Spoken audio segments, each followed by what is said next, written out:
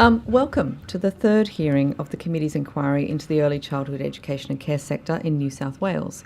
I acknowledge the Gadigal people of the Eora Nation, the traditional custodians on the lands on which we're meeting today, and I pay my respects to elders past and present and celebrate the diversity of Aboriginal peoples and their ongoing cultures and connections to the lands and waters of New South Wales. I also acknowledge and pay my respects to any Aboriginal and Torres Strait Islander people joining us today. My name is Abigail Boyd and I am chair of this committee. I ask everyone to please turn their mobile phones to silent. Parliamentary privilege applies to witnesses in relation to the evidence they give today. However, it does not apply to what witnesses say outside of the hearing. I urge witnesses to be careful about making comments to the media or to others after completing their evidence. In addition, the Legislative Council has adopted rules to provide procedural fairness for inquiry participants. I encourage committee members and witnesses to be mindful of these procedures. Owing to the nature of this inquiry, some evidence presented today may contain sensitive content and themes which could be distressing. There are referrals to services available on the inquiry website if you need support.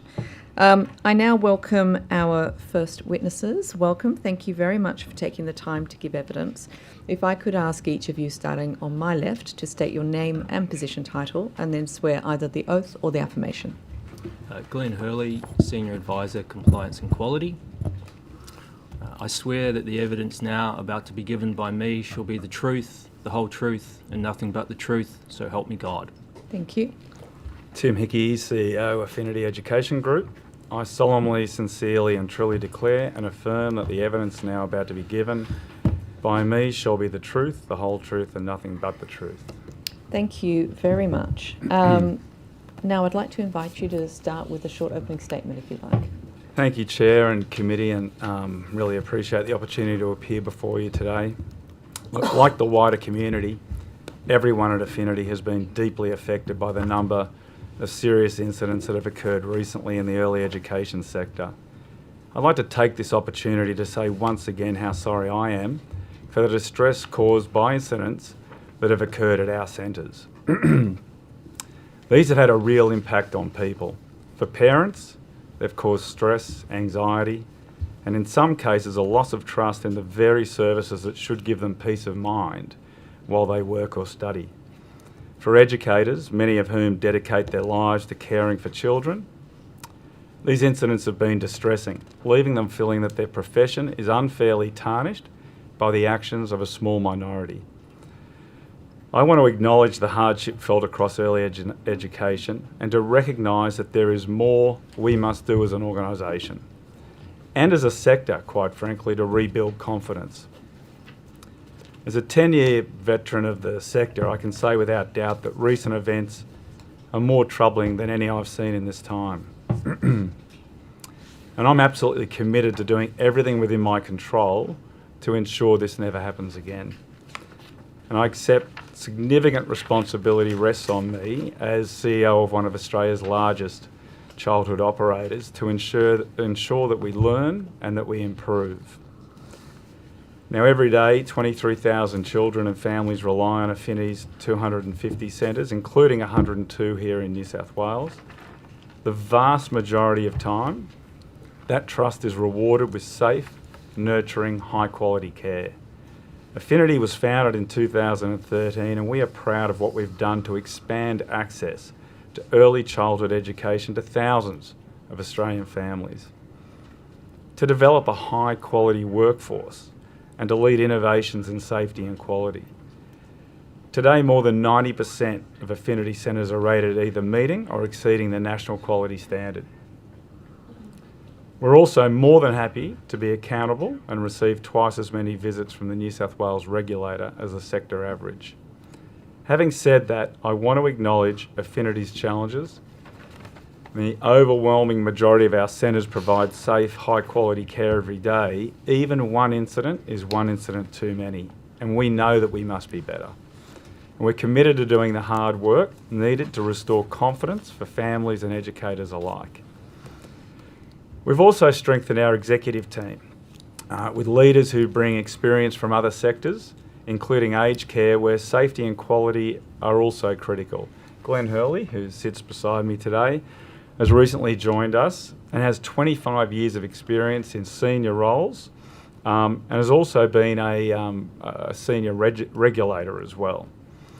Insights like these are actively shaping how we evolve our systems and culture, helping us to anticipate risks, improve accountability, and ensure that we're learning from best practices in related fields.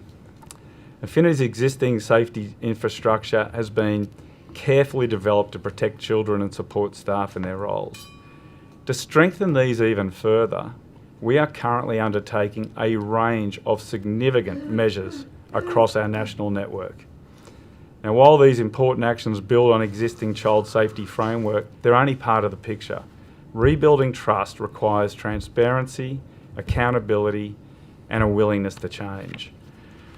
That's why we welcome this inquiry as a critical opportunity to improve child protection across all service types. Affinity firmly supports stronger evidence-based regulations and reforms that raise professional standards, improve oversight, and deliver better outcomes for children, families, and educators. Our submission to the inquiry outlines our strong support for the reforms recently announced by federal and state ministers. But we know there's more that must be done, so the sector as a whole continues to strengthen safety, rebuilds confidence, and gives families and educators the assurance they deserve.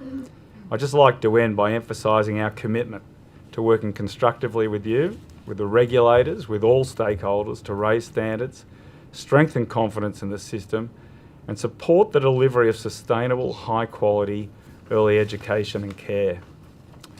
Our commitment is simple: to every child, every family, and every educator who places their trust in us. We will listen, we will learn, and we will act to ensure that safety and quality remain at the heart of everything we do. Thank you, and I look forward to your questions.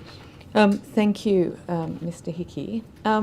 If I could just start by asking, I just want to pick up on something in your opening statement there. You talk about, sort of the shocking revelations that have come out this year in relation to your centres, but also a bunch of others. You talk about the actions of a small minority, and I share the frustrations of many workers that these things are perhaps leading to some in the profession sort of wondering why they're in the profession, and I'm certainly committed to trying to restore that faith and trust. But although these revelations about affinity centres, be it Spring Farm or the incident of the educator using a child as a mop or any other sorts of things, they weren't a surprise to you, though, were they, Mr. Hickey? Look, I'll say up front, our breach rates have not been good enough. We need to do better, and any incident that involves child safety affects us deeply, and we treat it with the utmost seriousness and compassion. And look, on behalf of Affinity, I want to express my sincere apology for any child that's been harmed while they've been in our care. That's an outcome that's deeply distressing to all of us and unacceptable, quite frankly.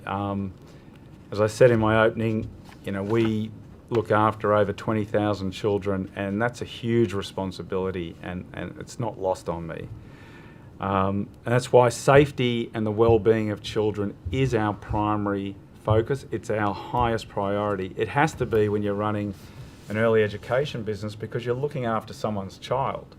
So safety has to be paramount. And So I guess coming back to that question then, because as you well know, I've read through thousands of documents from the New South Wales regulator now, and hundreds of them are affinity documents, and they go back years and years with the most awful breaches. And as you say, the rate of breaches and incidents in affinity centres is far higher than the New South Wales average. So you knew about this for years. You've known about these incidents for years.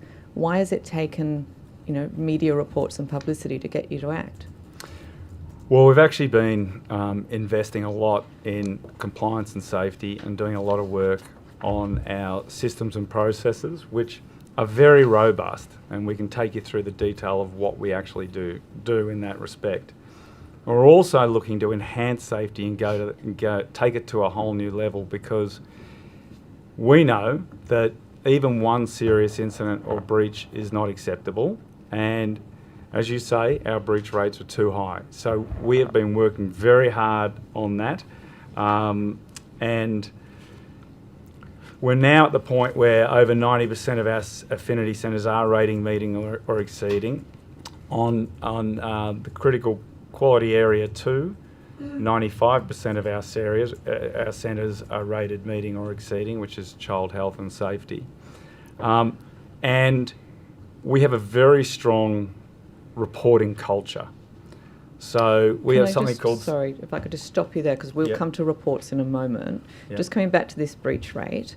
So in 2021, when Affinity was taken over by Quadrant, the rate of compliance actions per Affinity Centre was more than double New South Wales average, and your breaches per centre were 30% higher than New South Wales average. Within 3 years of that Quadrant ownership, your breach per centre was then 70% higher than the average in New South Wales. That's a significant decline in quality over those and safety in the 3 years since Quadrant private equity bought Affinity. What do you put that down to? Well, we've had many different ownership structures. My priority and what I'm hired to do is to take care of affinity centres and drive safety and quality, because if we don't drive safe, high-quality centres, we're not going to have a sustainable business. Now, what is the purpose of private equity, though? Isn't it to cut costs and make profits? I don't work for private equity. I work for Affinity, and my job is to sustain profitability in our centres so that we can reinvest back into the educators, back into the centres, which is critical. So how much, can I ask you sort of how much of your total sort of salary package then is reliant on the fortunes of Affinity? Do you have stock in Affinity or in Quadrant, or do you have some sort of KPIs that are based on the profitability of the entity? Well, yes, I have equity in Affinity, absolutely, but I don't have stock in Quadrant. Okay, so when Quadrant took over Affinity in 2021, you were in the paper being reported as talking about sort of next steps and what that would mean for Affinity, and also you were reported as being a bit disappointed when it wasn't then sold pretty quickly afterwards. What do you stand to gain when you flip Affinity to another seller? I can assure you, I run Affinity, and I've been at Affinity now 10 years, and the reason I've been here so long is that I love the people that I work with. They're unbelievable. The educators in this business are purpose-driven. They're unlike any other business that I've run, and that's why I stay here. That's why I do the job that I do. It's not around any of that. It's around, and quite frankly, if I don't run it with a priority of safety and quality, then we're not going to have a sustainable business. Can I ask you, and I would just allow my colleagues to ask questions in a moment, but you talk about this culture of safety and wanting to improve safety. It was reported after the really shocking case of alleged pedophile Joshua Brown that Affinity's policies for handling child safety allegations instruct staff to first crisis manage if a situation will attract media interest before notifying police. Internal staff communiques and documents revealed. This was reported in The Age. Talks about your own internal policies, warning staff not to speak to anyone external. Now, given that we know ourselves from looking through all of the regulatory documents in New South Wales relating to Affinity that these safety breaches have been going on for years, and nothing really happened under your watch until the media got involved. Are you more concerned about the reputation of the company than you are about safety of children, Mr. Hickey? Well, I'll get into our policies in a second, but let me tell you about how I like to run this company and the culture that I have. I encourage a very open and connected culture. I personally engage with employees on a regular basis and families and have an open door policy. Emails available. I'm constantly going back and forth with team members and with families every week I would have communications. Every Monday at 1 o'clock, we have a completely connected call with the whole team where we talk and exchange ideas. And every 2 months I get a survey direct from the centres that tells me how well our team are taking care of the centres. And at those meetings, do you get these reports that say, oh, at this centre a child has been dragged 8 metres up a concrete ramp, at this centre we've had a child being used as a human mop to wipe up their own vomit? Do those reports come to you? Because you had those reports, didn't you, Mr. Hickey, and did nothing about the culture within the organisation until the media announced it. No, actually, I've always run the business that way. We've had values of living the team spirit, being completely connected. I've always had that way. But whenever we become aware of an incident, it wouldn't be in that Monday call. We act immediately. As soon as we become aware of it, we launch a thorough internal investigation. We work closely with relevant authorities, and we take operational actions aligned with our zero tolerance to child harm. And this may include, suspending employees or terminating employees in serious breaches. With respect, Mr. Hickey, these are words, and I understand that this is, you're talking about the policy and what you're trying to, you say you're trying to achieve within Affinity, but the evidence is telling a different story. So if I was head of a child care, an early learning business, and I knew that the level of breaches and serious incidents in my organisation was far higher than the New South Wales average, I'd be taking much more urgent action than just sort of sitting back. So what is it that motivates you? And I guess, how do you respond to the allegation that being owned by private equity, your primary obligation is to make profit? No, well, I can tell you that my primary obligation is to drive safety and quality through our centres, and I'll tell you what we're doing now to further enhance safety at Affinity. So we've just partnered with Brave Hearts for the next 3 years. Now, you had Brave Hearts at this inquiry a couple of weeks back. They're sort of a preeminent child protection training organisation.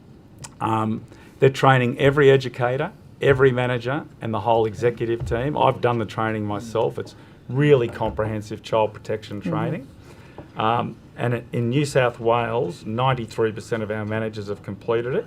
Okay, sorry. 91% of our educators. I think we've read about that in the news. Can I just come back then to, if your primary obligation is safety and the records show a significant failing when it comes to safety of Affinity centres, will that impact on your bonus and performance payments at the end of the financial year? Is that how that works? Absolutely. So one of my key KPIs is to deliver safe, high-quality centres. Absolutely. So have you been penalised in the past few years since all of these breaches have been continuing and these level of incidents have been so much higher than the rest of the New South Wales average?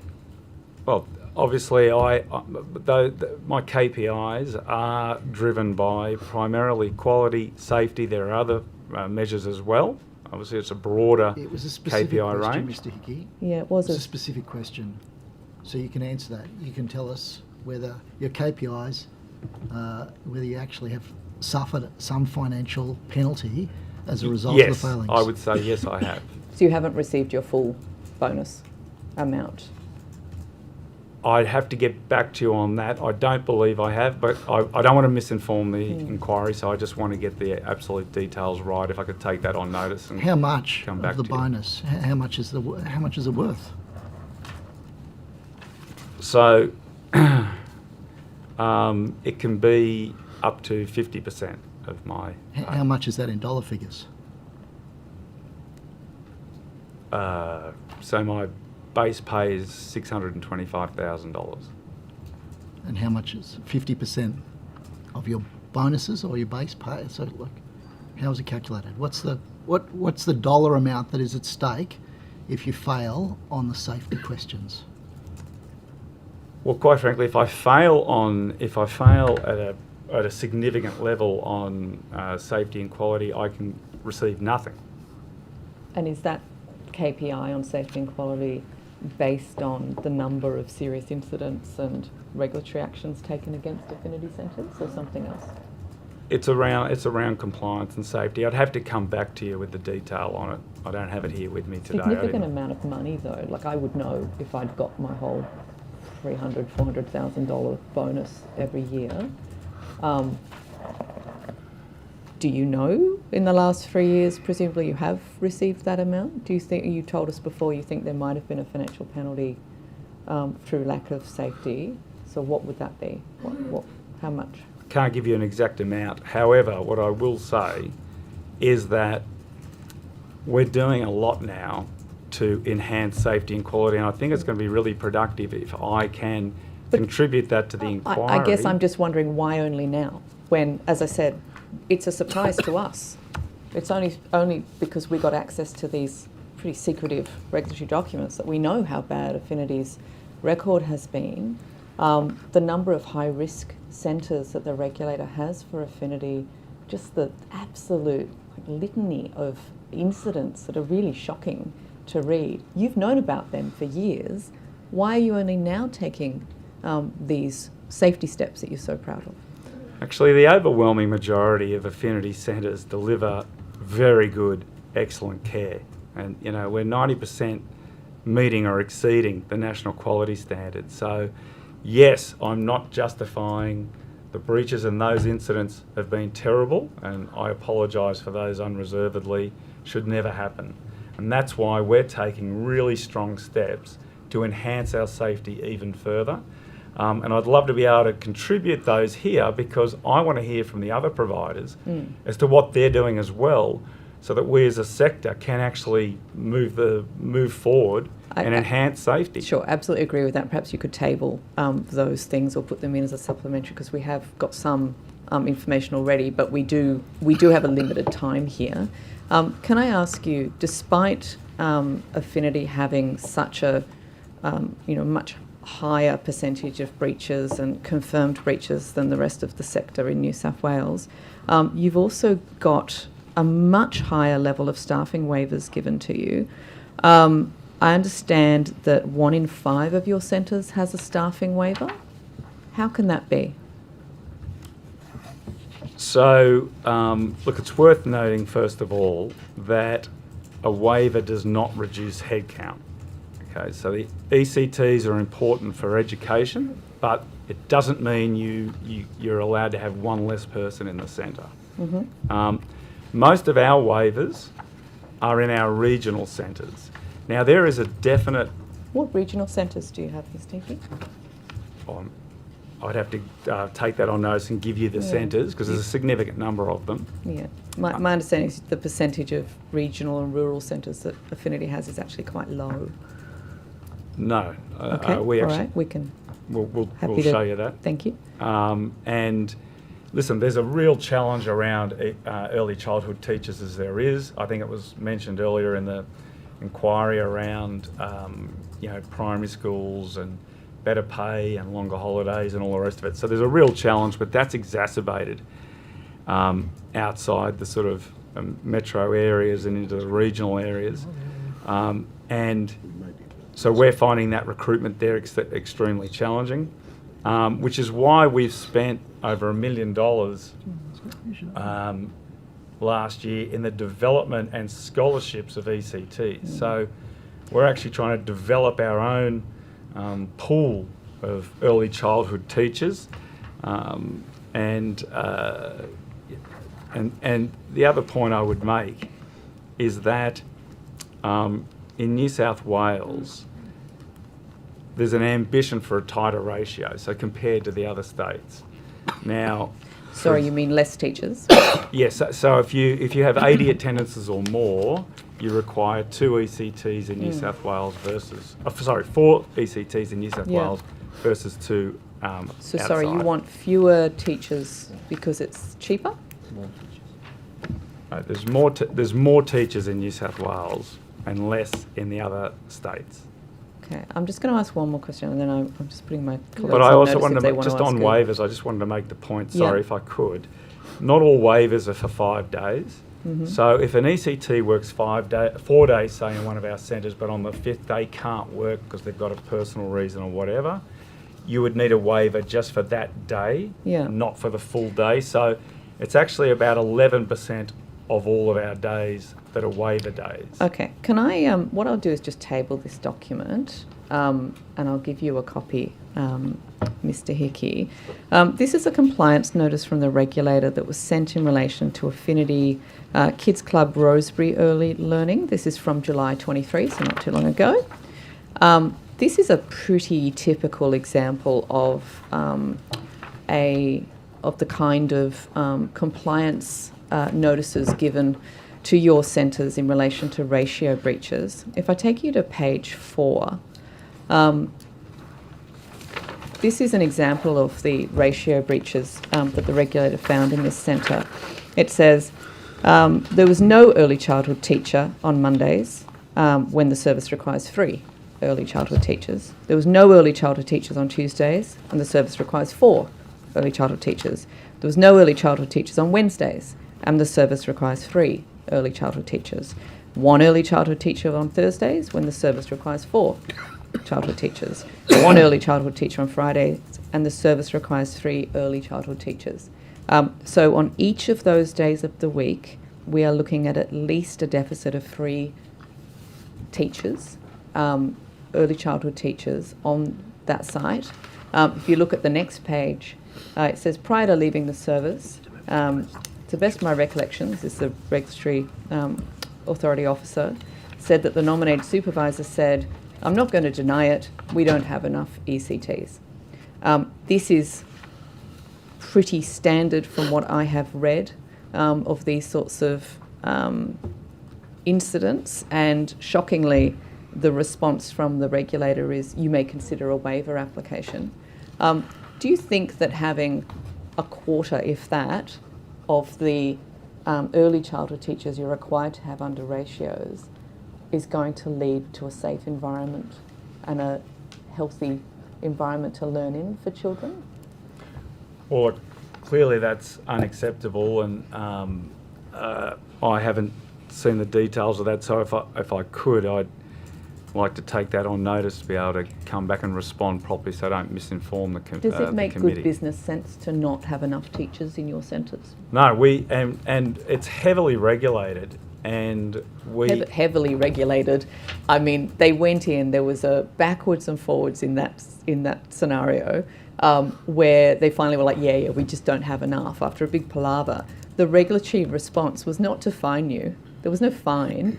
It was just a recommendation that perhaps you might apply for a waiver next time, so at least one of those teachers could be counted. How is that a strong regulatory environment, Mr. Hickey? Well, we work really hard on making sure we meet all of our regulatory requirements, and we make sure that we're investing in building more and more ECTs.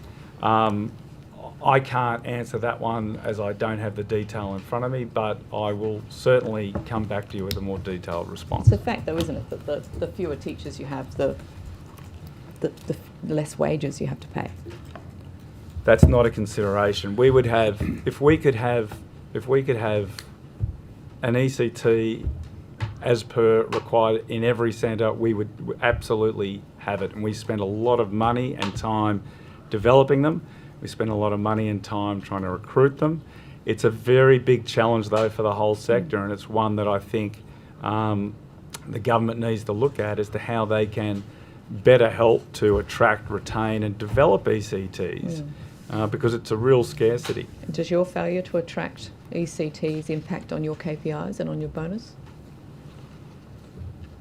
Like I said, we spend over $1 million through our Affinity Learning Academy actually paying for people's scholarships to get ECTs. In fact, I was out in a centre in Western Sydney 2 weeks ago. I think there was a specific question there again that you've evaded, Mr. Hickey, which was about your bonus and whether there's any link between your bonus and the payment and the number of ECTs. Look, all of this feeds into what I get paid, because having quality staff and quality centres affects what I end up I getting. suppose we're trying to understand the remunerated. incentive arrangements. You say that you're incentivised to prioritise safety. We're trying to really drill down to see to what extent is the incentive arrangements for your position structured in a way that actually gives substance to that assertion. So I think the question, if you want to, perhaps Ms. Boyd might want to restate the question, and you can. Well, it's a balanced set of KPIs, and safety and quality are key amongst those. And what And about, also the what about development of numbers people? of teachers in centres? Is that a factor that feeds into one of your KPIs? Well, if you've got to be constantly developing and increasing the qualifications of your people. I mean, through our Affinity Learning Academy, we spend $4 million a year developing and getting national qualifications for our people. So we've helped more than 2,000 educators in this sector get nationally recognised qualifications. And like I said, I was out in Western Sydney the other day. I met this lovely young lady in one of our centres. She started with us as a trainee working in a school holidays. We, through the academy, helped her get a diploma. We, through the academy, then helped her become an early childhood teacher. She's now an assistant centre manager in the centre and an absolute shining star for us. And it's a brilliant example of what we do to invest in our people and build quality. Yeah, but you're still only paying award. What if you were to pay more? Do you think maybe you would attract some more staff? So we actually pay about, on average, 5% above award. And we also signed on to the multi-employer agreement, which was approved by Fair Work, obviously with the goal of improving worker retention and ensuring fair wages. I would also say that we signed on for that and gave that, paid that money through to our employees before we even had approval from the government on getting the subsidy money. But the reason we did that is it came out in December. We wanted to make sure that our employees had that money for Christmas and got that well-deserved pay rise, because as I said, I've worked across many different industries in what is now a long career, and the reason I've stayed here for so long and been here now for 10 years is I just love the people that work in this sector. They're purpose-driven, they're passionate, and they're amazing. I'd also point to SEEK ratings. If you look at SEEK ratings, we've got quite a number on there. 93% of our employees, either current or ex, rate salary as high or average at Affinity. And we're rated 4.5 out of 5 by our employees, which is either one of the highest or not, if not the highest in the sector. So, has your salary gone up, your total package gone up in the last 3 years, Mr. Hickey? Yes, would have gone up, yes. Despite the performance of your centres when it comes to safety and quality? Well, like I said, 90% of our centres are meeting or exceeding the national quality standard, and the vast majority deliver excellent early education every day. I regret the incidents that have occurred, and certainly the breach rates are not good enough, which is why we've invested so much in driving our business forward and improving the safety and quality. Can I ask you about your relationship with the New South Wales regulator? Yeah. I understand that you have regular meetings with the regulator, is that correct? That is correct. How often do they occur? How often do they occur? I think their quarterly would be the large provider meetings, quarterly or half yearly. But we would be talking in between times as well. And when they provide you with those large provider reports, which I've seen a couple of, which is where I got the statistics about how much worse you are than the rest of the New South Wales sector, do you talk about the specific things that you're doing to correct that sort of downward trajectory of safety? Yeah, we take them through what we're doing. Okay, but it's not worked. So does the regulator then? What does the regulator do to try and ensure that what you're doing is actually going to work to improve safety and quality? Well, I mean, you say it hasn't worked. There's let's take the Spring Farm example, which is Ooh, let's. it's a very good example. And it's, we should have fixed that centre much quicker than we did. But we tried a lot of things, okay? And now the learnings from that are informing... What did you try? Well, so we capped the occupancy, so Yeah. no more growth, just totally focus on quality and safety. We had an area manager on site 5 days a week. We had weekly on-site support visits from our quality and our education teams. We sourced experienced education leaders from neighbouring centres to come in and help with the culture of the centre and the leadership. We got external compliance and safety audits completed, and we did face-to-face training for all our staff through an external provider. Okay, but now, then- ultimately, we did not have a stable leadership team, and it's on us because we didn't replace that fast enough. So we struggled to keep the centre leadership team in that centre stable.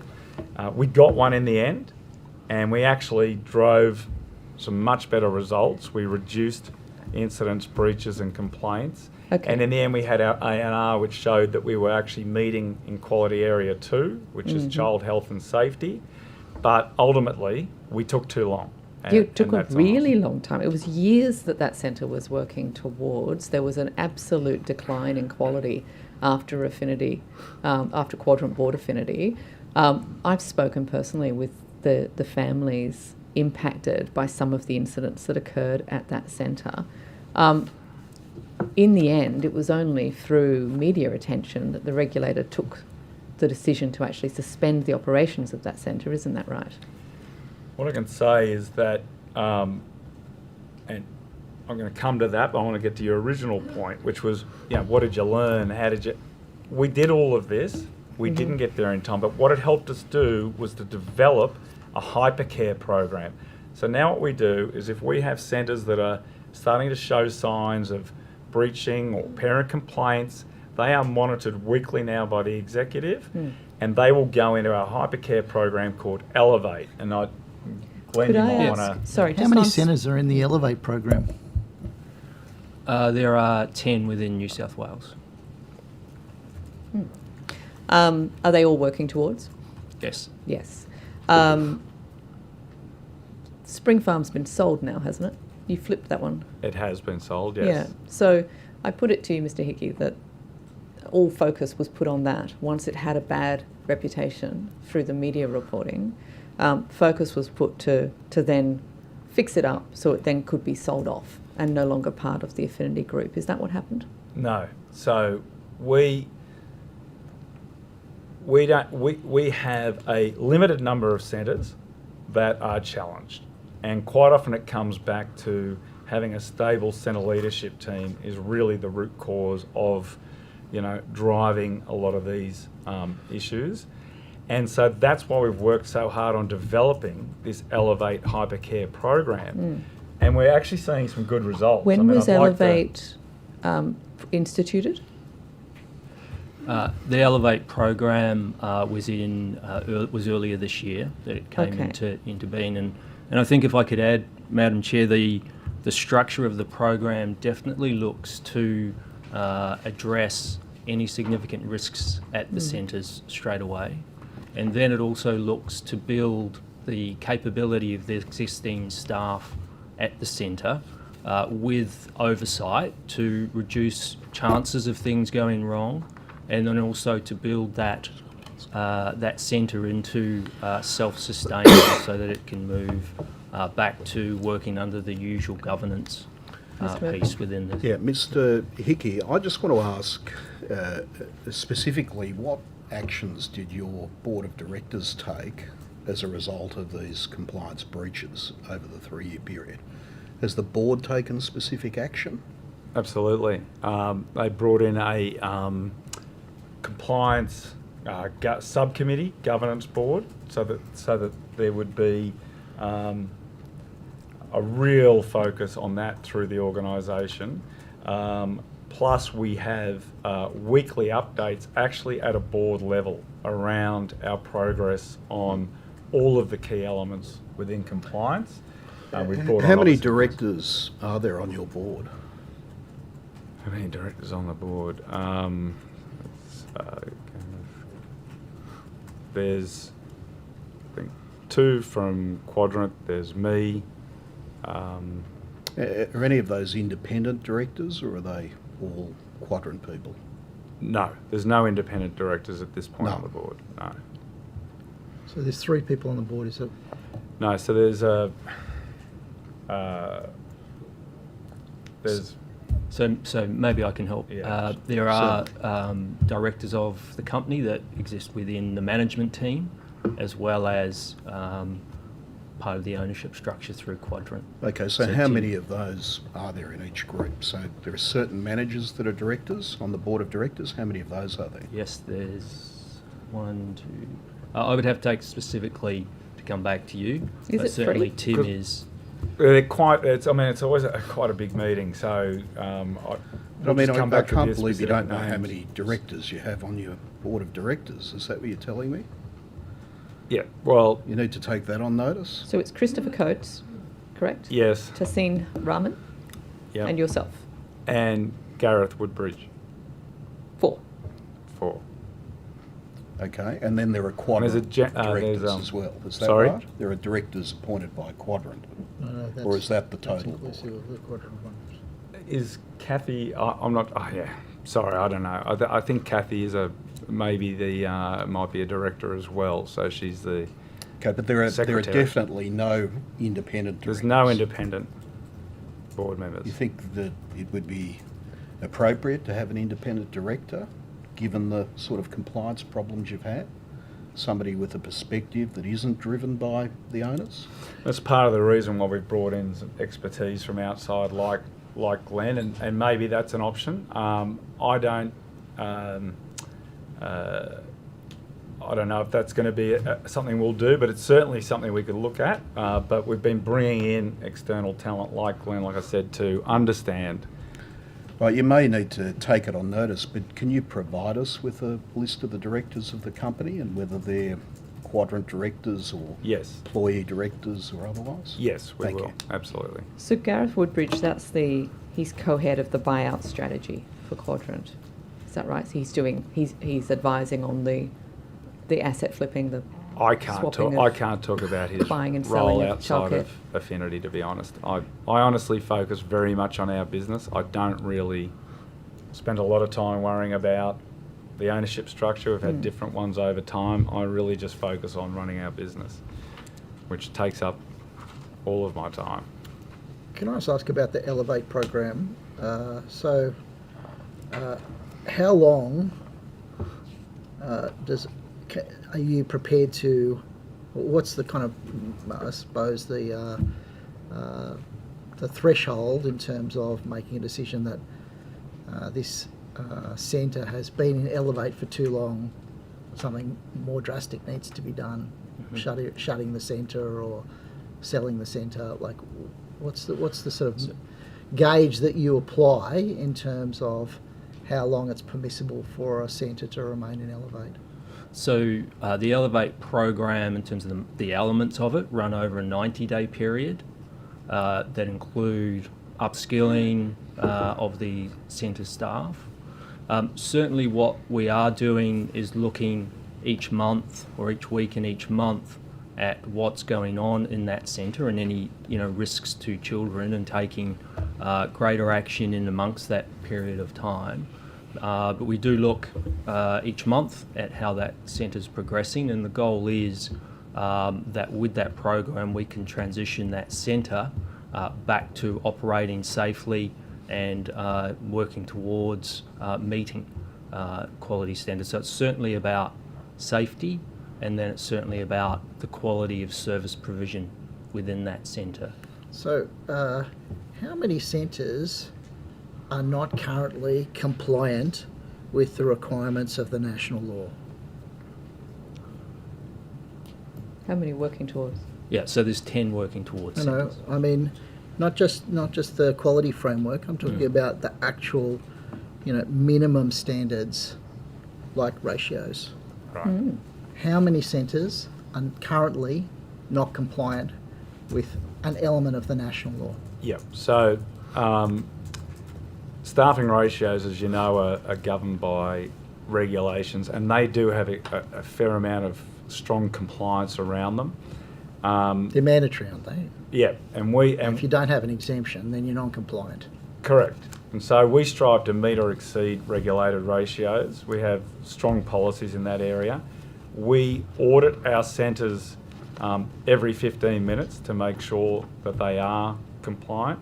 We also get regular authorised officer visits, and ratios are checked. You had the Secretary of Mr. Hickey, you got New your South finger on Wales Education here, and he was asked the question, why are regulatory visits important? And among other reasons that he gave, he said to make sure the right ratios are being met.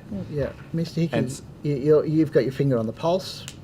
You know what's happening in your organisation. Yep. So you must be getting a report that tells you how many centres are currently not compliant. Well, I can tell you that for the full year in 2024, we had 13 incidents of ratio breach.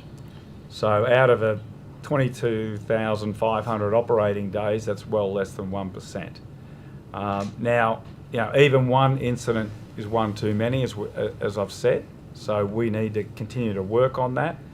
But we work really hard at making sure we're compliant with ratios. Just because I want to make sure that we get this right, how are you assessing, when you just said only 13 in 1 year, I say only 13, that's a lot, how are you counting that? Are you counting every time like a regulator comes and actually does a compliance table, or is it just when they give you a warning notice or some more strict version of a regulatory action? Because I'm sure I've read hundreds. No, so the regulator visits, they look on the day and make sure that ratios are in line. They also go back through all our paperwork and through our trackers and make an assessment. And of that, like I said, there were 13 incidents out of 100 plus centres over a full year. It's a very low percentage of times where we are actually out of ratio. So how does that work? Like, is there a weekly or daily report that comes to you or to Mr. Hurley? Who gets that information to when you're sort of oversighting the operations on a day-to-day basis? Someone must get the data that says, okay, well, this centre doesn't have the requisite number of early childhood teachers in place on this day. Who gets that information?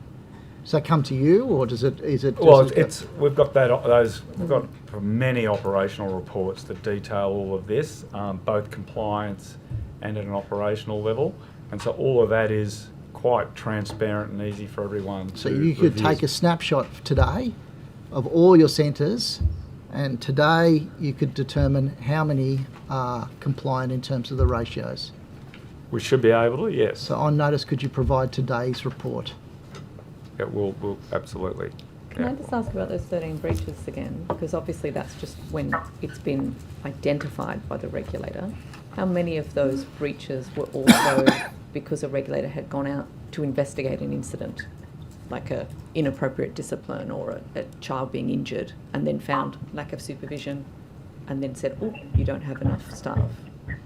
Well, they tend to check ratios every time they attend, whether they're coming... They're not attending that often.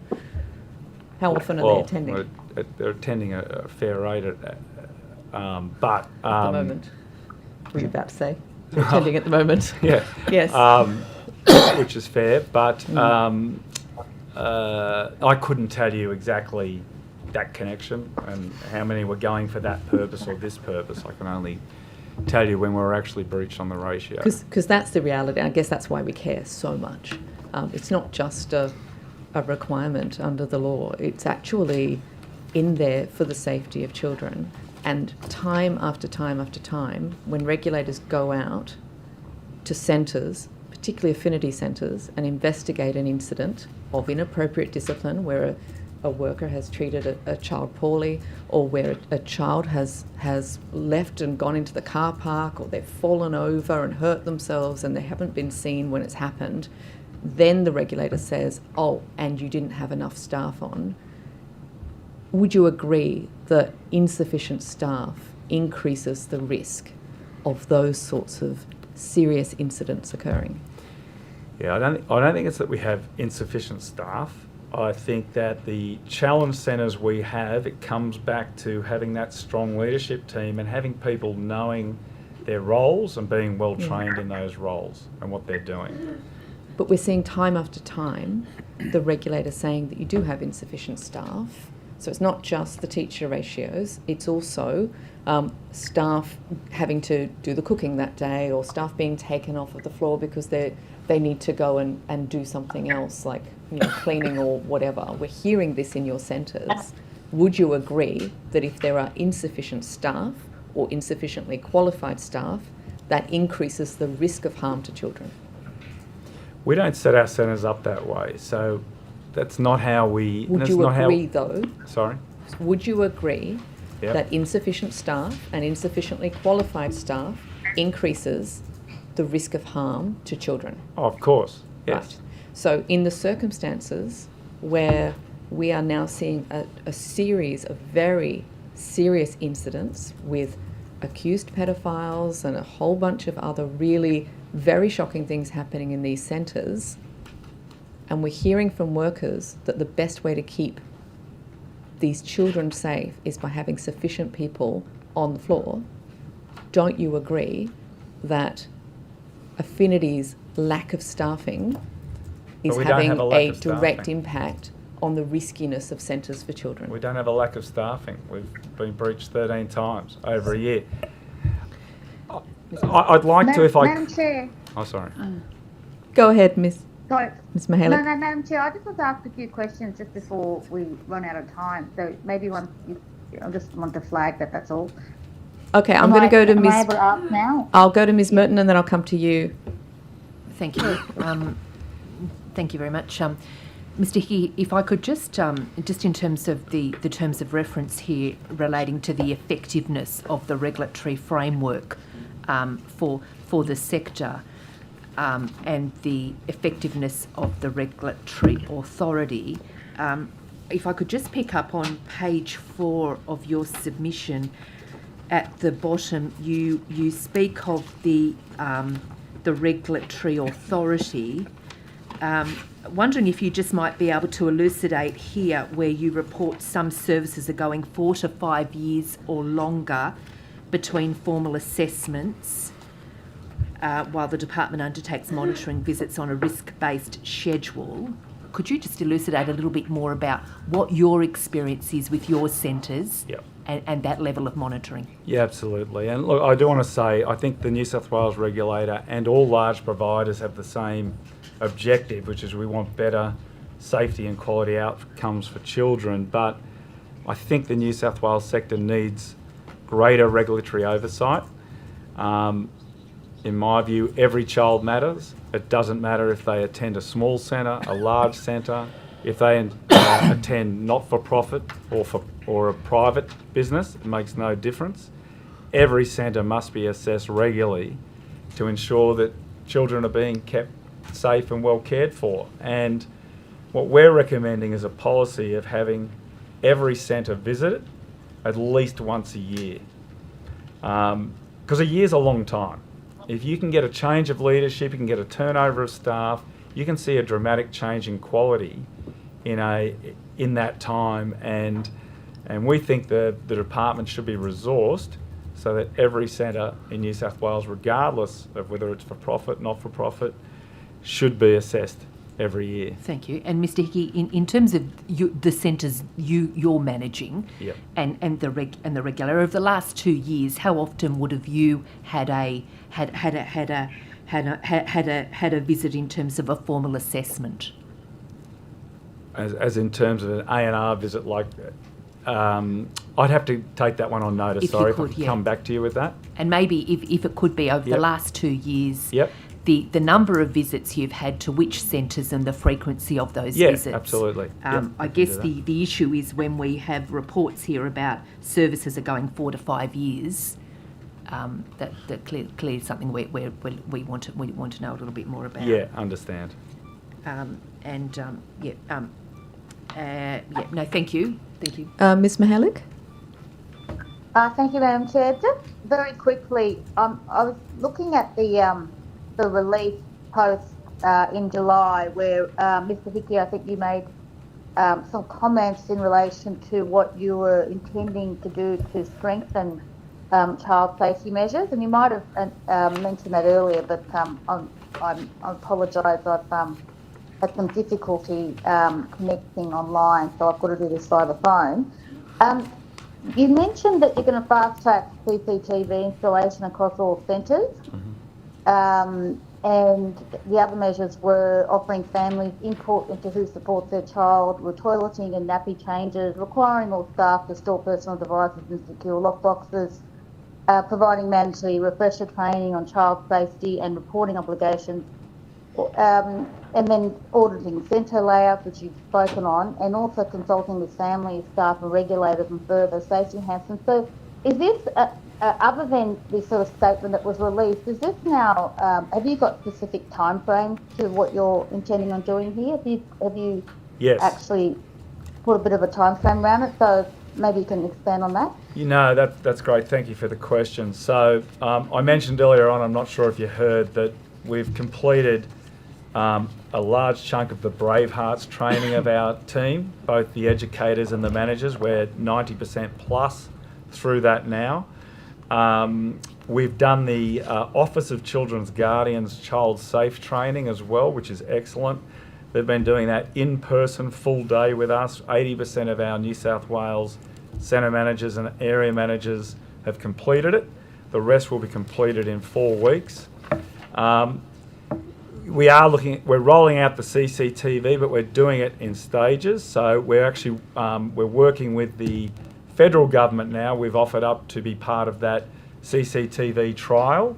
So we will provide anything we can there to help the sector on what we learn, and we want to be part of that. We've also done the child safe environment audits of our centres. So this is looking for visibility, making sure there are not blind spots. 75% of the audits are complete. Works have included, we've put in sort of half doors where we might have had full doors and you couldn't see through. We've put in supervision windows. We've even reorientated nappy change stations so there are no blind spots in the nappy change area. In terms of the personal devices... And just on that, sorry, Ms. Yep. Hickey, just on that, is that something you also are liaising with the various families at those centres? I mean, have they sort of given you input on what they would like in that regard?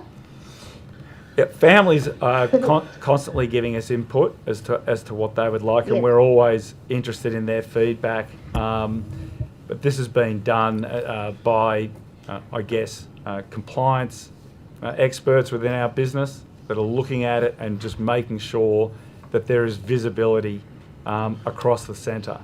Like I said, 75% complete. No personal devices. We've had that policy since 2023, but we've now provided the lock storage option for all of our employees. So before their shift, they just put their personal devices away, lock away, focus on the children. They can come back and get those after the shift. The other one is national protocols that minimise the risk of staff being alone with children. Detective Superintendent Linda Howlett, when you had her on the inquiry, talked about this being a child safe priority, and it's something we do, but we're really fine-tuning our protocols there to minimise the chance of staff ever being alone with children. And a big one for us has been enhancing our recruitment process. So, you know, we always had the verification around the checks, and we do believe that working with children check should be national and strengthened. But we now look at resumes. Is there excessive job hopping? Are there gaps? You know, we're going right through the resume. This can be an absolute disqualifier. We're asking child safety questions in our interviews. So this has got to be a red flag to predators or someone who has the wrong intentions. We're verifying the working with children check through the portal. Our system tracks the date, the expiry date, and our team track that.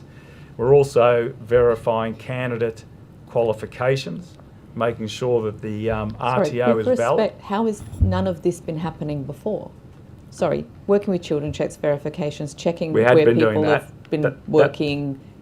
Surely you were doing all of those No, we things were. before. Like I said, we were doing the children with Yeah. check. I was just restating that this is part of the full program. We now do face-to-face interviews as well. Sometimes we were just doing those over the phone. They're now always face-to-face. And we get written responses from the referees, which have to include their previous manager. And they have to sign off on the document, and it'll have questions like, was the candidate ever subject of a disciplinary action? Was the candidate ever subject of complaints from parents? Were they ever subject to workplace investigation or an allegation? And so we used to ask those questions and we would take notes or whatever, but now we have... Mr. Hickey, sorry, can I ask, have you got anything that's in writing in relation to that? Do you already Yeah. have written protocols in place? Are you able to table any of those or Yeah, in absolutely. provide them? That would be best, I think. Absolutely. Okay. Yes, I we mean, can look, do I that. think I have to say, I think a lot of centres now are going to be learning from what sadly happened at Affinity, and there'll be a lot of lessons learnt in relation to hiring staff. I would probably put to yourself and to the committee that many centres probably didn't do enough in the way they referenced, checked what you just said earlier about any gaps, and really sort of scrutinised the individual CVs and so forth. So can I just also ask, just back on the consulting with families, what sort of consultation processes are you specifically taking? Are you meeting, are families being brought into centres to have group discussions? Is this just via email? I'm just interested to know how you're handling the consultation with families post these instances. Well, we've done a combination of things. We've met with families. We've had nights at the centres where we've provided updates. We've had direct correspondence and discussions. So really, we're open to feedback constantly, and we're always looking to get the input of our families into how we can better move forward. And do you find, Mr. Hickey, in speaking with families, that generally people still want to remain with Affinity childcare centres, despite what's occurred there in Victoria? What's the general feedback? Are families moving away, taking their children away, or are they generally staying and working with the respective centres? Well, we have some absolutely fantastic employees down in Victoria and across the country, and parents appreciate what they do, and they have, by and large, remained loyal to those teams. Obviously, there was impact at the time of the incidents, but really, it's a very localised business. It comes down to the family's connection with the team in the centre, and we do everything we can do to support that team so they have what they need to take care of the families and the children. Unfortunately, we have run out of time. Can I ask you just one last one? So in 2021, Affinity had 18% of its services were rated exceeding and 7.5% were rated as working towards. But by 2024, you only had 4% rated exceeding and 12% working towards. What is it now? So we're currently 90% meeting or exceeding. Sorry, how many are exceeding? What percent? Do you have that number, Glenn? No, Is I it don't more have that than number. I have to 4% take that now? on notice. And how many are, so you've got 10 of how many? For the In New South percentage? Wales, Yeah. we have 10 working towards centres Out of, out of 102, okay. but 100, So still quite a lot worse than it was in 2021 on a percentage basis.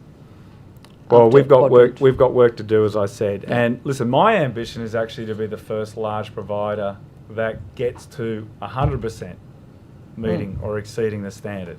Yeah. No And of one's those, gotten there yet, but I definitely want to go out after that for sure. and the meeting exceeding percentage that you've been quoting, that's of the ones that are rated. How many are unrated at the moment? With us, I think it's around 1 or 2% that are unrated. All right. Thank you very much for your time today. To To the extent there are questions taken on notice or there are supplementary questions coming from the committee secretariat will be in touch, but we do thank you for making yourself available to us today. Thank you.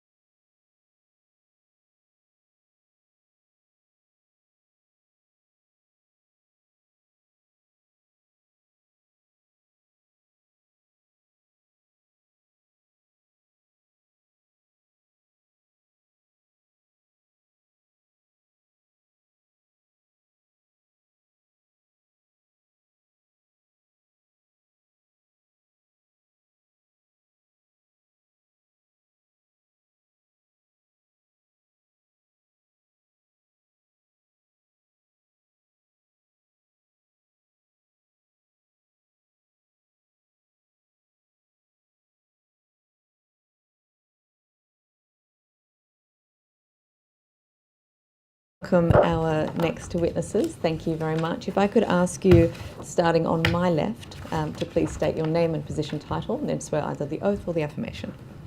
Hello, good morning. My name is Josie King. I'm the Chief Legal Quality and Risk Officer at G8 Education. I solemnly, sincerely and truly declare and affirm that the evidence now about to be given by me shall be the truth, the whole truth and nothing but the truth. Thank you. Good morning, my name is Pejman Okavad. I'm the CEO of G8 Education Limited. I solemnly and sincerely and truly declare and affirm that the evidence now about to be given by me shall be the truth, the whole truth and nothing but the truth. Thank you. And would you like to commence with a short opening statement? Many thanks and good morning all. Good morning, Chair, Deputy Chair and the committee members. Thank you for the opportunity to appear before this inquiry. I want to begin by acknowledging the vital role that early childhood education and care plays in the lives of children, families, communities in New South Wales. G8 Education is one of the largest providers of quality early childhood education and care. We have 400 centres across the country and 134 in New South Wales. We employ over 9,000 team members and about 3,000 in New South Wales, and we care for 39,000 children on average week. The recent incidents relating to child safety and early education sector in New South Wales, Victoria and Queensland demonstrate how early education organisation and society must be ever vigilant to these threats. We must do everything in our power to ensure we are constantly seeking to improve regulations, systems and processes to ensure the safety and protection of those in our care. In July this year, we learned of the devastating and horrific news that one of our former educators had been charged with child sex offences in Victoria. While the charges are still being heard by the Victorian courts and subject to current police investigations, we are limited to what we can say to ensure that we do not jeopardise the risk of justice being served. What I can say is that my team and I are appalled by what the allegations were. These allegations are deeply distressing and a hard go to the children and families involved, and we are truly sorry for the pain this has caused. Our focus over the last few months has been to support all those families impacted, including families and our team in Victoria.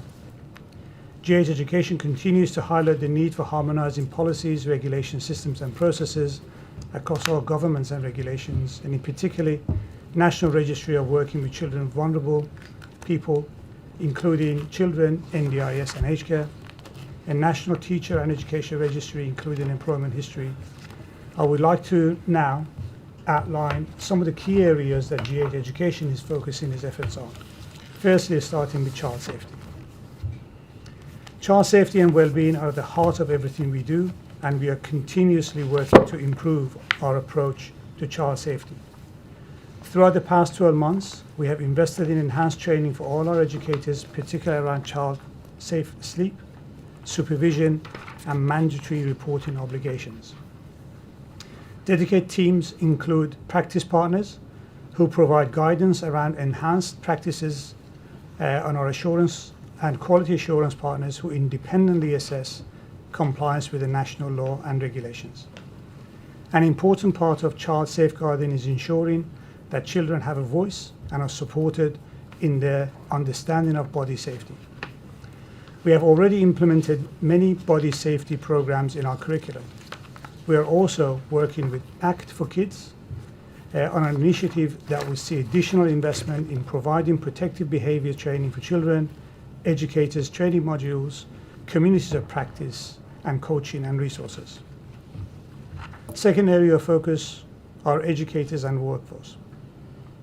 I want to take this opportunity to call out the incredible work that educators across the early childhood and education sector provide, including some of those educators from G8 who are sat behind me. Their unwavering dedication, professionalism and care, despite the challenges facing the sector, are what drives families' confidence in every day that their children are safe, nurtured and cared for. We know that during COVID-19 years, the early childhood education sector was hit bad. Like others, we were faced with 35% team turnover, over 1,200 vacancies and around 5% agency usage. We have worked incredibly hard and have invested in our team's capability, professional development, and as of this year, we have reduced our team turnover by 11%. Agency usage is below 0.5% and our vacancies are around 300. We have also created a study pathway that supports our team's professional development. We have over 2,200 of our team members currently studying for their next qualification, for which will provide the scholarships, mentoring and flexible study options. Whilst we have made progress, we know we've got more work to do. We also recognise that the wage and employment conditions are a critical issue for the sector. G8 Education was proud to be one of the very first and very few providers to get involved in the multi-employer bargaining and negotiate with the federal government to bring about the wage retention payment. Third area, compliance and regulations.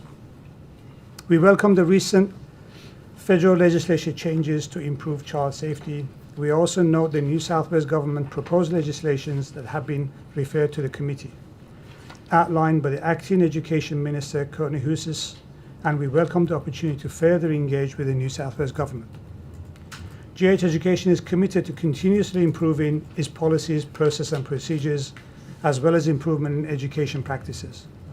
We have invested in dedicated ECEC regulatory support and compliance team who oversee all aspects of G8 compliance. We have also significantly bolstered our independent investigations team and our around centre support team who provide operational, educational, practice, safety and compliance leadership. Over the recent years, we have improved our national quality ratings from 86 to now 94% of our centres are meeting and exceeding the national standards. This now puts G8 at 3% above the national average, 4% above the average for private providers, and at the same level as the not-for-profit providers across the country. Whilst we have made progress, we still acknowledge that we have work to do, and we will continue to collaborate with government and regulators to do so. Fourth area, transparency and governance. G8 Education is deeply committed to openness and transparency. We are very conscious of the responsibility that comes with receiving public funding through the childcare subsidy. As an ASX-listed company, G8 Education discloses a significant amount of information about our operations and is subject to continuous disclosure regime. Under a governance framework, compliance, safety, quality outcomes are reported to our board of directors every month. Finally, further investment in innovation, technology and capability. We continue to proactively look at ways to improve safety, compliance and learning outcomes. For example, our work with Act for Kids to improve child safeguarding outcomes and team capability, investment in digital compliance systems that provides full visibility of incidents and issues across our network, and carefully controlled use of CCTV as a potential safety tool subject to privacy safeguards. We know that while CCTV is not a silver bullet, it is a modern, practical safeguard that has strengthened the layered protection we already have in place. We are also working with the federal government to support their guidelines in best practice use of CCTV in early childhood settings. Chair and committee, I want to conclude by emphasising that G8 Education is committed to working constructively and with regulators, with government and with this committee. We share the same goals that every child in New South Wales and across Australia deserves to safe access, high quality early education care. On behalf of G8 Education Group, thank you for a chance to contribute into this important inquiry and look forward to answering your questions. Thank you very much, Mr. Okavad. If I could ask you, I think it's only fair, given that I asked Mr. Hickey this, the reporting has you getting around $3.3 million in 2024, with about half of that being in the form of bonus. Is that about right?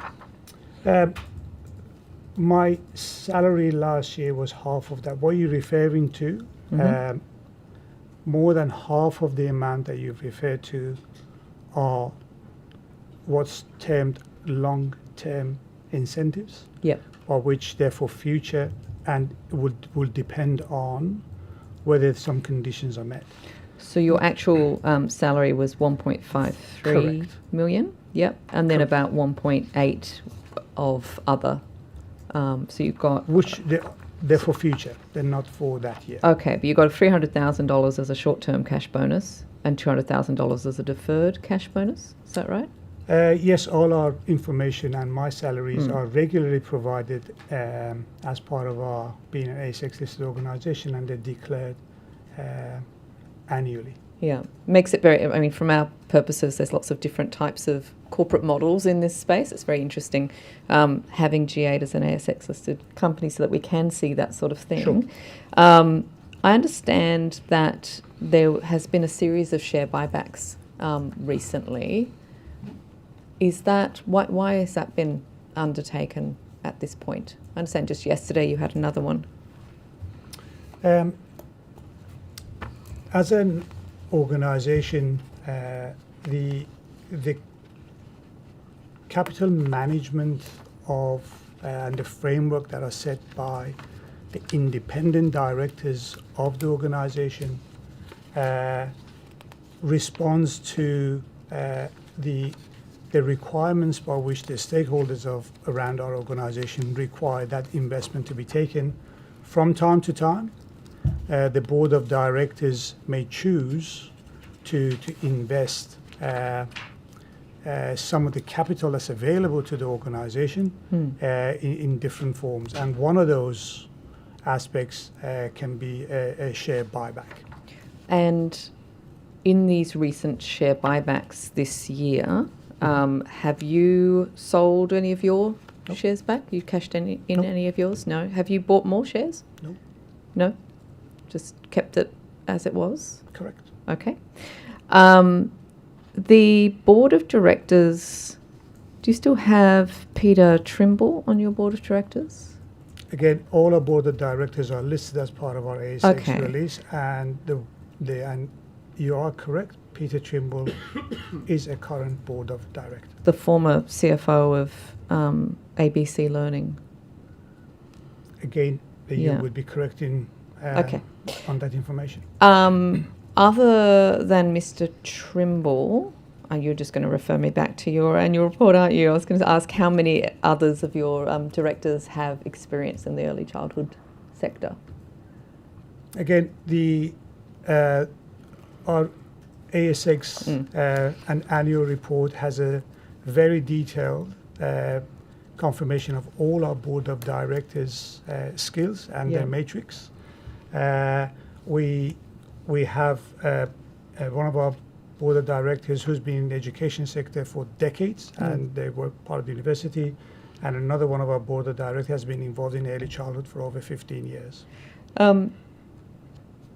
You've got, I think, 400 centres over Australia with lots of different brands, and unlike a lot of the other operators, those you've got sort of 20 different brands, is that right? So you've got, or is it more than 20 now? I guess the question is why have you kept them all in separate brands rather than labelling them G8? A decision to buy all of those brands, or those brands that you're talking about, way before my time. I only joined the organisation in 2023.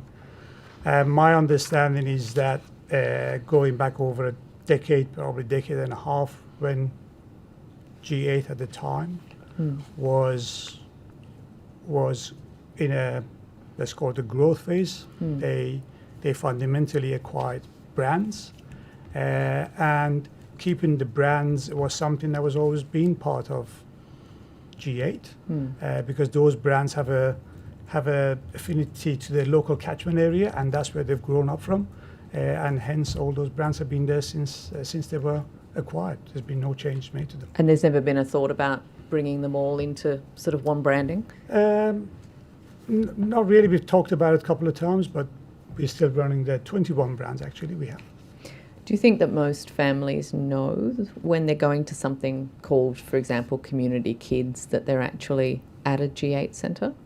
Yes, we believe they do, because all the information they receive is actually from G8.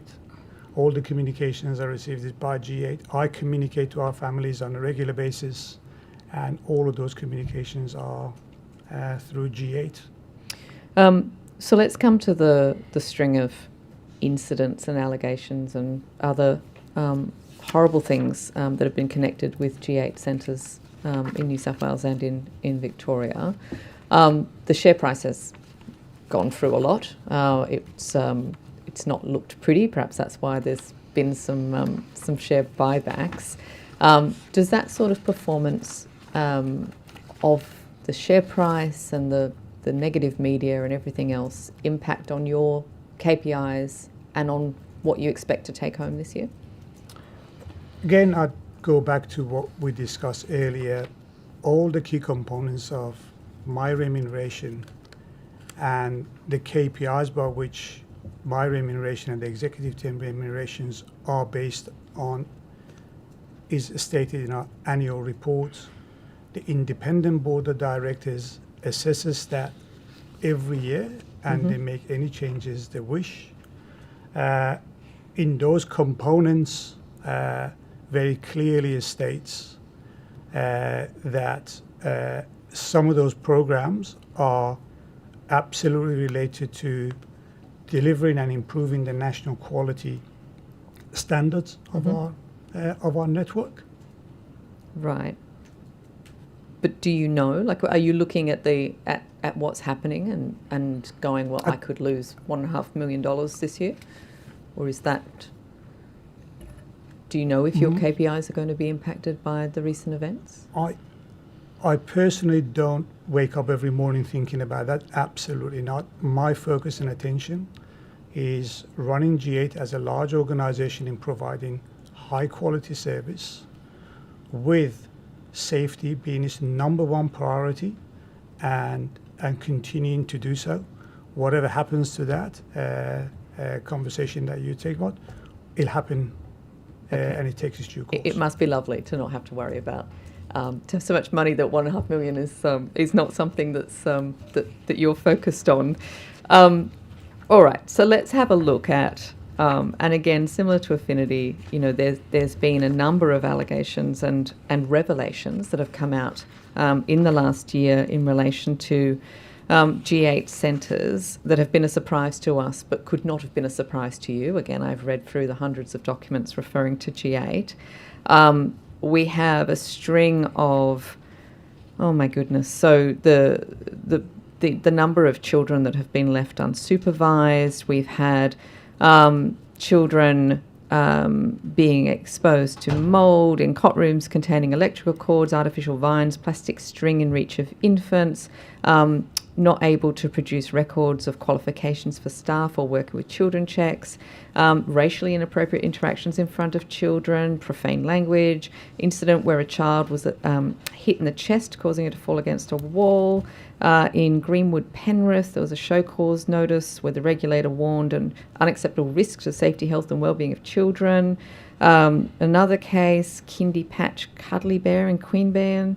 A child escaped the premises. It just goes on and on. An educator at St Marina Early Learning Centre, Parramatta, slapping and pinching a child on the face in 2021. Child at Vaucluse Kinderhaven, been unaccounted for 12 minutes. Oh my goodness, it goes on. Some of these I can't even read out. So in light of all of that, and you must have known as the person in charge of this organisation well before the media reported it and the public knew, what have you been doing to improve safety of children within G8 centres? Firstly, I can guarantee this committee that children's safety is our number one priority, and we take our responsibility incredibly seriously. And we will continue to do everything in our power that we possibly can to improve safety, security, and well-being of the children in our care. We're continuously improving our journey, and we're learning from that. Over the last 3 years, as I've pointed out in my opening statement, we've been doing a lot of work, and those information around the significant improvement in our quality standard ratings by which the regulators have assessed has significantly improved. And the areas of child safety, which is a quality standard number 2, we're at 95% of our centres are now meeting and exceeding those standards. I acknowledge and recognise that none of those issues that you've raised are acceptable. And as I said, we take those very, very seriously. So in response to what have we done, there are a number of things that, as we've learned about all of these issues we do, we have significantly strengthened and improved our training for our team, including a set of training that are mandatory training before any new starter actually starts with us. They have to complete that before we start. Since when? Sorry, when was that implemented, that change? Just over a year ago. Mm-hmm. We've always had mandatory training, but sometimes they used to do it when they started. We have now made that change. They actually have to do it before they start. Working with children checks have always been part of our processes. What we have done again recently is we've taken centrally control of ensuring every individual's working with children check is now linked to a central database by which we can monitor When those. did that change happen? Just about a year ago again. Okay. We have a quality assurance team that they independently also review all our centres and provide guidance. We have a regulatory support and compliance team that oversee all the compliance activities. Recently, again, over the last 12 months plus, we have implemented a digital system that captures every incident and issue that may arise on a daily basis. So we have full visibility, and more importantly, how they've been rectified and remediated and the time by which it's taken. We've also significantly increased over the last 3 years the number of leadership and management team that work, as we call them, around centre support, by over 50%. Their fundamental jobs is around improving practices, improving quality, and providing that leadership around compliance and regulatory work for our centres and management team. The other area that we've significantly improved, as I mentioned again earlier, is around capability and our team. As I said, just over 3-4 years ago, we had over 1,200 vacancies. We're now looking at 300. So can I ask, sorry, just on that, because I think... Because they're very important for continuity of service, or we're just going to say, and improving the quality and the care by which we provide. Yeah, because Mr. Diadam was asking questions in the last, of the last witnesses around, do you know, so if you've got vacancies and you know what they are, can you tell us on any given day how many of your centres don't have sufficient staff? Absolutely, we know exactly what our centres have rostered, because that's digitally captured and fed through. We are not understaffed in any of our centres. We're absolutely obliged by all the regulations set up on us, and we always do our best to meet our ratios. And how many ratio breaches have you been pinged with in the last year? In the last year, I would not have that data on me. Apologies. Or any data for any year? I'll take that on notice and we provide that information back. Ms. King, have you got it in your Just a folder? moment, if you bear with me, I can see Maybe we have prepared a lot of information, but as Thank you. realise, it's we may not have anticipated every question. Yeah.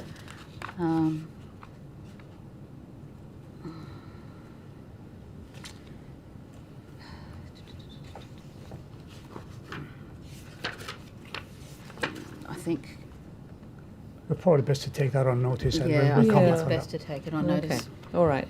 I wanted to take you to, and in fact, I will table this because it might be easier for my colleagues to see. I just want to table your short-term incentive plan. This is the one that I found from 2023, so the 23 to 24 financial year. But I wanted to talk through this sort of incentive structure for staff and for centre managers. It looks to me like they can get up to 10% of their wage in incentive payments. Is that correct? Apologies to me. Which part are you referring to? May I? So I'm looking at page 5, Sure.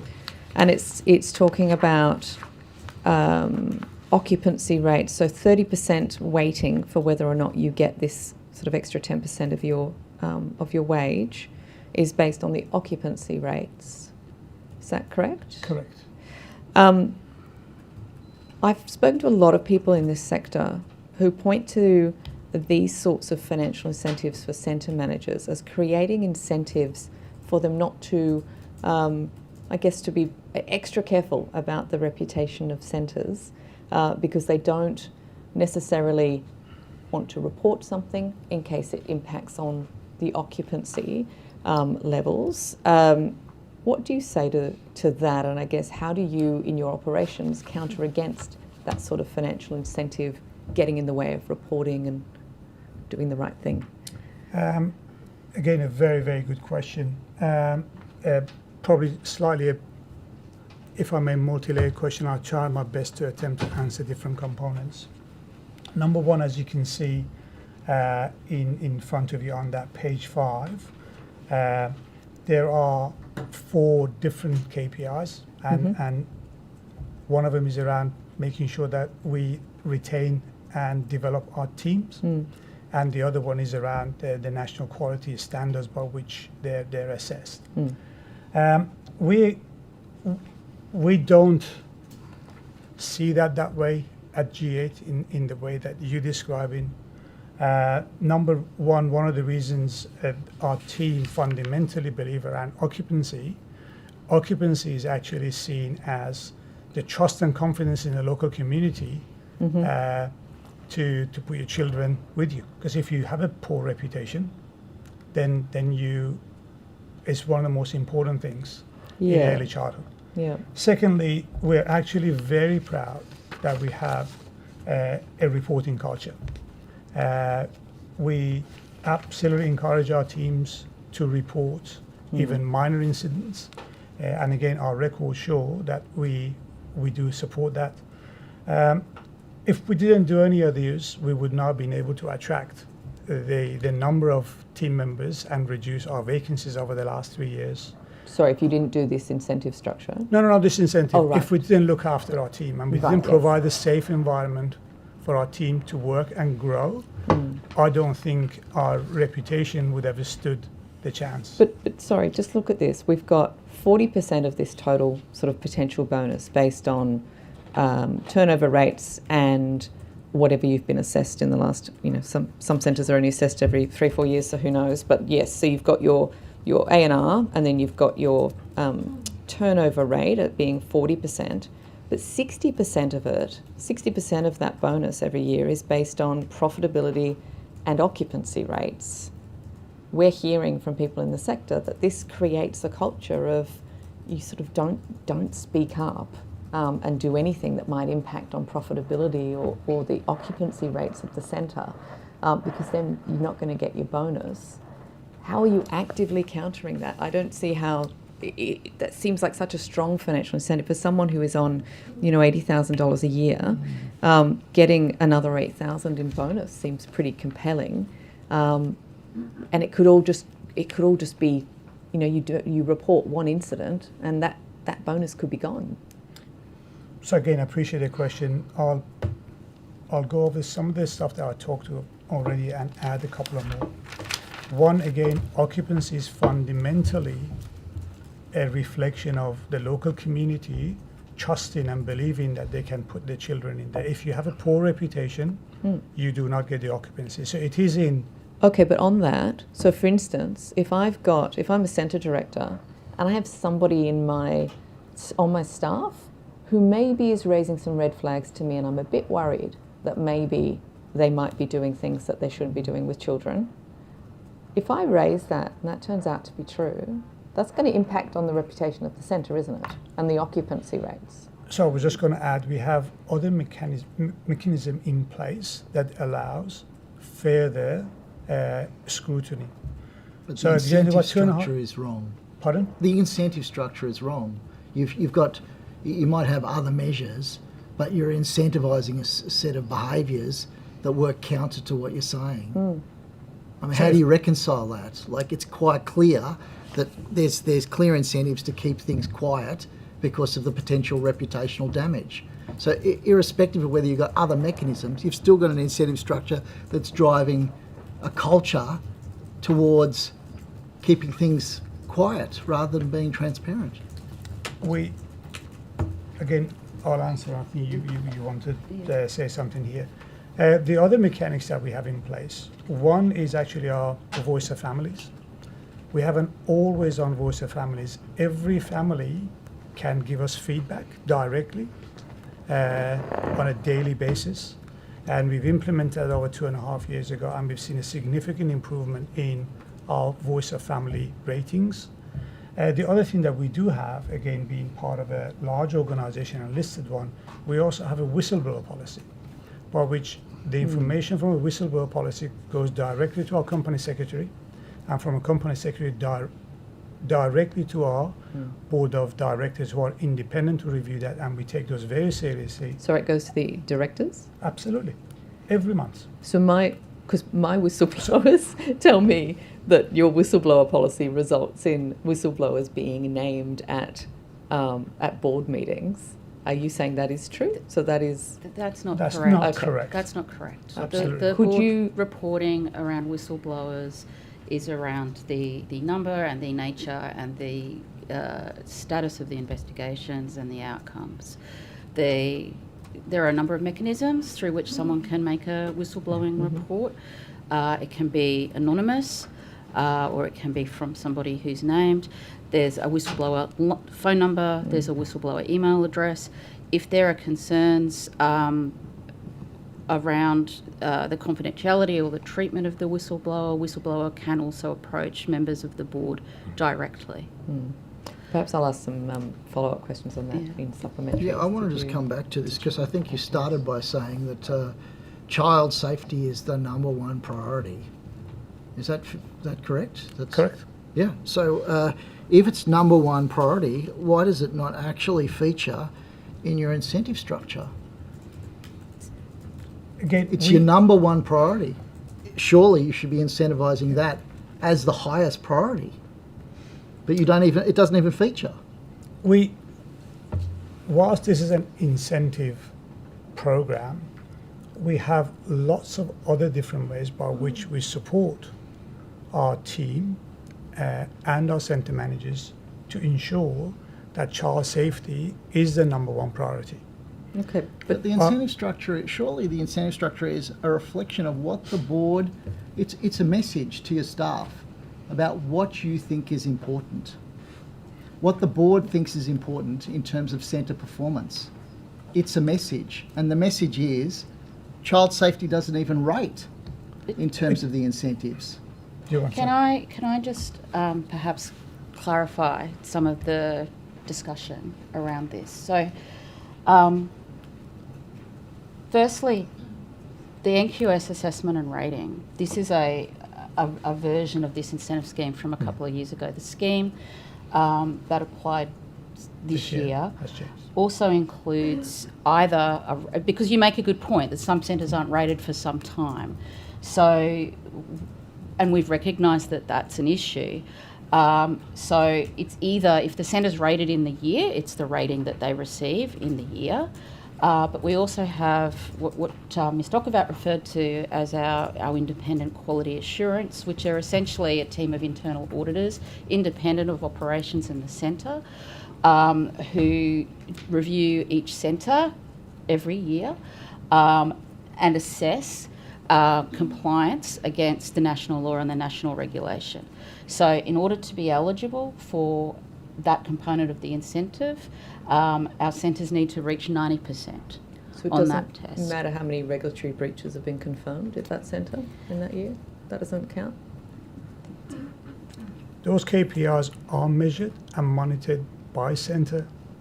And, in terms of, we try to kind of make the incentive programs, KPIs, a small number. And we believe that the National Quality Standards rating was the appropriate one at the time. But again, to that point, and I think you mentioned earlier about you have to think carefully about what behaviour you're incentivising. And as Ms. Dockervat said, we have a very strong reporting culture, and I'm very confident that that's the case. If you then say to centres, if you raise breaches, you're going to become ineligible for your incentive. That's not the behaviour we want, because that will then push it underground. So it's trying to find that appropriate balance between being able to monitor and assess the performance of the centres on safety metrics, and also encouraging and not discouraging breach and incident and complaint reporting, because without that reporting, we don't have the information that we need to target corrective actions and improvement. But breaches aren't all the same. So Breaches are not all the if same. you're a centre director and you have an employee, you have one of your educators is not behaving correctly, and you want to sort of make that clear, that's very different to the type of breaches that we see littered through the documents for G8, which are things like, really poorly maintained facilities, cutting costs on meals and giving people 2-minute noodles and all of that kind of thing. That is within your incentive structure. That's 30% is that controllable EBIT. So if profit and all of those things are being incentivised, but then you're not also looking at the number of breaches that would come from that profit-chasing behaviour, how are you getting a proper picture of performance and not incentivising the wrong thing?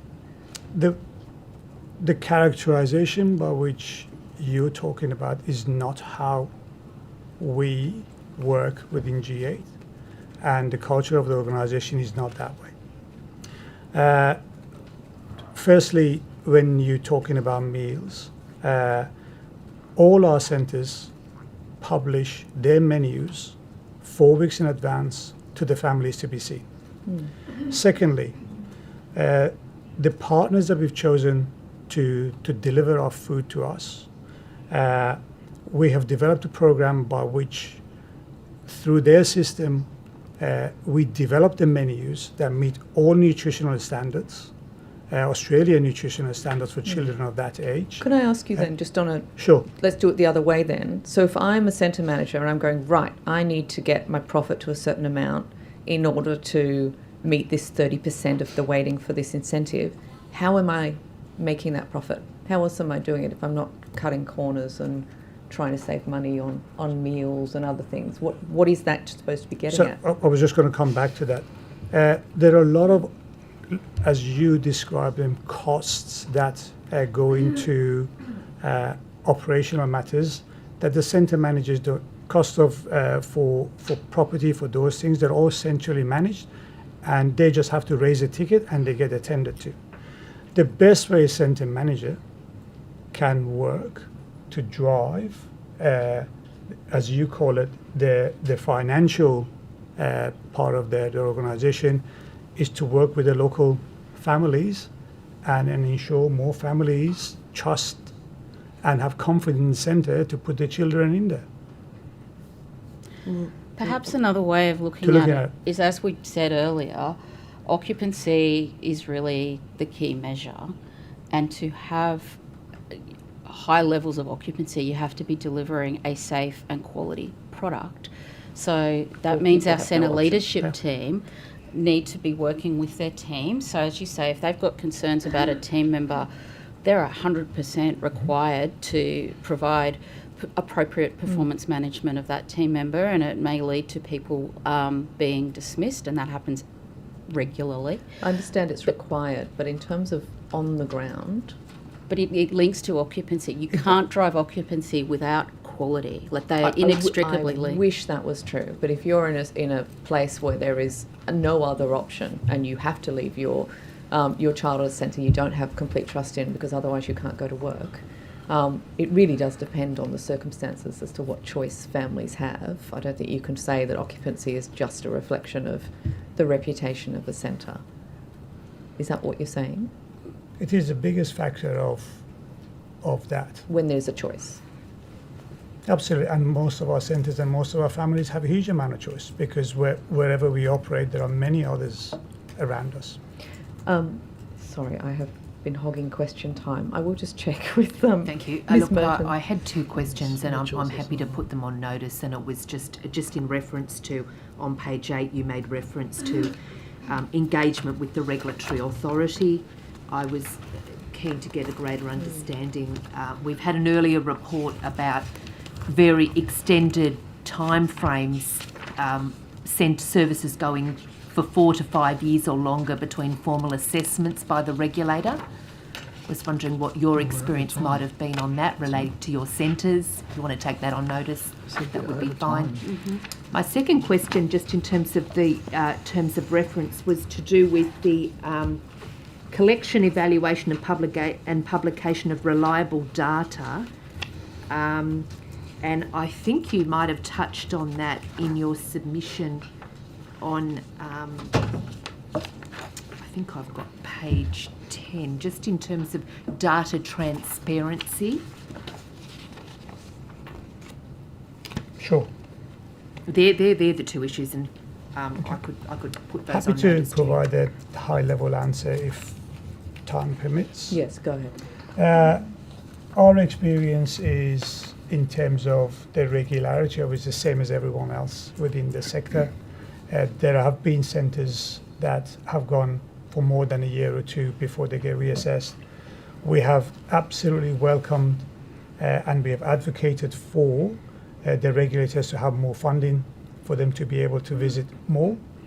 Certainly visitation provides a benchmark to raise the bar and also to learn from. And we also welcome the New South Wales Department and Government to actually do more spot checks. So again, we welcome those, and we are very happy to be very transparent about those. Back to the data and data transparency. Again, we advocate for a really transparent set of data to work with the government to ensure that happens. There have been times where the data provided by the regulator in New South Wales is somewhat different to the data that's been provided to us. That has been raised with the department, not only us, by other people within the sector. And New South Wales systems, we believe, is different to the others. So some of the breach data that you talking about earlier on, we have not received any notification of those breach data from the regulator. It is about the difference between the way they capture. So we would welcome the opportunity to work better with the regulator. The transparency of data is really important. Contextualization of the data is really also important. So therefore doesn't lead to unnecessary stress and stigmatization that sometimes may occur. Thank you. Thank you. Unfortunately, we have run out of time, but thank you very much for coming and giving us your evidence today. To the extent there are questions taken on notice or supplementary questions, the Committee Secretariat will be in touch. That concludes our time with you. Thank you. Thank you.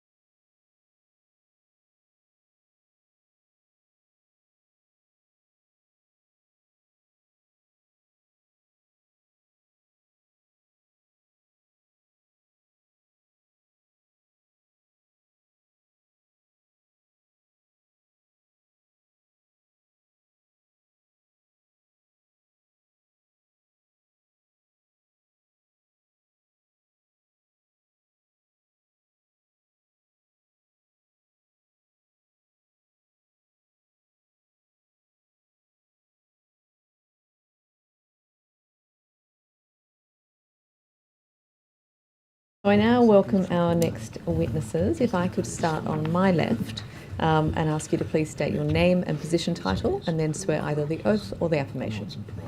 Yes, good morning. My name is Anna Learmonth and I'm the CEO of Only About Children, or OAK as we call it. I solemnly, sincerely and truly declare and affirm that the evidence now about to be given by me shall be the truth, the whole truth, and nothing but the truth. Thank you.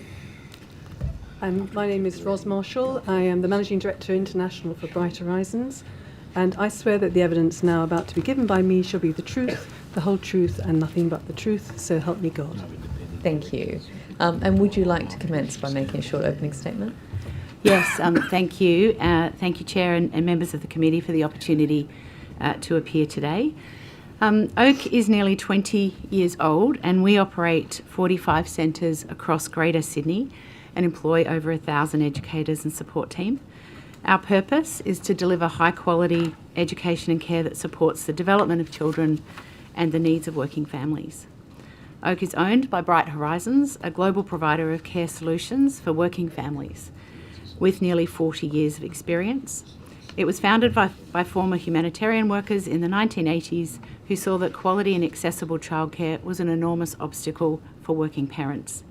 In response, they established centres to support working families during a time of rising female workforce participation.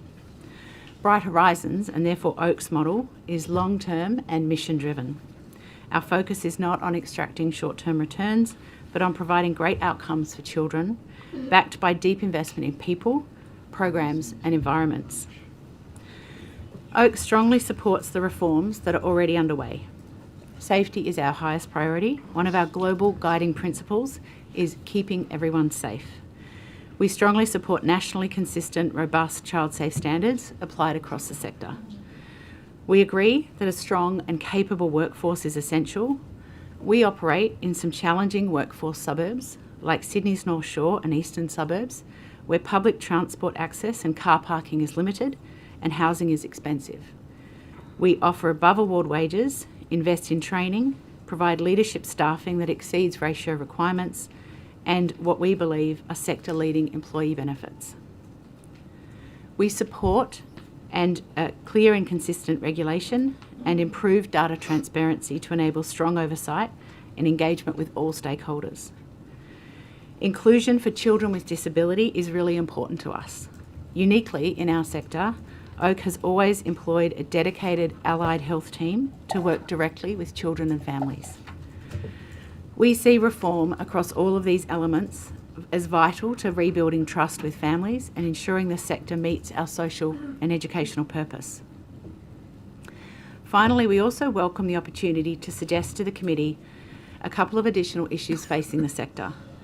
First, regulation can be inconsistent, overbearing, and duplicates effort across multiple agencies. Second, property costs are a growing challenge with third-party landlords who may leverage government subsidies as a reason to increase rent. This can affect cost and accessibility for families and the viability of services. And third, visa and migration settings are impacting our ability to recruit and retain skilled educators. OAK welcomes this inquiry and the opportunity to strengthen the sector together, and we're looking forward to taking your questions. Thank you. I'll start with a couple and then I'll throw to my colleagues a bit earlier than last time. Apologies, colleagues. I wanted to ask you, Ms. Learmonth, I understand that you've been CEO since 2017, is that correct? I've been CEO of OAK twice, so I was CEO from 2017 to 2020. Yep. And then I worked for Good Start for a couple of years. Okay. And then I returned after the acquisition of Bright Horizons, and I rejoined at the end of 2022. January 23. Really. January 23, and have been CEO again since. I wanted to ask you, so part of this inquiry is looking into sort of the different corporate models for the for-profit providers and how what the pressures are and the incentives and how that's sort of impacting on safety and quality. Bain Capital were the owners of OAK from 2016. So you had that experience being CEO when they were the ultimate owners, and now that you've got this SEC listed early childhood entity as the sort of ultimate owners, how are you finding I guess, the difference? And do you think that there were different pressures on you as CEO under that Bain Capital model versus under Bright Horizons?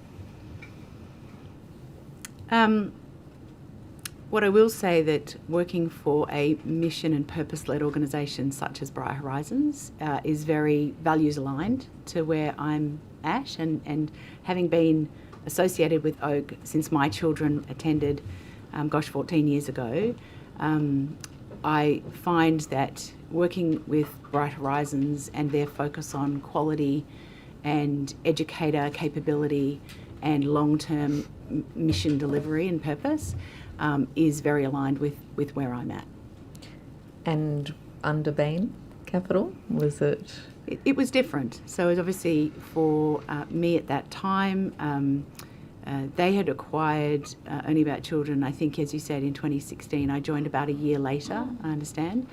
And then, look, we worked together and we focused on a range of things, and it was early on in the COVID period that we agreed that I would exit, but it was just before COVID, and then I remained with the business through that first year of COVID, as the whole sector was really challenged through that period. I'm going to ask you the same question I've asked the others. I guess yours, I'm not sure if yours makes its way into the SEC financials, but what is your salary package or your compensation package as CEO of Oak? So no, it doesn't make its way into the public domain. My salary is benchmarked, as all executives for Bright Horizons, usually at between the 25th and 35th percentile of the sort of sector and role performance, and my salary is sort of just above 400,000. Above 400,000. And how much in terms of bonus and potential sort of incentive payments can you get? I do have a bonus structure that is at risk. Since Bright Horizons acquisition, I've not received any of that, but I think it's 30%. And what are the KPIs then? What is it based on? The KPIs are very much around the 4 pillars that we run the business, not only here but globally, and that starts with safety, and then the 3 pillars of people, quality and growth. Safety and people take a larger percentage, safety and people and quality, and then growth is the 4th pillar. And do your centre managers have any kind of incentive structure similar to in somewhere like G8? I don't know what their program is. At Only About Children, our service, we call them campus, but our centre directors do have an incentive program, but there's what we call a gate, and that gate is around safety and compliance first and foremost, and beyond that it's around things like family engagement. We have an NPS score for our families. It's around employee engagement, so we also have what we call an ENPS for our teams, and so our directors are given updates on that on a quarterly basis, and then we should they meet those requirements, we will consider an annual bonus. And is there a sort of a centre profit component in there? There is. It's a small amount. I think it's 10 or 15% of the overall piece. Are you able to provide us the documents? Yeah, sure. That staff I'll take that on notice, yeah. I'm going to throw earlier to you. Ms Merton, go ahead. Thank you. Thank you both very much for your participation. My pleasure. Look, we heard earlier about concerns relating to the regulatory authority, and some services were going 4 to 5 years or longer between formal assessments. I was wondering, just in light of the 45 services under Only About Children, what your experience might have been. I did hear that question, and I would like to take it on notice. I believe all of our services have been rated since COVID, but I do want to check that. Out of our 45 services in New South Wales, we have 2 that are working towards over 95% are meeting and above, and we have 1 service that's unrated. It was the pop-up service that we created after being the firebombing in January, so that's not yet rated. Thank you. And just in terms of the issue relating to the collection, in terms of the terms of reference, if the collection, evaluation and publication of reliable data, just in relation to ECEC services, I note your recommendation number 5, which is to enhance data transparency. Wondering if you might be able to elucidate on that. Yeah, absolutely. And look, thank you for that question. I do make a comment in the submission around data transparency that's sort of contextual, meaningful, and helping inform parental choice. One of the absolute amazing things around this profession and sector is the huge amount of data that is available. And I think there's a couple of things to think through. One is when we think about comparing data across a range of services, I would encourage it for it to be contextualised. For a service that is perhaps run for 6-7 hours a day that may have 3-year-olds plus, if we compare incidents or reporting with a service that is, and maybe they have 45 children, I'll just make this up, compared to a service that has over 100 children, birth to 6, and might be open 10 or 11 hours, what we're asking for is making sure that we normalise that data so that we can compare and contrast well.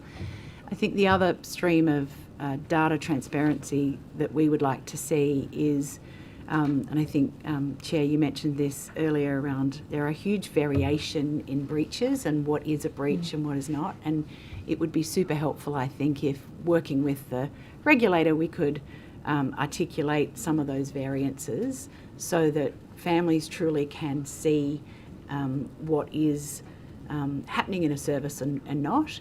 And we obviously have all of our compliance history readily available for families. We share policies with them when we update, and we ask for their feedback on those policies, and more than happy to share with families breach and incident information where it's not compromising privacy or a process that might be underway. Thank you. And if I could just ask, I just note the reference on the in your submission, I think it was the bottom of page 2, and it talks about the current narrative framing for profit providers as inferior, as unhelpful and untrue. Wondering if you might be able to elucidate on that reference. Yeah, thank you. We have a view, and supported heavily by Bright Horizons, that the ownership structure shouldn't be the dictator of quality and outcomes for children. And really what we think about is it's every interaction, every day, in every service, in every room, and whether our teams are capable and confident to deliver experiences that are stretching each child where they need to be stretched. And we think that is independent, or should be and can be absolutely independent of ownership structure. And we invest a significant amount in our teams, in our programs, in our nutrition. We call it the Oak Way, and in that program of offerings, obviously based on the EYLF, we invest significantly in resources and programs for children and our team. And I think for us it's about parents having choice about where they can best meet their family needs for their child or children. Thank you. I'll go to Mrs. Mitchell. Thank you, Chair. Just checking everybody can hear me okay? Yes, thank you. Excellent. Thank you. Thank you for your submission and for appearing today. I just wanted to raise 2 issues. The first, and you might have touched on this a little bit then in response to one of the questions from Ms. Merton, but in your opening statement, Ms. Limop, you talked about, I think you said regulation sometimes can be overbearing, and I just wondered if you could talk through that a little bit more. It may be what you were talking about then in terms of family awareness and, the difference between breaches and the like, but I was interested to learn more about what you meant by that and what you see as a potential solution.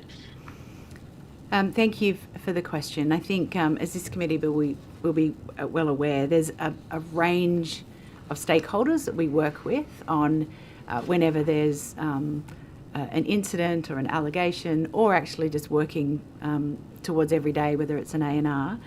And so when we think about the regulation, it can cover in New South Wales, obviously we work closely with the regulatory authority within the Department of Education.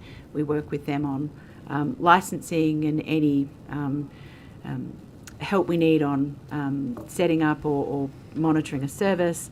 We then obviously work with the Office of the Children's Guardian. We also work with the Department of Communities and Justice, and we can work with the police. And if it involves one of our team, it can also be WorkSafe. And so when we talk about the duplication and the challenge, for an operator, we can actually be the linchpin for all of those stakeholders in any one matter, and that can often we can be the one actually connecting the dots for those groups, and that can both sometimes, I would suggest, not have the child or the family at the centre of what is actually going on. And I think that if we could collectively address some of the duplication and some of the communication challenges that occur across all of those stakeholders, there would be better outcomes for children and families.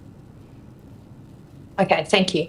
And then I just wanted to also go to the issue of workforce. And again, it's been quite a repeated theme throughout the hearings we've had for this inquiry, just, I guess, challenges around attracting and retaining high quality staff in terms of both your teachers and educators, but also what that means in terms of quality and safety.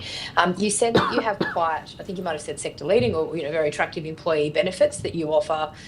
Could you talk us through those in a bit more detail, if that's okay, please? Yeah, sure. Yeah, thank you. And certainly a real strength of Bright Horizons focus is around people. It's one of, beyond safety, it's the first thing we talk about always.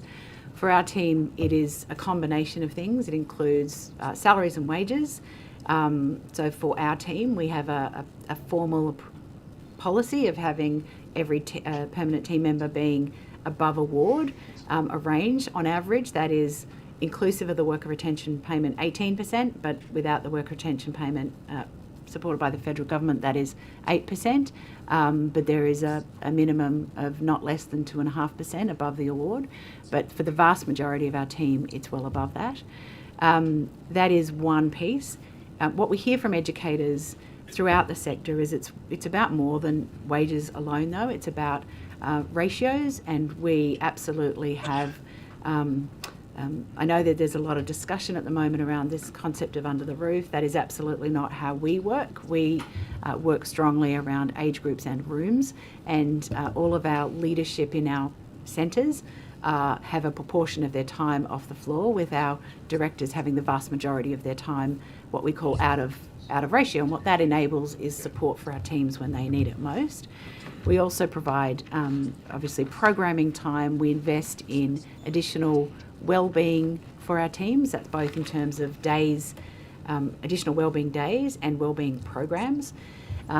We also, for our teachers, have additional leave. We're working towards having them matching primary schools, because we know that that's one of the real challenges for teachers. And we will always, our approach is, even when a staff member can't attend, or if there might be illness or absenteeism from the service, we will engage a really robust, committed casual team that's dedicated to Oak. And if we need to, we will go to agency, so that we don't need to introduce things like waivers or things like that. So hopefully that gives you a flavour for some of the elements we offer. Do you find that your staff retention, like generally speaking, then is quite strong? Do you think that helps in terms of keeping staff at your services? Look, I absolutely think it helps. I do think staff turnover can be enormously challenging, and particularly in locations that we operate in, we do have high variation in staff turnover. So we have absolutely services that are in the very low to no turnover.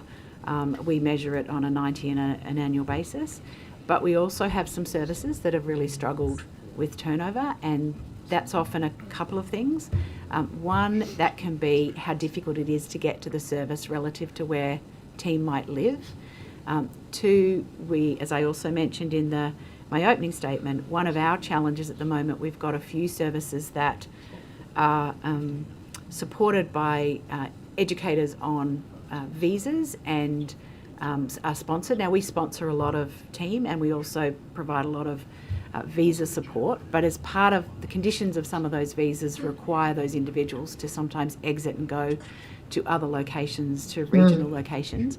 And so we do find that system could be potentially tweaked for that to support our turnover.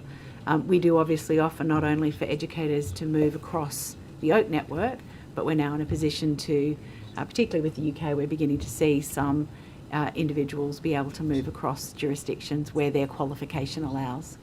So turnover is a sector-wide challenge, and we work on it very much on a service-by-service basis because there are different things that impact different individuals. And just one more from me, Chair, just picking up the point you made then about having to sometimes access casual staff. Again, we've heard sort of different evidence about that. In terms, I guess, of the quality of that casual staff pool, for lack of a better term, generally speaking, how do you find that? Or is that also an area that can be challenging? And I know that's a bit of a tough question. No. It'd be keen for your perspective. We've actually spent a lot of, Oak has always had what we call a dedicated casual pool. We've actually done a lot of work in this space over the last couple of years, because there are many educators who want the flexibility and some of the benefits of being casual, taking school holidays off, etc. So we do have a dedicated casual pool that we frequently offer to become permanent should they want to, so that's a feature. We also ensure that the casual team get the same training, they obviously attend the same staff meetings, etc. And we have them connected to a small number of services. So actually for the child and for the families of that service, and then obviously the other team, those individuals are well known. We do have a small number of casual team that are what we call multi-service, and they are overseen and managed centrally to ensure that we can continue to keep up their education, keep up their capability, and have like a real leader for them to connect to. And as I mentioned earlier, where we are challenged perhaps with staffing, we will occasionally go to agency staff for specific skills, and that might be a cook, so that we don't draw on our educators to play that role. And it may be for teachers where we may not have the required number of teachers in a service on a particular day. And we're more than happy to do that. Thank you. Thanks, Chair. That's it from me. Can I just ask one? Sorry, did you want to ask a question first? Sorry. Yeah, look, Yep, if I'll that's go to you first, possible. yeah. I'm just reading an article from the New York Times. So I wanted to ask Ms. Marshall. You'd be aware of the article and the incident in New York. It sounds disturbingly similar to what we've been experiencing in Australia. Does your organisation have an endemic problem across No, not at global all. operation? No, I mean that surprise for us in New York was absolutely appalling and abhorrent and a complete shock. And I know that my colleagues who've been working in New York City with the centre, with the families and with the children concerned, have put a lot of work and effort into making sure that that type of behaviour is completely eradicated. It's created a different sense of how the training has been elevated subsequently. And the good thing about being a Bright Horizons family is that we all learn from each other. So every incident and every serious critical incident that we might come across and see, just not within Bright Horizons but outside as well, we always take those learnings inside. So is there anything that, I mean, how do you explain the kind of parallels in terms of the experience both in New York and Australia? Well, from my understanding, having come to Australia in 2022, when Bright Horizons acquired Oak, we were made aware initially of the devastating prevalent case from the paedophile in Queensland, and then there's an allegation going on in Victoria. The Columbus Circle was more about poor practice and appalling behaviour of staff, but actually you can't separate those. Definitely for parents it's still appalling, and we always place our thoughts with the children and the families first in terms of how that has felt to them. So the abhorrent behaviour that was seen is again something we've seen in Australia too. And it's through lack of leadership and management and training and sufficient supervision. And it won't be a surprise to Anna and the team here, but we talk about the management by walking about and the regular visits. And all of us go into visits and centres every week because no one should be exempt from that as a role as an office desk. So the importance of going and seeing what's happening and talking to staff, and it's elevated the inquiry to think about now when you talk to managers in centres about, are there any people in your staff cohort that you have any concerns about? And those sort of questions now are prompting more thought really about, have we got the right people in the organisation? Ms. Learmont, who do you report to? Is there a local board of directors that you report to, or do you report directly to the parent company in the United States? So I report to Ros as the Managing Director of International, and we have a local or a board that's attached to Only About Children. That consists of myself, my CFO or my Executive Director of Corporate Services, and 3 individuals. So Ros, our Chief Legal Counsel globally, and our Global CFO. And then we have, and that board reports to a global board, which is made up of our Global Managing Director, and there are 8 independent directors. Yeah. And earlier this year I spent time with that board in the US talking through Only About Children and our performance. And how many centres do you operate now? So in New South Wales we have 45. And across Australia? We have 75, 76. We have one service that's closed down here in Maroubra while it gets rebuilt. Okay, and what was the annual revenue in the last financial year? $228 million. So when you were speaking earlier, you talked about your priorities as the staff, the quality of care and so on. Is there also a priority for you in terms of profit, growth of centres, growth of revenue? So thank you for the question. Over the last financial year, we made a statutory and a cash loss. Working with Bright Horizons since we've been owned by them, we've very much focused on investing into our team. So as is publicly reported, over $165 million, so over 70% of our revenue gets spent in overall staff costs. And we made both a significant statutory loss and EBITDA loss last year. Now, over time, as we continue to invest, whether it's in programs, in people, and in our environments, we anticipate that will turn around, but our focus is first and foremost on the safety, the quality of the programs and our people. Sure, but your parent company is not a charity, is it? It paid, $450 million for these childcare centres from Bain, so at some point, I presume it's motivated by profit. It wants a return on that investment. Is that right? May I answer that for Yeah, you, just certainly. to give you some colour on it? Because I think there is a distinct difference in terms of our daycare centres, as we call them, full service, are not the main profit engine for Bright Horizons. The majority of our profits comes from a service that's completely distinct of running centres, and that's our backup care services. And those are employer partnerships that we have in terms of providing backup care services for their employees to help with their attraction and retention of staff around the world. And that's how the US business started. It's a mature part of our organisation in the US and certainly now in the UK. And it's part of the reason in terms of the acquisition of Oak in 2022 was to have a centre base of high quality that then could serve the needs of our clients globally. A lot of global organisations now are looking to be able to have equality of benefits around the world, and we didn't have a footprint in Australia, so by getting a cohort of centres here that are of the right quality, we can start to service our clients, and we've started that business already with less than a handful at the moment, and it'll be a slow growth trajectory. So, how much is your average childcare worker in Australia paid each year? What's the average? Can I take that on notice? We pay above award, so I'd like I know you do, but you don't know what the average is? No, I don't, not offhand. But I'm happy to take that on. Average of a full-time worker. So what would they be paid, average childcare worker? So it'll be 8% above, on average, 8% above the award across the country. So obviously our directors are on a quite different structure to trainees. Trainees are paid well above their award. But I'll take that on notice and come back to the committee.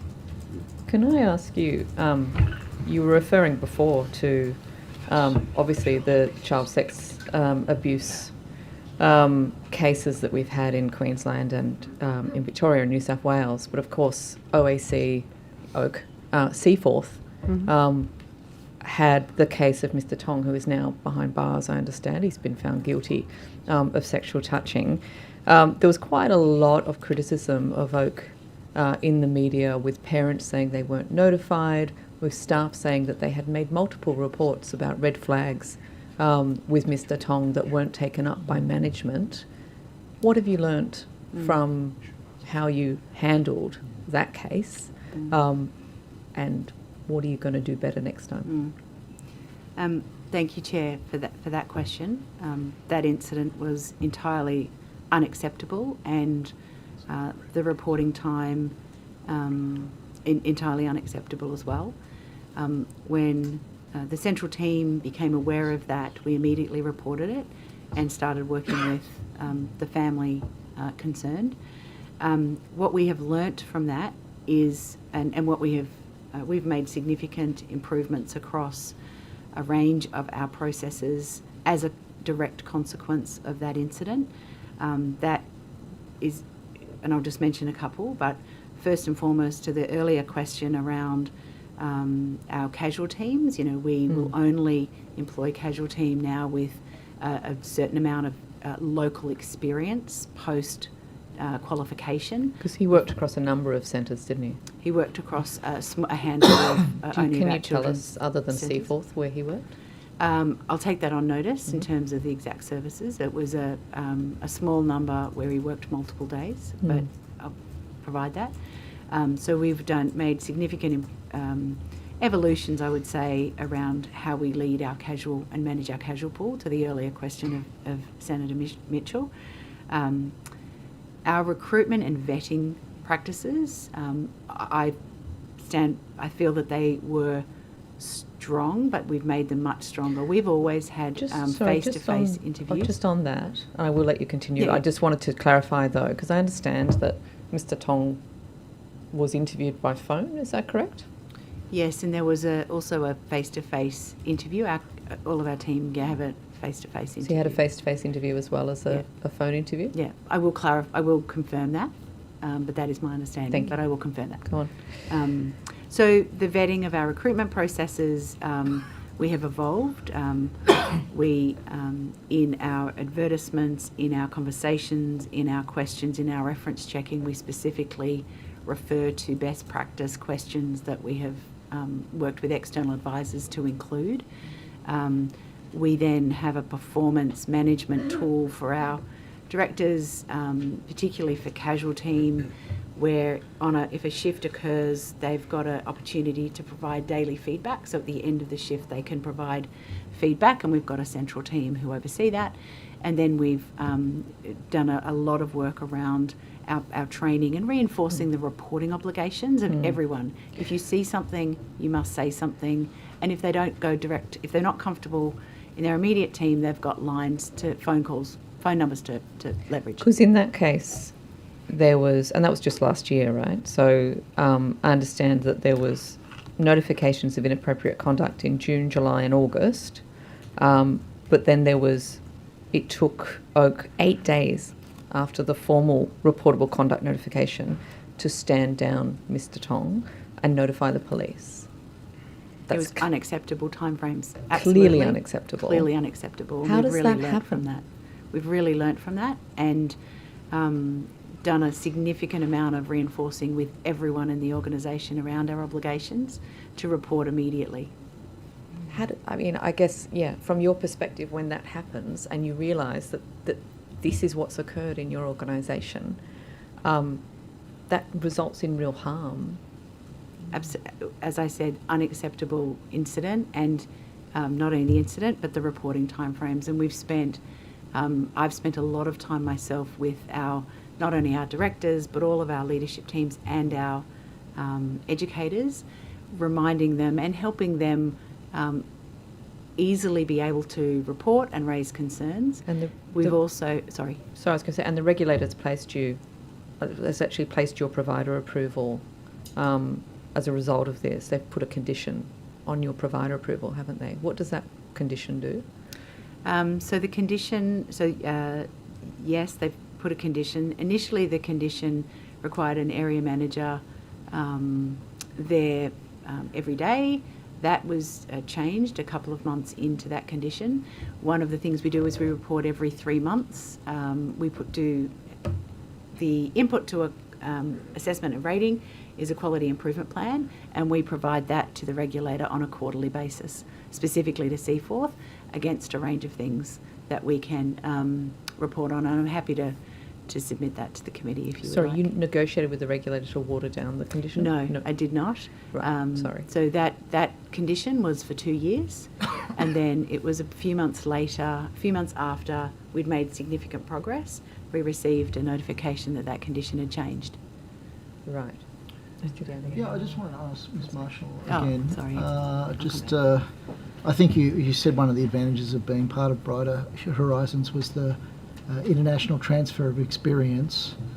I'm now reading about a case in 2017. Are you aware of that one? In Orange County, where a Brighter Horizons employee was found to have sexually molested children in the care, and it subsequently resulted in a civil matter taken by the parents for negligence. I mean, obviously there would have been lessons learnt from that experience. Why didn't those lessons translate to the operations in Australia? Well, I don't know the specific cases of the details of the case in Orange County. I joined Brighter Horizons in 2020. But in terms of the global learnings, we have committees that look at children's safeguarding and best practice, and those systems and processes are what we brought in July 2022 when we first came here. And isn't that telling though? Like, I mean, obviously there's an incident that happens in 2017. The institutional learning should have been built in. So all the assurances that you give us about institutional learning and lessons and the application and how this is not going to happen again, but it did happen again. So clearly the lessons weren't properly incorporated in the business's operations. Is that fair to say? I don't think so, because I think in terms of the details, the safe recruitment processes were all continually upgraded and have been since COVID.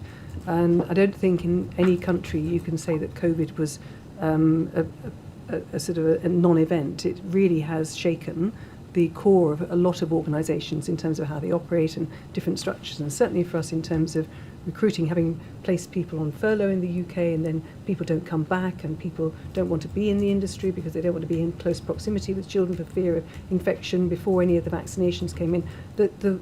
The teams were shocked, and I think you're quite shaken by COVID around the world. And of course here in Victoria it was very different by state from New South Wales as well. So even my understanding of working with Anna and the team here is that each state has had a different COVID experience, and what does that mean for the teams that we've employed.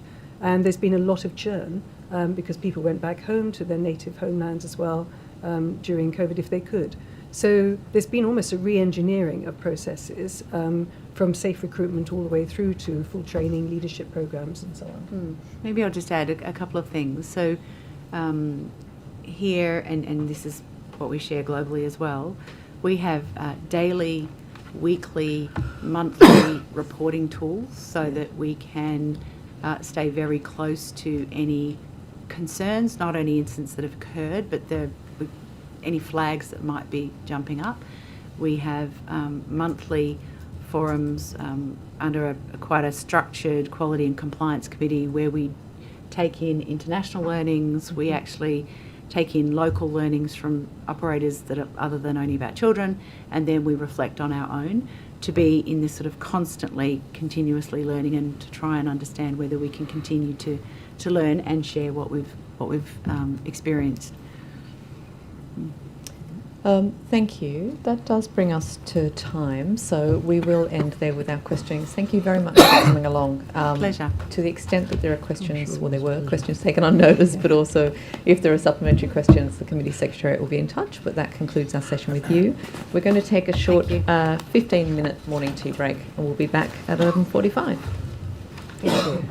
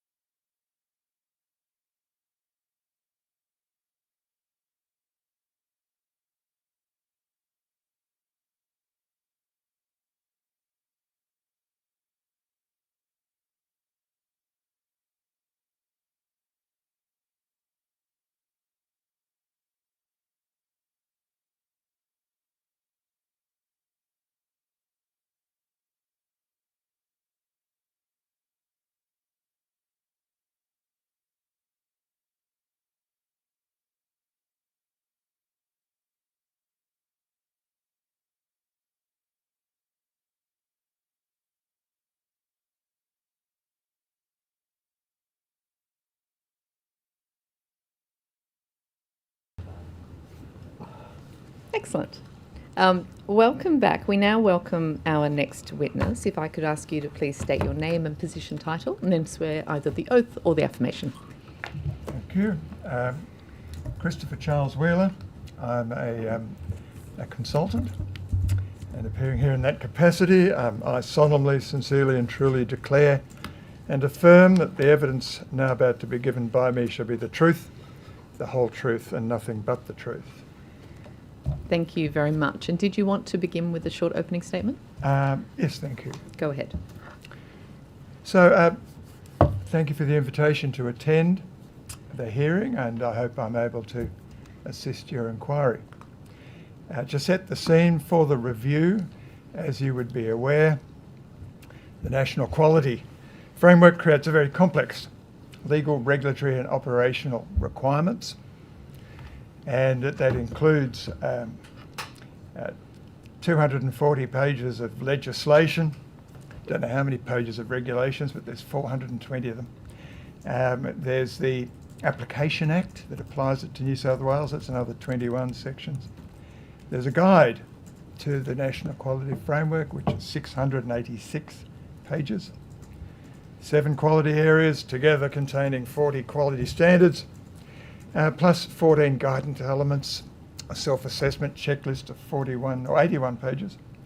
Then, of course, there's also compliance with the 10 standards in the Office of the Children's Guardian's Child Safe Standards. So you start off and we've got 1,000 pages that establishes the NQF. As part of the review, I undertook a review of 34 investigations, so that included, I think, between 2,000 and 3,000 pages. I think about 10,000 pages in all, just a bit of a background to set the scene. So, one of the things that it appears to me that the considerable resources available to services managed by government and the larger providers, that's both for profit and not for profit, would arguably put them in a good position to understand and be able to comply with the NQF, assuming that was their objective. However, the more limited resources available to the smaller providers and their services would arguably not put them in a similar position. It's open to question whether the level of complexity is skewing the playing field in favour of services managed by government and larger providers. It's just my personal view there. I think that the national law and the regulations are too complex, too detailed, too voluminous, and in fact too focused on enforcement through threat of financial penalties.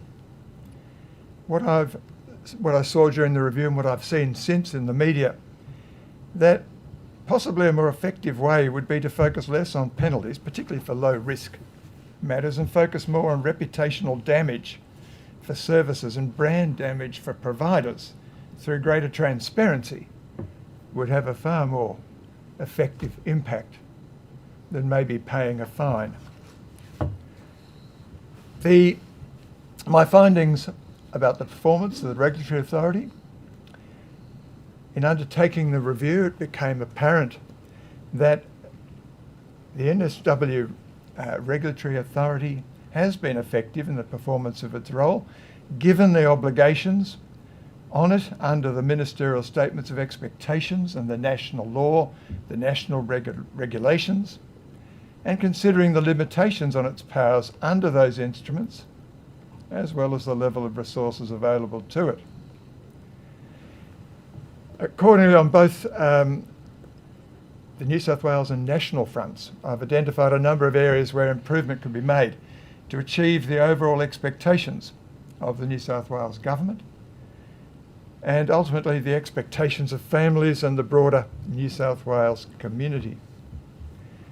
Now, the investigation it formally commenced on the 18th of March, and given the urgent need to respond to the increasing number of reports in the media about serious incidents in the sector, I was given a tight deadline of 2.5 months to deliver my initial views. That report was provided on the 31st of May. I note by comparison the Victorian Rapid Review was given only 1 month.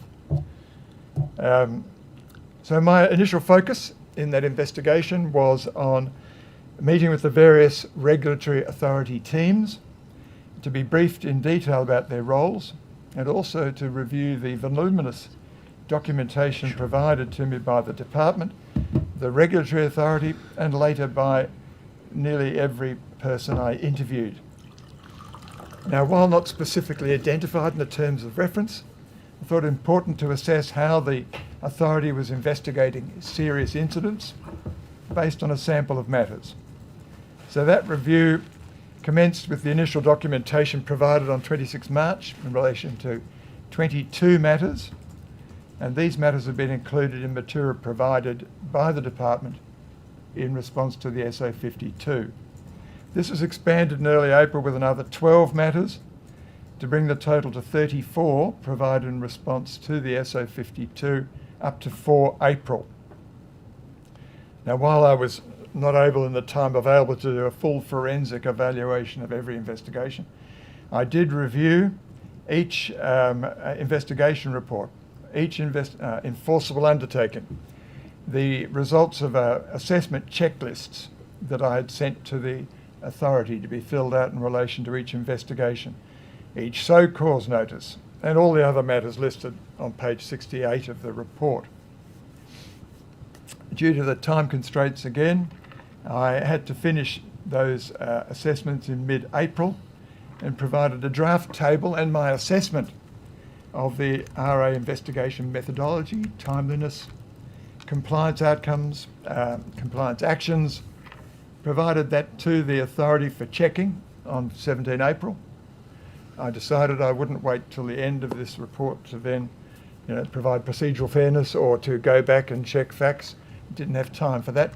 So as material was developed, I would send a draft to the regulatory authority and ask them to fact check it. And they were able to do that very quickly and very helpfully. I think I should also mention my assessment about the causes of the incidents, the subject of the 34 investigations. Now, from my review, the causes of a number of those incidents appeared to be largely due to significant failures by the management of the service. For example, circumstances where staffing was below ratio for a substantial period of time, a lack of staff training, or a lack of management supervision. However, the majority of the investigations identified that the cause of the incident was an individual member of staff being unable to cope, and while this doesn't excuse the conduct, being unable to cope due to stress caused by the immediate circumstances in which they were working.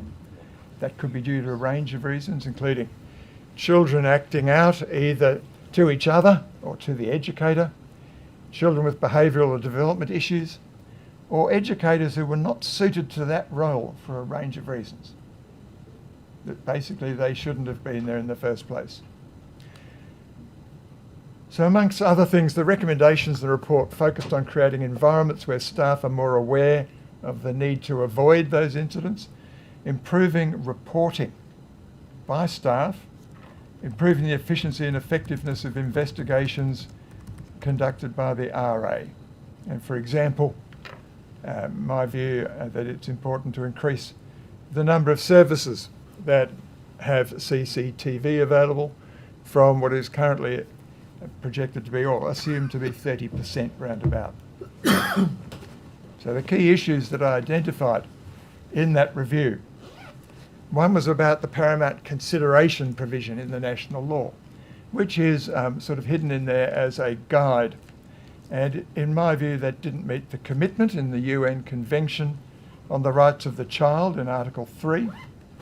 And it was inconsistent with the paramount interest requirements already in the Teaching Services Act, the Education, School Administration and Support Staff Act, the Children's Guardian Act.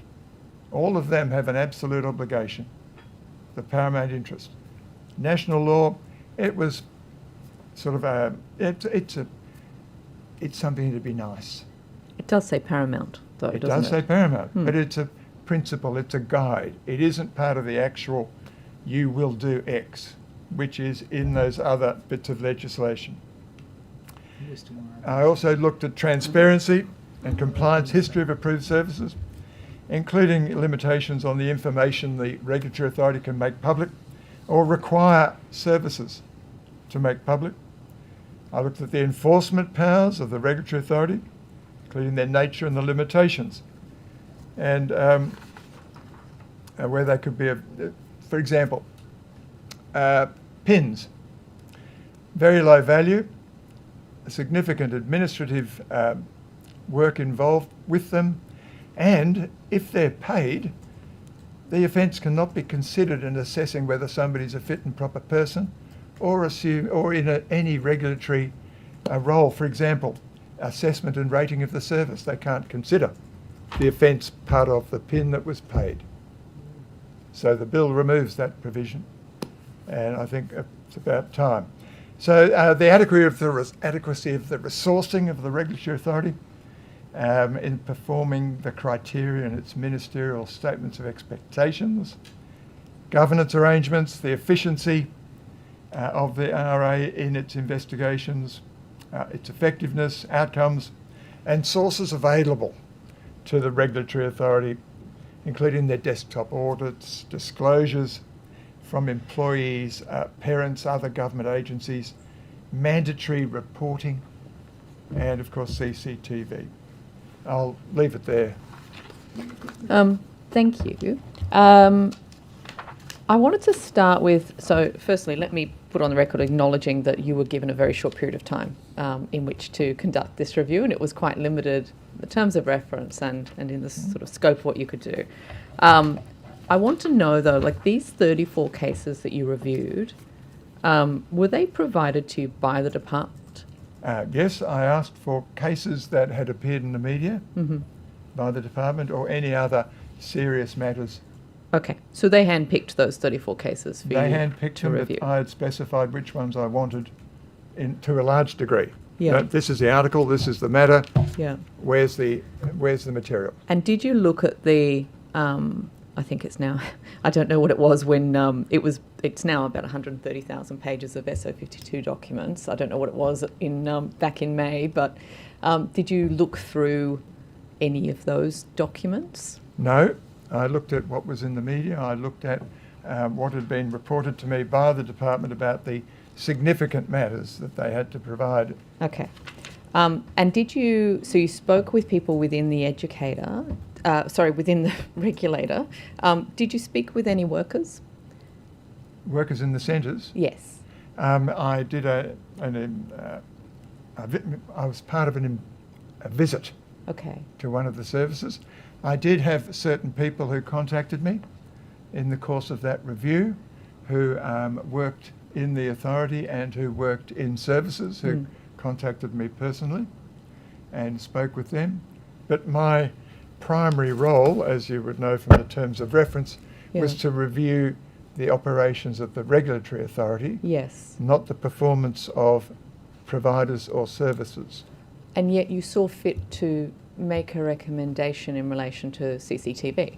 Yes. Without speaking with workers or understanding the pressures on workers and why they may or may not do things?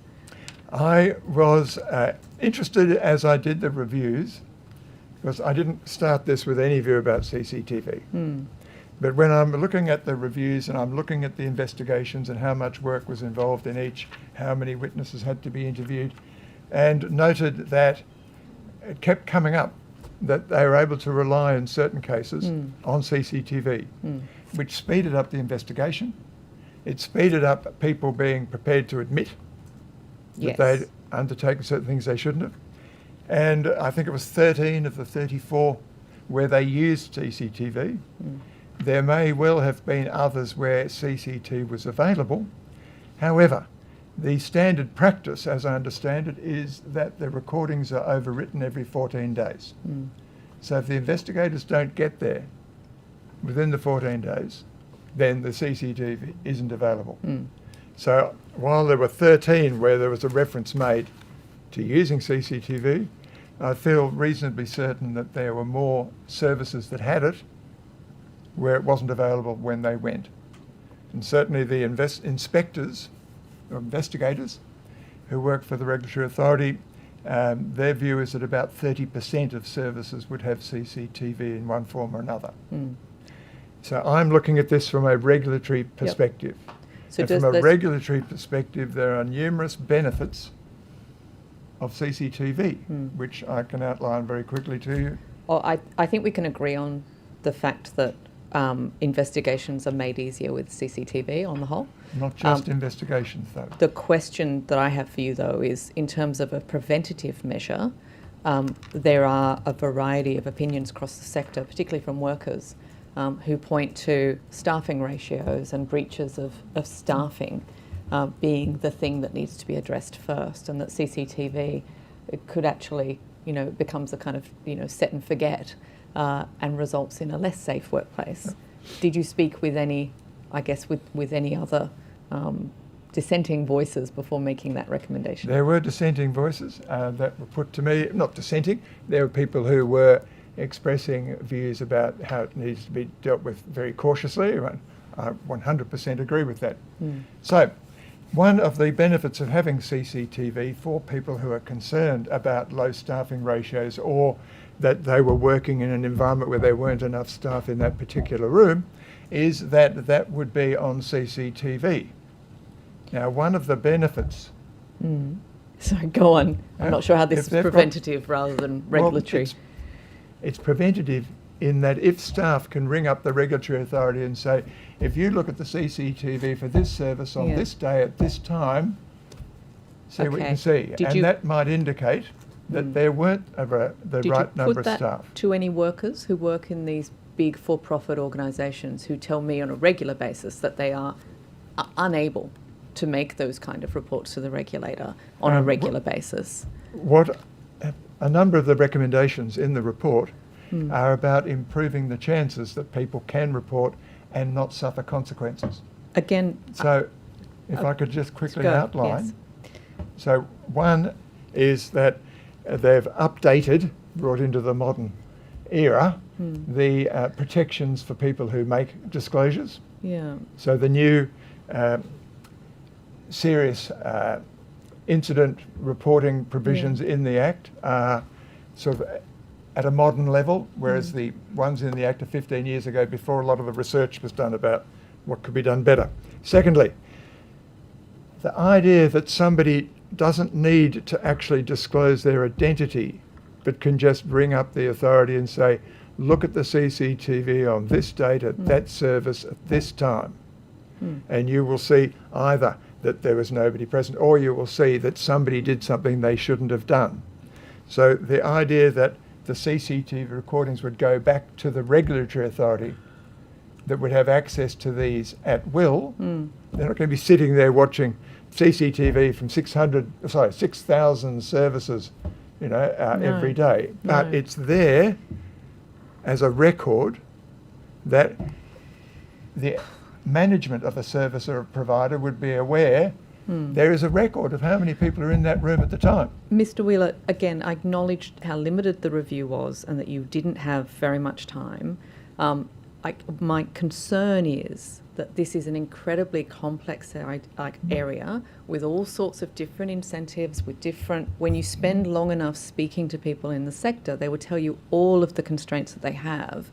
I guess, what made you think that you had the answers on not just the regulator that you were tasked with looking at, but also these broader issues of safety for children? This is, your recommendations are now being relied on, and they seem, with respect, out of touch with what the sector is actually experiencing and telling us.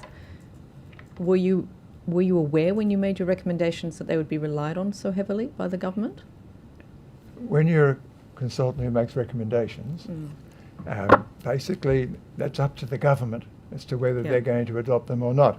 But let me say, on the point you've raised, this is why there is going to be a national trial of CCTV in a range of services, in a range of sectors, and they will be seeking the views of people who work there, people who manage the services, and that, to me, is the best way forward with this. If that trial comes out and says, well, no, these aren't necessary, or there are unintended consequences, well, that's fine. That the government can decide it won't proceed or it will proceed. Can I ask you, the department told me, well, sorry, not the department, the Deputy Premier's staff told me that they would be recommending to you that you come and speak with me so I could share with you what I had read in the SO52 documents and maybe just give you some other places to look. But you didn't come and speak to me. They did actually recommend I should come and speak to you. Why did you not? I had every intention of doing so, and I'm sorry that I was working 7 days a week for 2.5 months, and there are several people they recommended I go and talk to, and I just didn't get doing that. Fair enough. It's a shame, but I I did have every intention, each other. And I'd said to them, I will do that, and it is regrettably my fault. Sorry. Can I just ask, Madam Chair, can we have other people ask questions right now or not? We're just finishing in 40 minutes. Yeah, I don't know what we're talking about here. Tit for tat about somebody not meeting with you, Madam Chair. I mean, really, okay. Thank you, Ms. Mihalik. The usual way is to indicate that you would like to ask a question, and then you get to ask a question. So as previously, I'm not sure where we're going here with this inquiry at the moment. All right. Well, is there anyone else that wants to ask questions? Okay, Ms. Mihalik, you are not the chair. I will call you when it's time for your questions. I will ask one more question of Mr. Wheeler, and then I will again look around to see if my colleagues have any questions. The other one I wanted to ask you, Mr. Wheeler, is you made a recommendation that the regulator was doing its job effectively, I think was the recommendation. Shortly after your report came out, Ms. Gudu was fired by the Secretary of Education. How do those two things go together? If the regulator is doing a good job, but then the head of the regulator is fired? I have no idea why the head of the regulator was fired. I was not consulted about it. I was not informed of it. I'm taking your word that she was fired. At estimates was the evidence, At a point in the investigation, she was no longer the contact person and somebody else was. Now, I asked if is she okay, and they said she's okay. So I moved on. I didn't have time to go and check and find out why she wasn't there. She had been very helpful to me while she was there. The administrative arrangements within the regulatory authority, while I was doing the review, were not something that I felt I could go into detail about. That was up to the department, up to the regulatory authority. Ms. Merton. Thank you very much. Thank you. If I could just pick up the reference in terms of the lack of transparency, and I think it might have been in sort of some of the opening page about not sufficiently transparent. Wondering if you might be able to elucidate on that. Okay, so there are great limitations in the current law on what information can be disclosed by a regulatory authority. There is also, I think from the start, when the national law was first agreed, as I understand it, the various jurisdictions took the view that nobody could publish any of the information from their jurisdiction without their permission, other than what was required to be published. That made it very difficult for me to do the comparative analysis of performance of each jurisdiction. However, I was able to get certain statistics that indicated that New South Wales Regulatory Authority had a far more robust approach than most other jurisdictions. So, what is important to my mind in terms of getting better performance in the sector is transparency. And so what is in the bill is that the compliance history of a service has to be made public in that service, and that the regulatory authority has an unfettered power to direct that a service makes other information public if necessary. Thank you. And I think that in terms of, as I mentioned before, in terms of the potential impact on the reputation and the brand of services and providers, I think that is a very important mechanism to achieve that. Thank you. If I could just, Mr. Wheeler, just in your opening comments, you made reference to services provided by government. Just wondering if you might just detail what those government services are. The government does have a number of preschools and kindergartens. Right. So they are government owned and operated? Yes, that's one of the reasons why I recommended that the regulatory authority should have an independent establishment because the Secretary of the Department is both by law the regulatory authority in New South Wales and also is a provider as well as the regulator. Now that conflict is, in administrative law terms, unacceptable. Yeah. And Mr. Wheeler, if I could just put on the record that case has been put to me by some of the small private providers here, by saying, can you explain this to me, a government service being, sort of scrutinised, monitored by itself. And another, and in your opening remarks, you also made reference to some of the difficulties relating to compliance for some of the smaller private providers. And that's been put to me about meeting the compliance and the cost and the consequences. Do you explore that any further in your report as to sort of possible recommendations or? The terms of reference were quite limited to the regulatory authority and its operations. But the comment I've made there is my personal view about the complexity and the detail that small providers have to get around and operate within to get up the quality levels is extraordinary, and it puts the large providers in I think a very good position. They have all of these resources that they can throw at developing all the documentation they need, on the training, on everything else they need to do, whereas the small providers do not have that. And I think if we want to increase the percentage of services that are from smaller providers, something needs to be done there. But that was not, I'm just putting that as my personal view here, that wasn't part of my report. No. Thank you very much. Did you want to go now? Well, I think I'll wait until the conclude. Sure. We can reserve the last 10 minutes. Can I ask you, Mr. Wheeler, one of the really interesting things that came out of your report, which previously I'd only seen one or two documents on, is in relation to the risk rating of services. Yes. Can you explain to us what the difference is between the regulatory authority's risk rating of services and the national quality rating that a service has?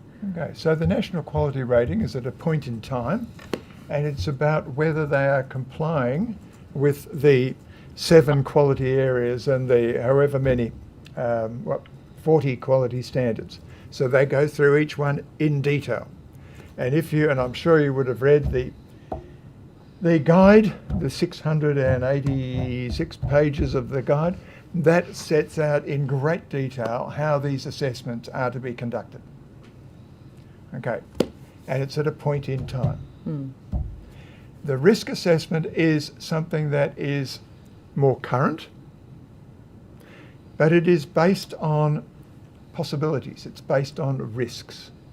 It isn't based on actually objective evidence about compliance at the time, which is where having compliance actions that have been taken about a service being made public in that service is so important.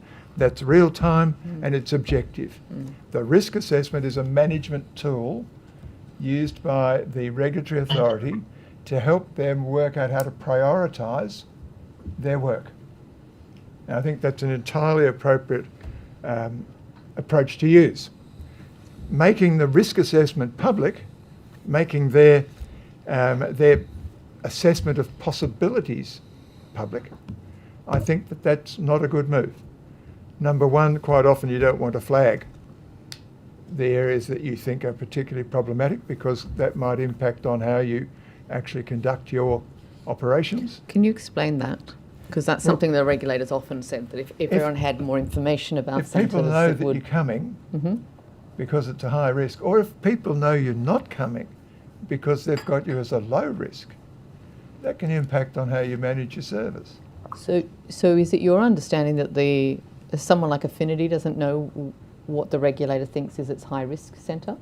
Unless the regulator's told them, but it's not something they make public. I made certain ones public in that report. Yeah. I thought it was important to point out that there was a huge difference between what your quality rating might have been a few years back and what the authorities' concerns are about that service at the time. Did the regulators show you those large provider reports where they set out this sort of information for providers, and then they meet with them sort of at least quarterly and go through? I looked at a massive amount of a voluminous amount of documentation, and including the investigation reports, which included the assessment as to risk and the basis for it. So let's think about this then in practice. So you've got a centre that has it may have a meeting the standards under the framework, but that's 3 or 4 years old, that rating. The regulator knows that centre is high risk because of things that have happened since. A range of different... and we'll come to the other things that factor into it. And the provider themselves know because they are the ones that have been experiencing the regulatory compliance issues. Parents don't know. Families don't know. Are you saying that shouldn't be made public so that people can actually work out that risk for themselves? If we can go back a step here, what the provider knows might not give them any indication of what the risk assessment of the authority is. The regulatory authority's risk assessment isn't based on the quality standards. No. It's based on a range of different factors. Sorry, if we could mute.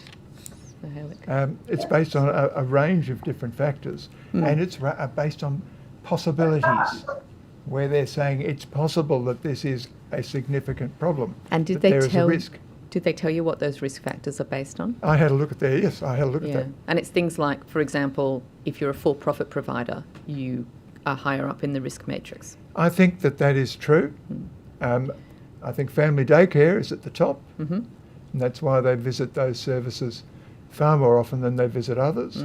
But there are some services where they hardly ever visit because their risk assessment is very low and their quality standard is very high.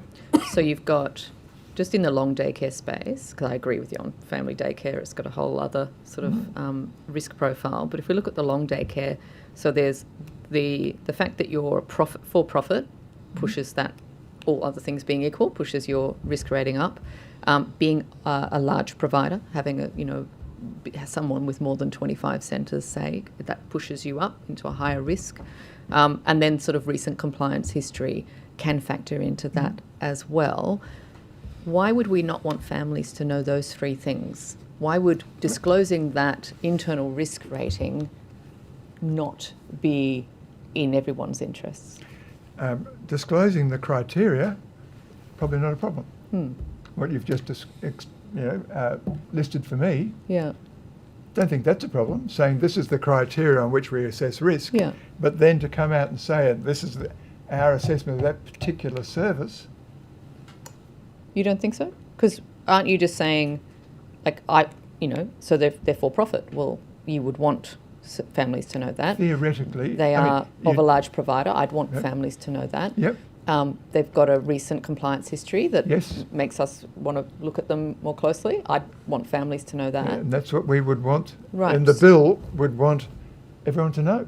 But why wouldn't we put risk ratings in there? Why wouldn't we have the... Because there could be other factors Like that what? are relevant. And also, Sorry, a lot like what, depends though? on the nature of the compliance, call it breaches. Yeah. There are far more sort of relatively minor procedural Yeah. administrative But that breaches. gets caught in this risk rating. The risk They rating do. doesn't just go up because of I minor know. breaches. But the thing is that if somebody wanted to use the criteria and Yeah. do their own assessment, well, that's their business. But why for wouldn't we the- tell them? Because I think that that has an impact on how you're going to be dealing with those problems. For example, you might not want people in a service to know that they are a very high risk, because they might do something of a temporary nature to bring that down. Like what? They can't make Yeah. themselves not a for-profit or a large provider No, anymore, but they and can they can't do erase their something compliance about, history. for example, staffing levels. If they think they're about to be visited because they're very high in the list, they could bring in temporary staffing levels. Do they which know? I had, Which they would then have to maintain at all times in Not case they got necessarily. visited.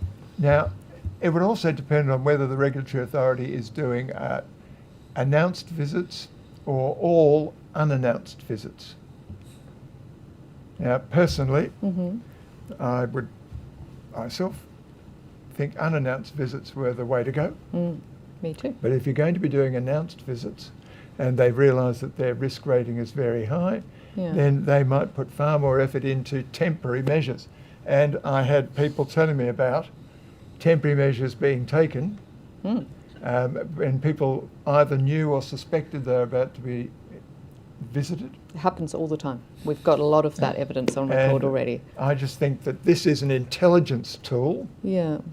and it can be very destructive if you take the view, okay, you're a high-risk service because you're a for-profit and because you are large. Yeah. Does that mean you are a high risk? Well, I would It's a think so. guess. That's why they've made you a high risk in the first place. But It's because you're does it mean it statistically is more likely dangerous? to have Does it compliance mean breaches. children are unsafe in that service? They might be a beautifully operating service, but just because they are for profit or just because they are large doesn't mean to say the risk of children is commensurately greater. But it's statistically more likely. So, It's statistically, so if but- you were to give parents the risk rating Yeah. and say, these are the factors that have gone into this, don't you think the families could work that out for themselves? So that means that every large provider, and particularly every large for-profit provider, you're saying, oh, these are really dangerous for your kids. No, I'm saying that you would include the fact that statistically those services are much more likely to have breaches. And so as you were giving that information to parents, you'd say, predominantly because of these factors, we've got a high risk rating for this, but there's also this compliance history, and that's also the problem. No. I think the important thing is that people can see the compliance history and they can see whether they were serious breaches or they were minor administrative breaches that shouldn't have happened, but it didn't mean to say that child would be unsafe each morning they deliver them to school. Yeah, no one's saying that. Everyone's talking about But this risk is here, how not... people would see it. Yeah, If I they- have more if trust in somebody families said, than government I think. said this one's a high risk, they're going to be going, I'm taking my child to a high risk environment. As opposed to now when they just have absolutely no idea, when they drop their children off. Until this year, we've had no information going to families, and now they're finding out from the media. Do you think that that's a better way for families to be informed? I think the way they're being informed as proposed in the bill, that they will be seeing the compliance history of that service and that they have been notified of any particular problems that are occurring, because there will always be problems. So you Now- wouldn't add to that they No. should also see the risk rating? No. Because we don't trust families to be able to interpret that information. That's not a particularly nice way of putting it. Sorry. Is that what you're saying? Because No, I of can't course see I'm not another saying reason that. for why you wouldn't trust No, families I with wouldn't information. be saying we don't trust families. I'm saying that it might be releasing information that from a operational perspective, it is best that the regulatory authority can act on it, not necessarily scare families by saying this is a high risk service merely because it is a large provider. And there are some of the large providers which are magnificent. No one's saying that they're Okay, not, but they will statistically, be up there in the risk rating. yep, statistically, large for-profit providers are far more risky and more likely to have breaches than others. That is statistically the case. That is why it's built into these risk ratings that the regulator keeps. Are you concerned that if families knew that the very fact that they were sending their child to a high risk facility service because it was a large for-profit would somehow stop them going to large for-profit providers? I think very likely. Right, If and you're is that a saying this is a problem? risky place to go. But the point is, what level of risk are we talking about? Well, we're talking about very, very serious incidents Yes, but having how occurred. often? When you're looking at a risk assessment, it is how serious is it in Yeah. terms of the damage, and what is the chances it's going to occur. Yeah. Now, from what we're seeing in the media, and where people are now coming forward with examples of what's going wrong, we're not talking about that all, 3,000 operated by, I think it's 3,000 operated by large providers, many of which are for profit. We're not saying that every one of those, that your child's at risk when it No. goes there. The child's at risk being driven there. Okay, let me just finish this. Are you saying that these internal risk ratings are so important that they guide what the regulator does, and if people find out about it, then people might act differently and there might be other things, but also not important enough to tell families about? I'm saying that the risk rating would be misleading as to the actual risk to their child on that day at that school or that early childhood service. What other statistic, what other measure do you have on telling parents what is statistically more likely to create an unsafe environment for their children if it's not these sophisticated risk analyses that the regulator has? As I've said before, the idea that they can see the compliance history of that service, that the information will be there front and centre when they come through the door of the service. They can ask for that information. They can be provided with information. That, to me, is the key thing that people need to see. This is the actual, not the risk. This is the actual issue with the management of that service. So they can read all of those tens of and hundreds in some cases, some centres, all of those pages. Parents can read all of those pages and then work out, do the statistics, find out for themselves that actually it's a for-profit centre and they're statistically more likely, et cetera, et cetera, et cetera. And they can put all of that together and then sit down maybe as a family at the table and work that out.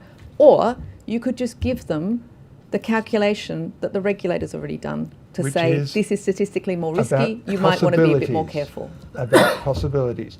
I'm not thinking that people are going to go in there and all of a sudden go, right, I'll need all this information, give me copies. I'm talking about them saying, okay, these are what the regulator has said are problems in this service after an investigation. Yep, These which is are what the goes into the actual risk rating. problems. They don't need to go and read the background as to how they got there. They can just see the finding of the regulator and decide, oh, I'm worried. Wouldn't it be lovely if we just had centres that weren't high risk? Sorry, I shouldn't. Wouldn't we though? Wouldn't that be lovely? Wouldn't it be lovely if we just had a zero We're talking tolerance hypothetically to here, high right? risk centres and we could just say, look, you will actually be able to drop your child off at a place where your child will be safe? As I think I mentioned earlier, there is no way that you will ever have an environment in 6,500 services in New South Wales, going up a couple of hundred a year, where there isn't problems. There will be problems. It's about whether the regulatory authority finds out about it quickly, whether it can react quickly, whether the outcomes are effective. There will never be, if you try and say that these things have no safety issues, then you're misleading people. No, I think Every service. I think what families are asking for is a level of safety similar to when they drop their children off at a public school. That is not what they have at the moment. They have a level of opacity where they're unable to actually know that their centre is going to be as safe as the centre next to it. I haven't done a comparison with state schools, but when I did spend a lot of time trying to get the Department of Education in the past to disclose why little Johnny got injured at school when he's taken home, and they refused for many years. I don't know what they do now. Let's just say it's a comparison I don't think's been made as to whether dropping little Johnny off at a state school means they're going to be safer than dropping them off at a long daycare centre. I think we can agree that there will always be a level of risk in life, in all different situations and circumstances. What we're talking about here is that some services have a disproportionately high level of risk, and that is what we're saying should probably not exist. That is an assessment, a criteria that the regulatory authority has decided on, not necessarily the fact in practice. I'll go to Ms. Mihalik. Oh, sorry, Madam Chair, I don't even know if you can hear me. So you can hear me? We can now. Okay, apologies. Right.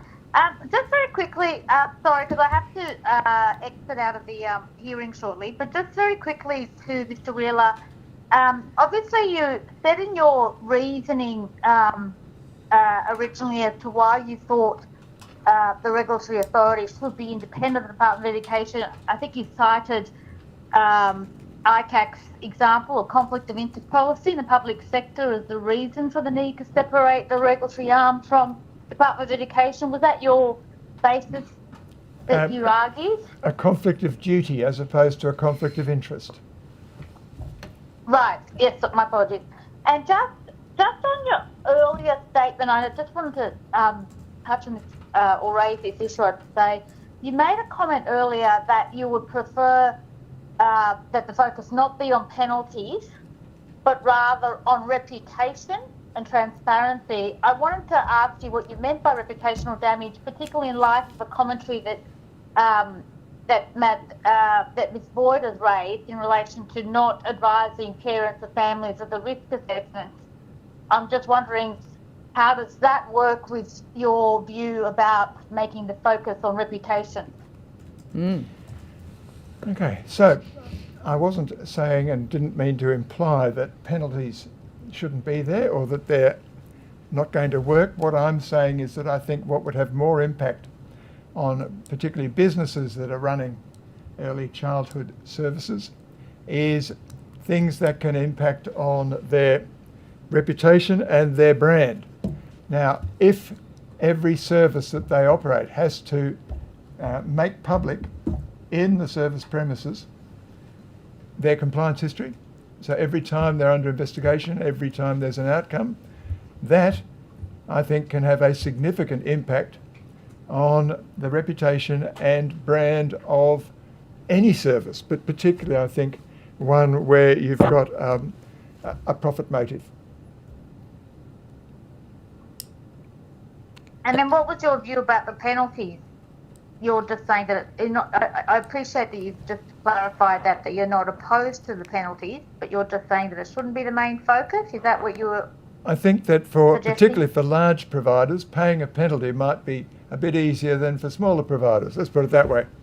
I was very keen that the penalties be increased, and I've noted that in the bill they've been tripled, which also means that as PINs, infringement notices, can only be 10%, they've tripled, which makes them actually something you might be prepared to spend the time to handle the administrative costs of dealing with them.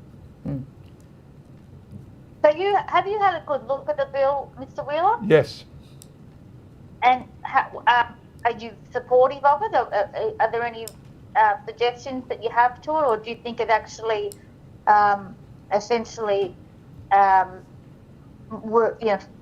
is basically the recommend? I mean, it is basically, I think, the recommendations that you put forward. But is there anything that you would suggest that needs to be amended, or you're satisfied from what you can see that it would be a worthwhile bill for the Parliament to support? In the drafting of the bill, I made a number of suggestions, and all of them were adopted. Lucky you. Okay, that's great. Thank you. Thank you very much, Mr. Wheeler. That's all the questions that I have. Thank you. Mr. Wheeler, thank you for your appearance today. I wanted to just ask you about your recommendation re paramountcy and whether if you could just elaborate on that and your reasonings behind your recommendation. Okay.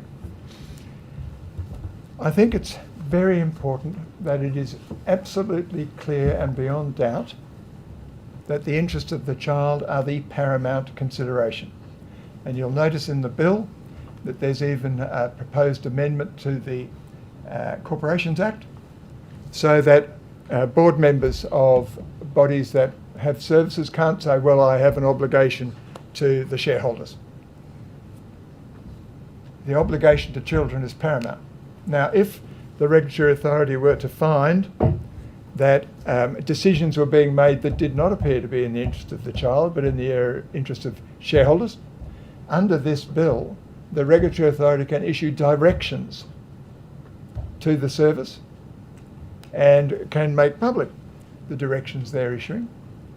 And I think that that is an effective way of trying to make sure that the board members in particular, but certainly the management of services, complies with the mandatory obligation that will be in the applicable national law.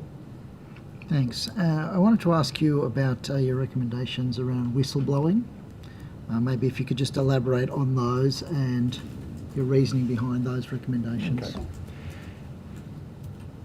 If, and this is, I spent 25 years managing the Ombudsman's whistleblowing function. If you want people to report about misconduct in an organisation, it is important that they believe they're going to be protected. So this act, or the amendments in the bill are based on the New South Wales Public Interest Disclosures Act, the latest version of 2022, I think it is.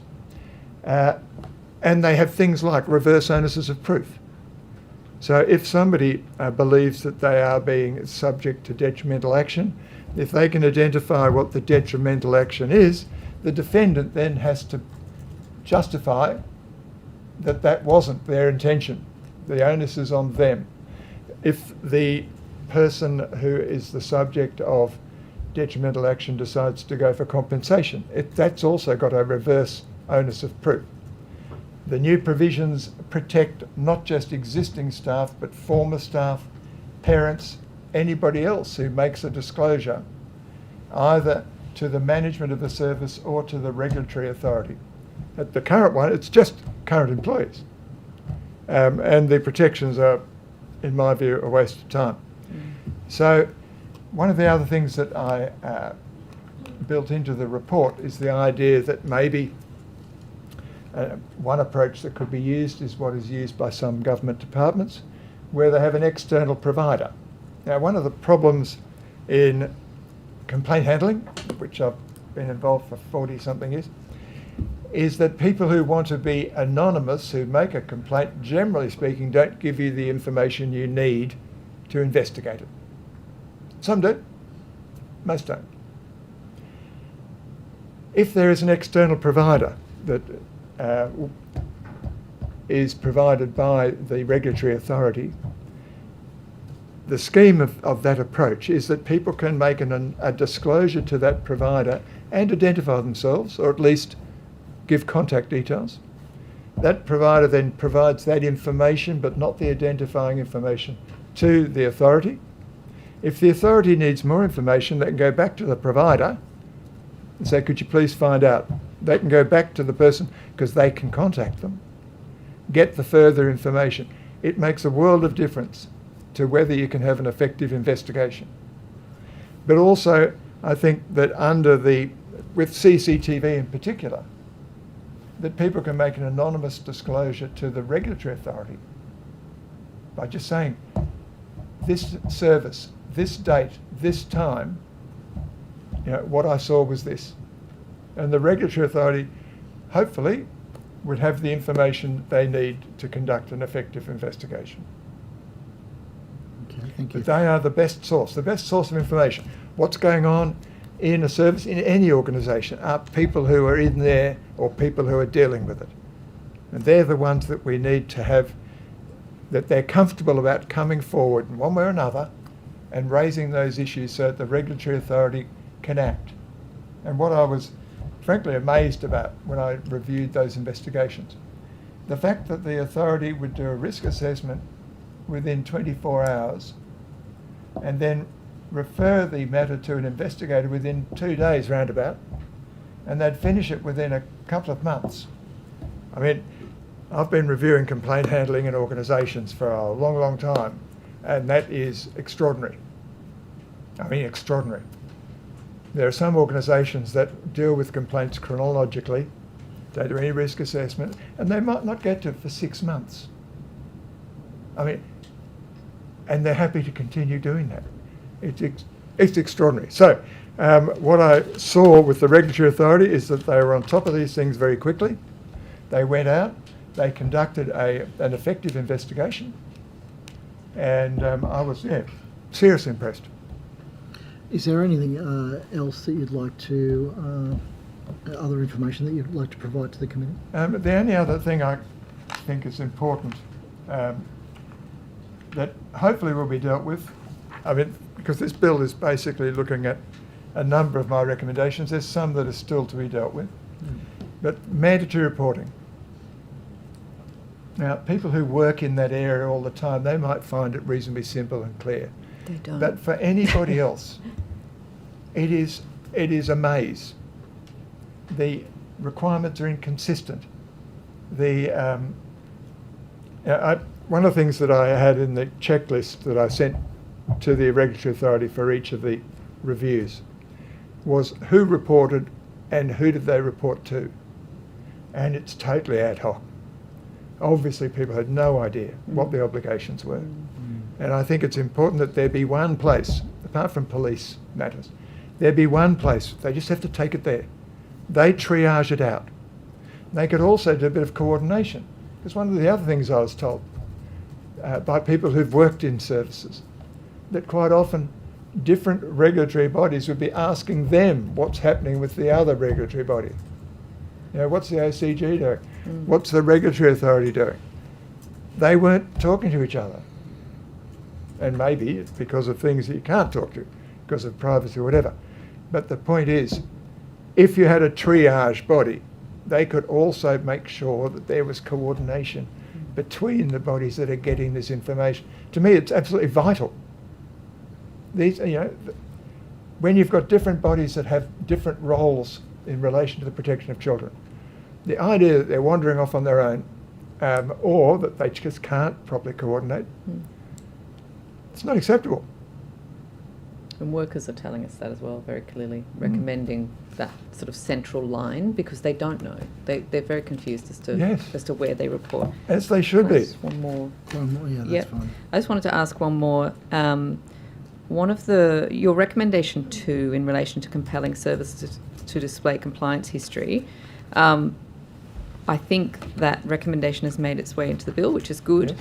But you say there, while such an amendment is being considered, the New South Wales regulator could impose a condition on a service approval just to require them to do it.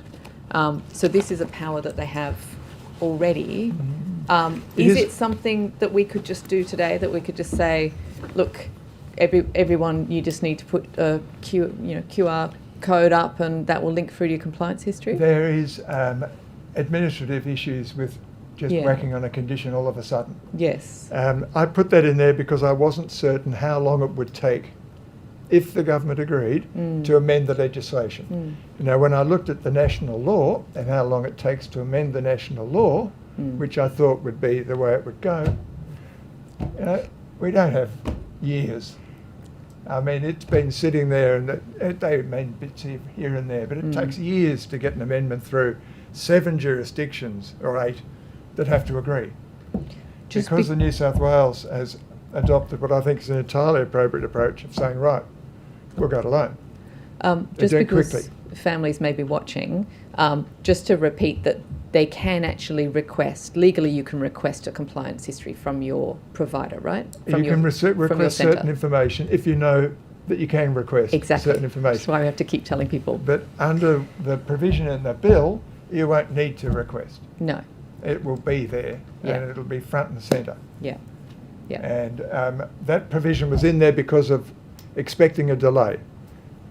Depending on how long it takes for this bill to be approved, it won't be needed. Well, I'm sure pieces like that of it won't take long at all. I think, thank you very much. And I didn't do the niceties at the beginning, but there is. Sorry, did you have more? But there is a lot that I really enjoyed in your review, and I'm glad that you did it. Thank you. I take issue with some bits of it, but I do think there's some really good bits there that have made their way into the bill. So thank you very much for that. That concludes our session with you. To the extent that there are questions taken on notice or supplementary questions coming from the committee, the Secretariat will be in touch, but that concludes our session with you. We will take a lunch break and be back at 1:45. Yeah, thank you for the opportunity. Thank you.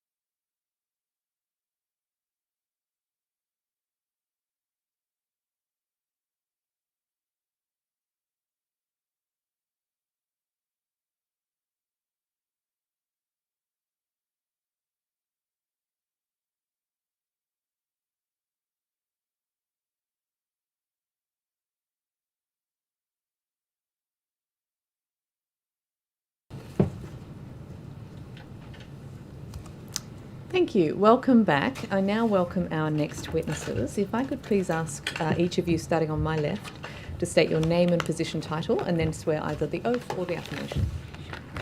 Angela Marikovic, Head of Operations. I swear that the evidence now about to be given by me shall be the truth, the whole truth, and nothing but the truth. So help me God. Thank you. Richard Bell, the CEO and Person of Management and Control of Little Zacks Academy. I swear that the evidence now about to be given by me shall be the truth, the whole truth, and nothing but the truth. So help me God. Thank you. Hi, Tracy Jones, Head of Compliance at Little Zacks.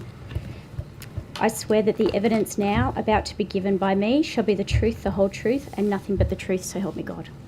Thanks very much. And would you like to commence with a short opening statement? Sure. Well, firstly, thank you for the opportunity to appear before the committee and the inquiry. And thank you very much, Chair. My name is Richard Bell. I'm the CEO of Little Zacks Academy. To my right, I have Angela Marikovic, who is my Head of Operations. And to my left, I have Tracy Jones, who is my Head of Compliance. I entered this sector 6 years ago with a commitment to improving outcomes for children and families, whilst building upon the foundation established by the Zacki family nearly 3 decades ago. Little Zacks operates 47 early learning centres, employs nearly 1,600 early learning professionals, and provides education and care for 10,000 children on a weekly basis. We're a family business founded by an educator and her husband. I acknowledge that the specific events that the committee has highlighted at some of our centres should not have occurred, and I understand the distress and the concern that that has caused families and this committee. As a family company that has been caring for children for more than 30 years and a father of 3, any breach of children's standards and safety is unacceptable. We take any incident extremely seriously, and all matters raised by the inquiry have been addressed in line with the regulatory directions, with corrective actions implemented immediately. Following these incidences, we urgently implemented safety reforms. Our immediate safety measures include mandatory allergy management training for all staff, quarterly refreshers and competency testing, enhanced supervision protocols requiring continuous light of sign supervision to all rooms, complete safety audits and remediation of furniture equipment across all 47 centres, and also the additional installation of safety protocols. We implemented systematic changes across senior management, monthly third-party safety audits to allow the strengthening of our recruitment process with enhanced background checking. We took accountability, measures including disciplinary action for staff directly involved in any safety breaches. We enhanced the ongoing monitoring and supervision systems and strengthened our leadership and overall governance.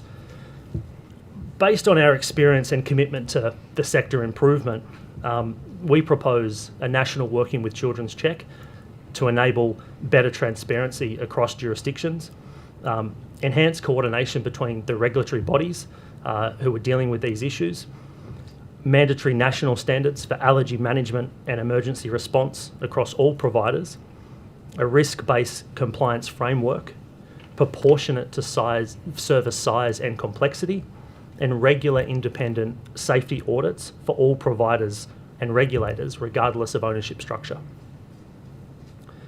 We understand that trust must be earned through sustained action, not words. We know that families and this committee will judge us by our ongoing action and our commitment to safety. We believe our experience, while regrettable, can inform broader reforms and safety across the sector. We are currently working with the Department of Education on a regular basis on 8 key areas to improve our compliance history. They include child protection, staff training, and safety procedures. Once again, thank you for the opportunity to participate in this inquiry, and we welcome any questions. Thank you very much. Thanks for appearing, and thank you for that opening statement. And it's refreshing for a company to start with acknowledging the mistakes that it may have made in the past. Can I just ask you a few basic questions about the structure of Little Zacks? Is this a franchise sort of model, or is it just that each centre is owned by different entities? How does it work from a corporate structure? Yeah, thank you for the question, Chair. Little Zacks Academy is not a franchise model. No. Little Zacks Academy is owned by 3 people. of which me being one, and the 2 founding shareholders. Is there, are all of the, I guess if I was to go into the ASEQA website and type in Little Zacks, would I get multiple companies come up, or would I just get the one? Are there sort of holding, is there a holding company and then other companies in there, or is that? So there's we have a number of structures at a corporate level. Yeah. And one of our main structures is LZ Proprietary Limited, which of course holds our provider license. Then we have M&W Zaki, which also holds another piece of the provider licenses. And that is the original founding member and his son is the reason why those 2 companies exist. Okay, all right. So there's the 2 companies. Are there any other companies that I guess the Zaki family hold sort of related to early childhood? Yeah, so we have LZS, which employs all of our staff at a centralised level, LZS Proprietary Limited. And then we have LZL, which is a leasing company, which is quite common in corporate structures to hold your leases outside of your operational structure. Yeah.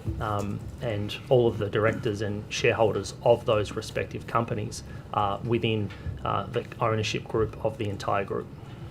Okay. Now, I'm not sure if this is correct, but I thought I read somewhere that you also had a like a labour hire company, or that there was some association with a some sort of workforce provider. Is that correct? Yeah, of course. Thank you again for that question. I think it's very relevant. We had some pretty challenging times in 2020 through COVID with staffing.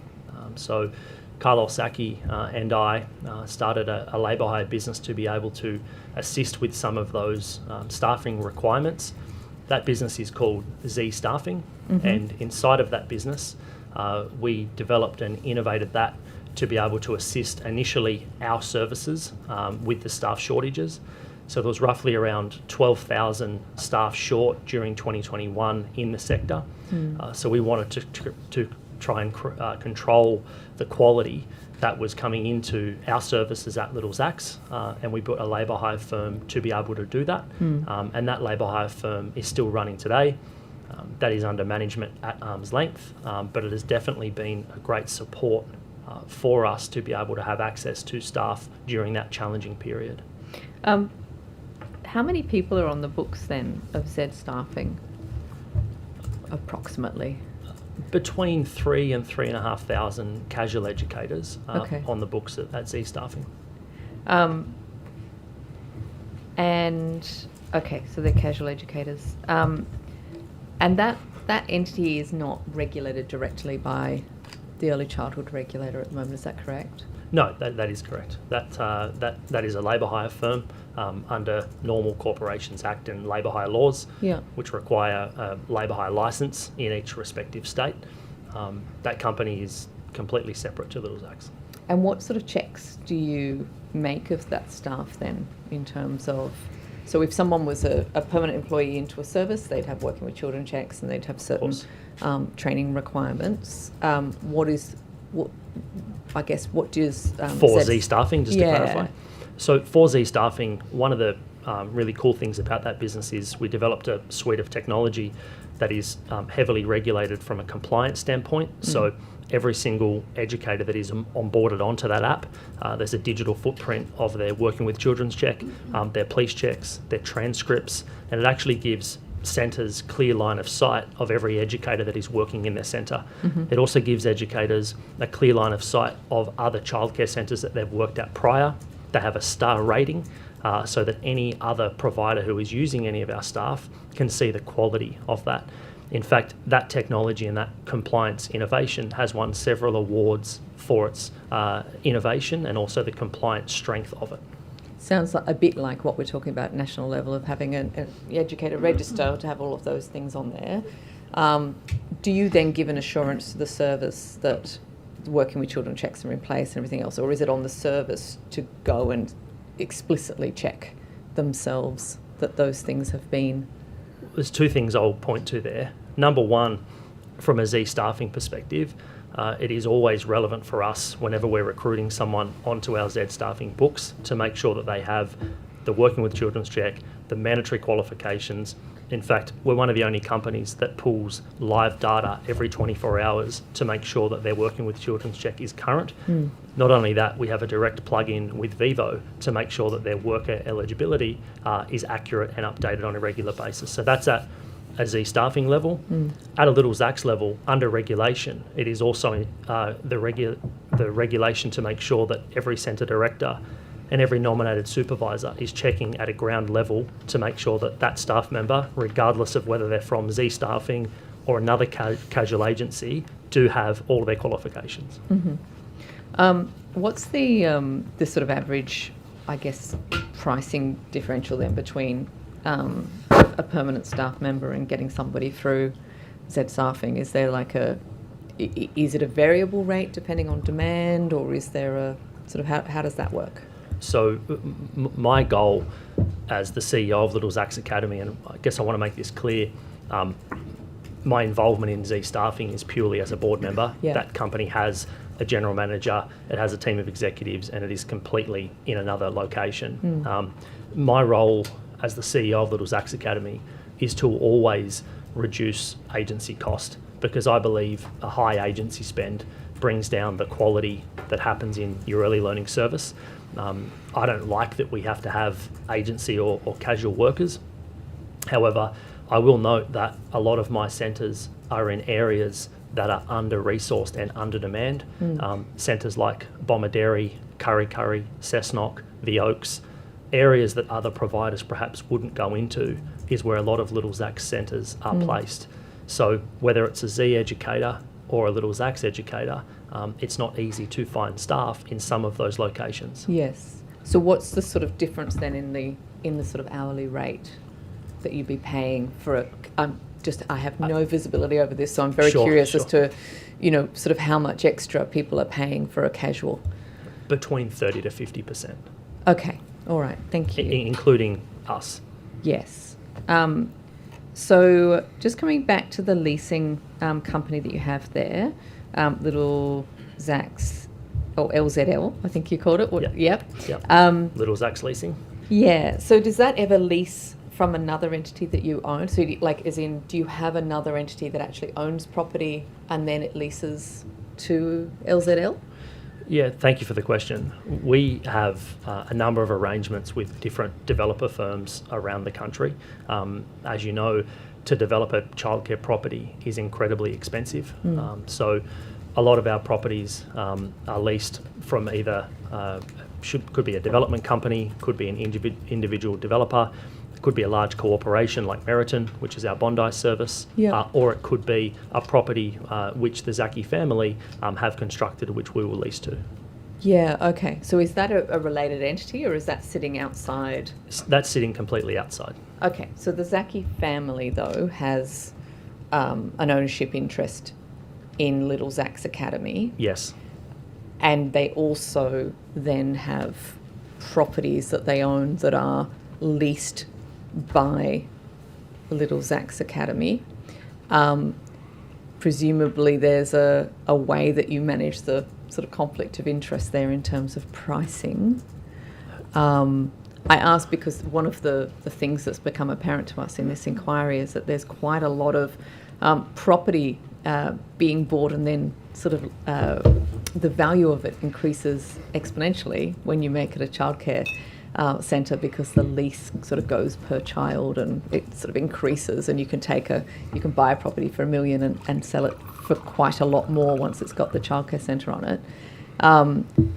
That situation where you are leasing the property from a related party, I guess, how does that work in terms of making sure that you're not sort of, I guess, artificially reducing your profits as a result of that? And, sort of, how do you manage that sort of conflict with the group as a whole, including the Zaki family? Yeah, sure. Well, number one, the way I run the organisation at Little Zax Academy as the CEO is I'm very clear around conflicts of interest, especially at a board meeting. So anything that is a conflict is always disclosed.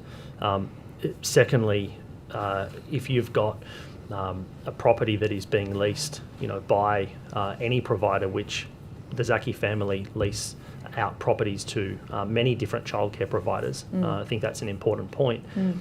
To be able to sustainably build a childcare centre and sustainably keep that asset well maintained, there has to be a fair and a market rent that is given to that. Secondly, in terms of the value of that asset, if the bank are doing a valuation to be able to provide finance for that asset, we need to make sure that all of that is done at arm's length and is done at a competitive market rate. The third thing that I would say to that is, as an organisation, we would never make less profit in our main entity and the business that I'm running to be able to prop up the value of a property. No, of course not. That's uncommercial and not something that I would ever do. I guess from the perspective, though, of like looking at the Zaki family, they've got properties that they can lease out to Little Zach's Academy at what we know are really very large prices, like the actual amount of rent that's paid on these things is quite astronomical compared to, we've seen examples of where you've got like a Woolworths of the same footprint as a early childhood centre, but the early childhood centre is being leased out for 10 times as much as the Woolworths because of the value placed on it on a sort of per child or per placement basis. So if you've got that property, you're then leasing it to Little Zach's. Little Zach's includes that lease cost as an expense. That reduces its overall profit amounts and the amount of tax it pays, etc., etc. But then it also, the Zaki family hold ownership in Little Zach's. So they're kind of getting the best of both worlds, aren't they? They're getting a reduced amount of tax that they're paying for Little Zach's. Little Zach's has a better case, perhaps, to argue for more subsidies from the federal government. And then the Zaki family is taking all of the lease and also this great sort of equity stake. If you were someone on the street, you might think that was perhaps a little unfair. How do you manage that to make sure, or how do has the regulators ever come in and talked about regulating the amount of that lease between these related parties? I think we're talking about two separate things here with respect. Like the inquiry that I guess we're here to be able to help is that the health, well-being and safety of children. And what I can say is that the Zaki family have built a business over a 30-year period, and over that 30-year period have developed an incredibly high-quality brand, trust among the parents and trust among families and trust among educators. So from a property perspective, there is a current undersupply of properties in these areas where we're going into. So I would suggest that from my perspective as the CEO of the company, I can't answer their property dealings because I'm not anything to do with that company. But from my perspective, I quite like the fact that we can develop centres quickly in areas that are under demand and under-serviced from an early childhood perspective. And I will also suggest that the assumption is being made that the Zaki Property Group own all of the properties that Little Zach's lease. No. It's actually less than 50%, far less than 50%. So from my perspective as the CEO of the company, I treat any lease negotiations like any other third-party lease negotiation, and that is through a legal team, through heads of agreement, through my heads of property, and that is negotiated at a market rate and a fair market rate across our group.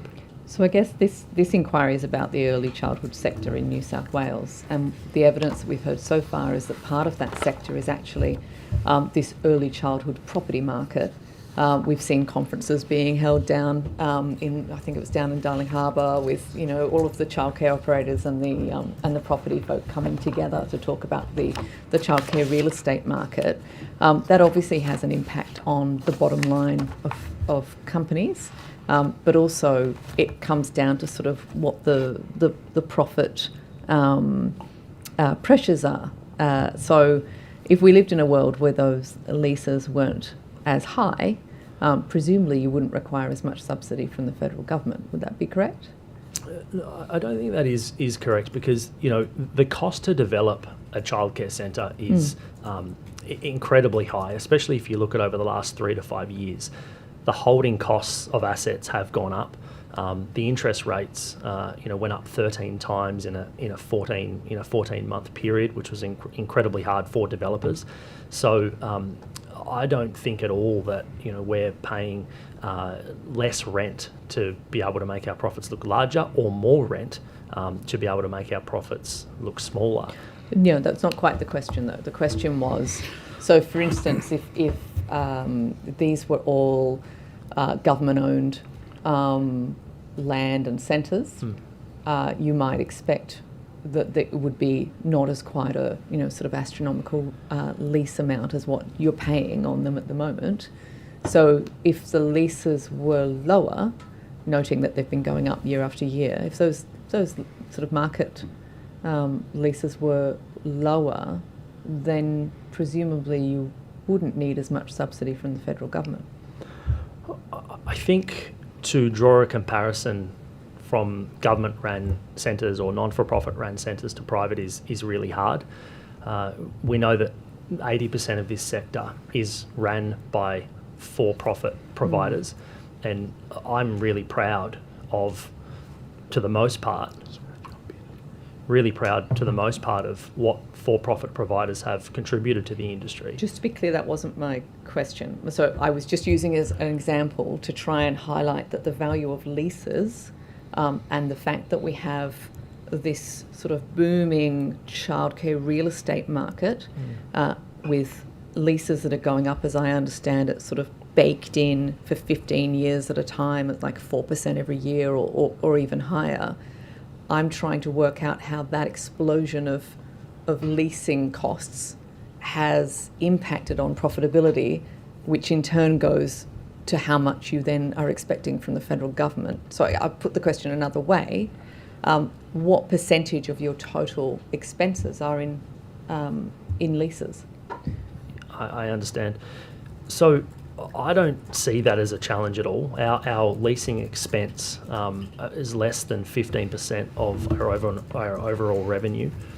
So from a commercial standpoint, in any normal setting, that's very reasonable. So rent costs have not been a huge contributor to government funding or needing a higher level of government funding. And has it been increasing over years? Of course, any commercial lease, Chair, will always increase at some kind of rate of CPI across every year. That in any sector, whether it's in retail, medical, hospitality, you're always going to have rental increases inside of your leases. Yeah. Okay. I think we've probably flogged that horse enough. Go ahead. Thank you, Chair. I just wanted to ask another question along the same lines, which was, in relation to the leasing, you've sort of variously described it as arm's length relationship, that you hire lawyers, that there's integrity and you're paying a market price for your leasing arrangements. Can you give me an example where you've declined to rent a property from the Zack family in favour of some other centre in an area? Yeah, there are several examples. The Zachy Property Group will develop childcare centres that we won't lease. And why is that? Have you declined to lease one because the rent's too expensive, for example, or is it for other reasons? Absolutely. So there's other reasons. So whenever we're looking to enter into a catchment, we're looking at a number of key demographic stats, and one of those things we look at is, what is the ratio for approved services in that place to children under the age of 5 in that area? Is there a need for another childcare centre to be in that area? We look at the drive time for parents and families. Is the centre accessible? We also look at how many educators, qualified educators, full-time educators are in that area, so that can we actually service it?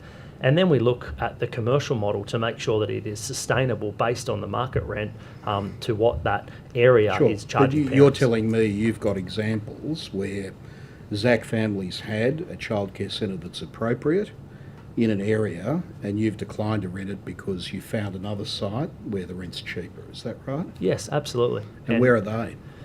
If I can take that on notice and deliver you that detail, but there are definite examples of where we have declined a centre and not taken a lease off Zaki Property Group because it didn't work with our model. But if I can take that on notice, I can give you that exact detail. Sure, take that on notice. And the other thing I just wanted to ask about, well, what measures exactly have you put in place to deal with this issue that's been raised? You know, I listened carefully to the answers you were giving before, and I don't think you've really answered the question properly about the fact that you have this family relationship and a series of companies that own property or provide services over here means that there's a shift in revenue going between these corporate structures that means you may well be eligible for more government funding than if you were a standalone operation. Is that right? Can I clarify that question? When you say we may be eligible for more government funding, what do you mean by that? Well, what I mean is if you're paying a higher rent or you're paying a higher fee for labour hire to associated entities, doesn't it then put you in a position where you can say, well, we need a greater subsidy in order to provide our childcare because that's the poor part of your overall corporate structure, while other parts of the corporate structure might be making an increased profit because of those arrangements? I think there's... I mean, is that what goes on? No, that's not what goes on. I think there's three mechanisms for funding that we know. One is the CCS from the families, and that has nothing to do with how much profit we make. That is assessed on an individual family basis in a household income. The second thing there is the worker retention grant that we get paid to be able to pass on to our educators, of which Little Zach's was one of the first to do that in the sector and pass that directly on to our educators. That has nothing to do with us getting government funding or grants from the government. Our profitability across our corporate structure, of which the only one that I have any control or input over is Little Zach's Academy, has zero to do with getting additional government funding.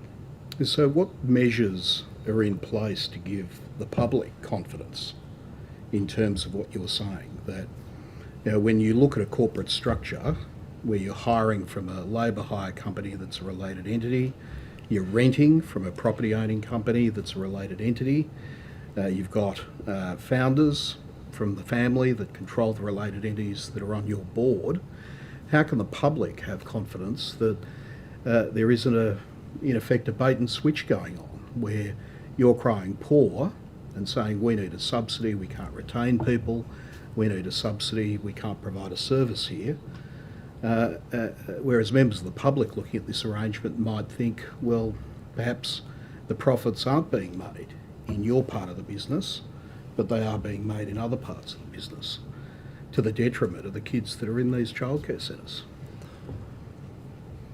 I'm not sure I understand the question. Whether they're a Zaki family property or they're an agency staff member that comes from Z Staffing, we still have two fundamental needs to be able to run high quality early learning services that put the health, safety and wellbeing of children first. And those two major entities are, we need a building and a purpose-built centre to be able to run any early learning centre. I'm going to need to pay for that, whether that's off a related party or it's not off a related party. So from my perspective, that holds no relevance. And then number two, we created Z Staffing to be able to help the industry, to be able to try and innovate around compliance, to be able to help the sector with the shortage of educators that we had. Little Zach's Academy doesn't get any extra benefit from owning Z Staffing. We are merely a customer of Z Staffing. Sorry, are you saying Z Staffing's not profitable? Z Staffing last year was not profitable, no. How unprofitable was it? For us, when you're investing in any company, especially a tech company, we've invested more than $10 million into Z Staffing and the technology platform behind that to be able to get it, to be able to hit the compliance needs that it needs to be able to scale and to be able to make and add value to the industry. So profitability was not the first priority for that company. We were trying to innovate in the sector, we were trying to increase compliance in the sector, and we were trying to solve the staffing shortages in the sector. And to give you an example of that, over the last 3.5 years since Z Staffing has been incorporated, we've delivered more than 250,000 successful shifts into the early learning sector. Our fill rate of our educator requests to an educator attending a centre is well above 90%. And that is miles ahead of any other labour hire firm. And that is because of the technology that we invested in to be able to help the sector in a really challenging time. Do you have concerns that that sort of labour hire model is going to, although, you know, I understand what you were saying about it being necessary at the time, there was staffing shortages, still are staffing shortages, but do you think that some of that model now of paying people a higher per hour rate to be a casual in a place where they can just kind of waft in and out is maybe disrupting the long-term employment prospects now? Yeah, I do think that. And I do think that as an operator and as a sector, we have far too many casual and agency workers. I do think it's a problem that we face because there is a direct correlation. When a centre has a high level of agency staff, their incidences and accidents are higher. And I do think that that is a problem, and it's a problem that we're trying to solve.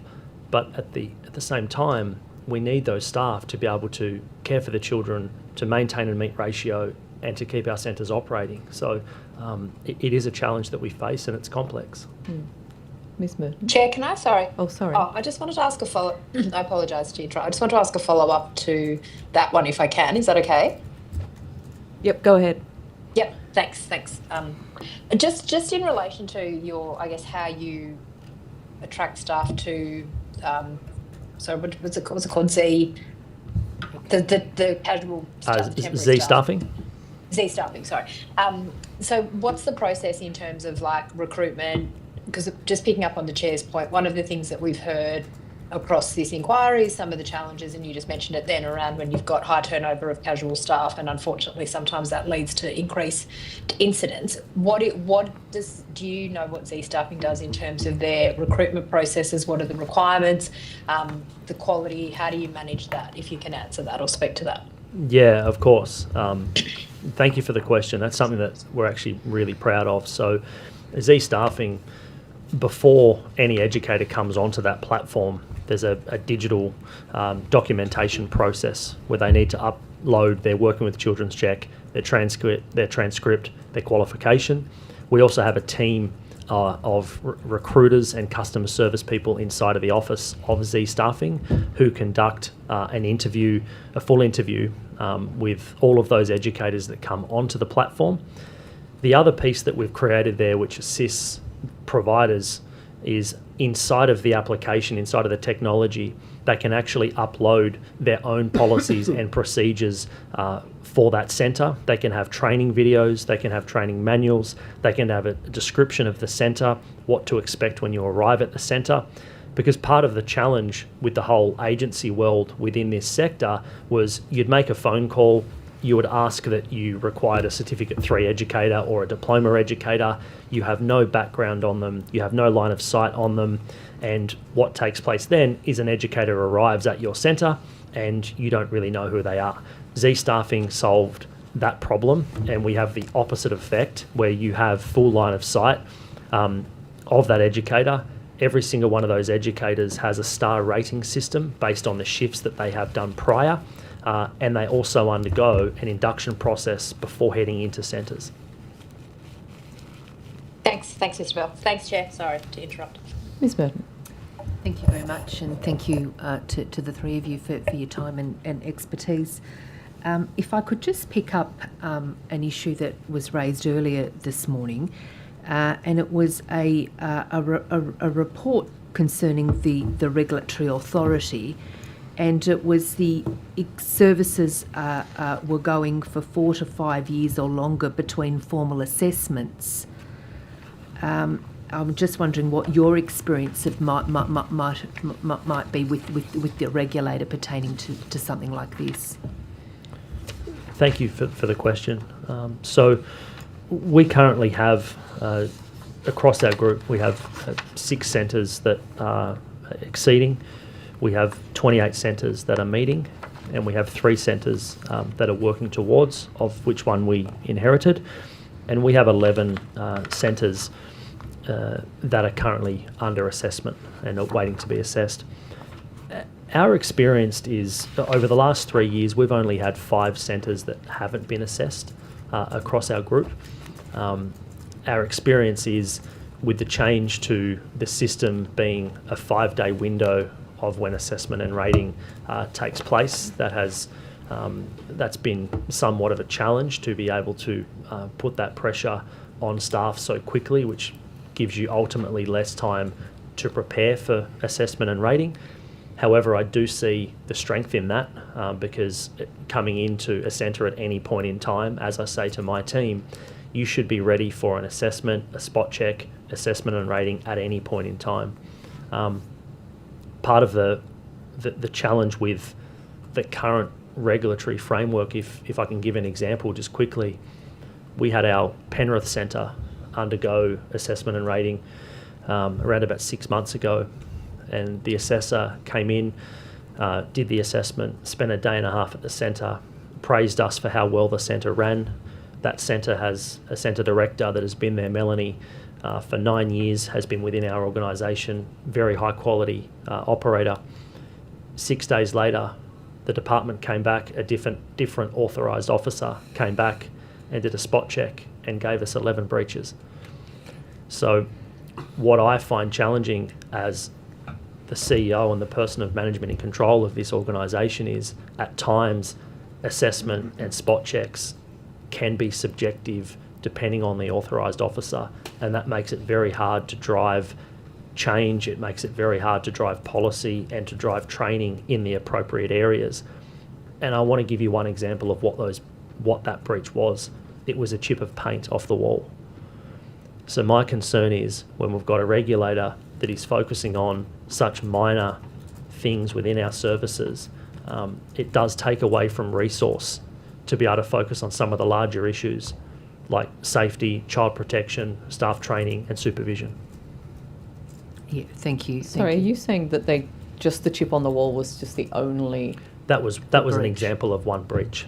Of a number, though? Yes, of 11, yes. Right, I was going to say, because I've read lots that are like, and this, and this, and this, and this, and this, and taken together, it's something. But that wasn't just a breach by itself that was a chip on the wall. No, that was an example. Thank you. Just because we asked everyone else, I'm going to ask you as well.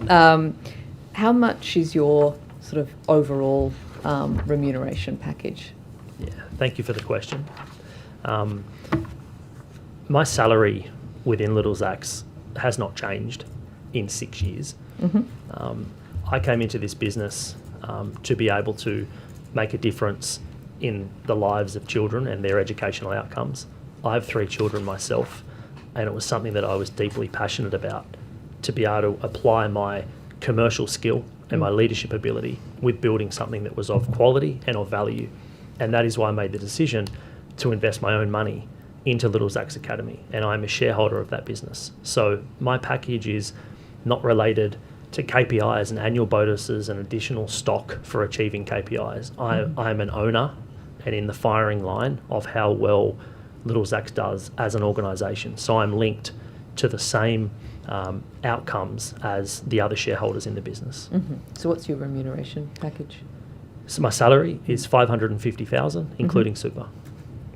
And so there's no bonuses on top of that, no incentives? No. No, just the... And Nothing. what percentage of the company do you own? There's different corporate structures, as you know, across the group, and the percentage of one company doesn't relate to the percentage of the entire organisation. So for me, I've got a percentage of the group of companies across the business that Carlos is involved in, and it's not as clean and cut as equity in the entire company. How much was your dividend last year then? The way I think about dividends is over the last 6 years, we have paid a dividend in some years. Over the last 6 years, it's been average of $525,000 per year. Okay, all right. So that sort of brings it back up to Have you par. provided any bonus shares as part of your remuneration? No, I'm not. Okay. Right. So you're looking at total remuneration when you've got, keeping in mind that you invested. How much of your own money did you invest? It was in 7 figures. Right. Okay. And then you're getting back. Okay. Thank you. That's very useful. And do you have an incentive structure for your centres, for centre managers? Yeah, I do. What does that look like? Thank you for that question. So this was something I implemented a couple of years ago now. I will just note that 60% of my directors and my area manager KPIs are based on compliance and safety. So we developed a compliance and a safety dashboard, which assisted us to be able to highlight where incidences happened, the severity of incidences, how many incidences and breaches were reported, and how quickly we took action of that. And the directors are bonused, 60% of their package is on that. Then they have a base salary, and then they have 20% which is focused on rostering and wages, and then the other 20% which is focused on occupancy. Thank you. It might come back to me. Have you got another one, Mr. Murphy? You got another one? Anything from you, Sarah? No, I'm sure I could think of some more, but I think maybe we'll leave you and let you enjoy the rest of the afternoon. Yep. Okay. Did you have one? Look, you look like you're about I might to. just ask one. Maybe you'll need to take this on notice, but as a director, you're a director of the labour hire company. What was that called? Z Staffing. Z Staffing. So does that company provide any particular training for the casuals that are on its books? Yes, absolutely. And can you just provide on notice information about what that is? So in terms of, mandatory reporting or other requirements, what does it do in terms of development of those casual staff that are then farmed out? Thank you for the question. I'll take that on notice and come back to the committee with a detailed brief on that. Thanks. Sorry, I did remember just one more. In the SO52 documents that I've been reviewing, there was an incident in relation to Little Zach's Academy in Epping, Epping 2, this one is, where there was an allegation made about a particular staff member. It says that the agency staff member was from Z Staffing. They were immediately stood down from Epping, from your Epping Centre after the allegation. Would they have also been taken off of Z Staffing's books? Yes, absolutely. I might just throw to my head of operations, Angela, to answer that if that's okay. Thank you. Thank you, Chair. We have a really good working relationship with Z Staffing. So in that instance, we immediately stood down the casual educator and then contacted the head of for Z Staffing and made them aware of the allegation. And I do believe that person has since been terminated from Z Staffing and no longer is working with them. I do know firsthand that Z Staffing has really rigorous systems in place in relation to child protection, Office of Children's Guardian. They're well aware of their legal reporting and obligations as well. And then we also notified on our end as well at that time. Okay, thank you. I do love that we've all been saying Z Staffing and Z Staffing interchangeably, and it's all got very confusing, but it's the same thing. Thank you. Okay, so on that note, thank you very much for your attendance. In relation to questions on notice and any supplementary questions, the Committee Secretariat will be in touch. That concludes our time with you. Thank you very much. Thank you so much.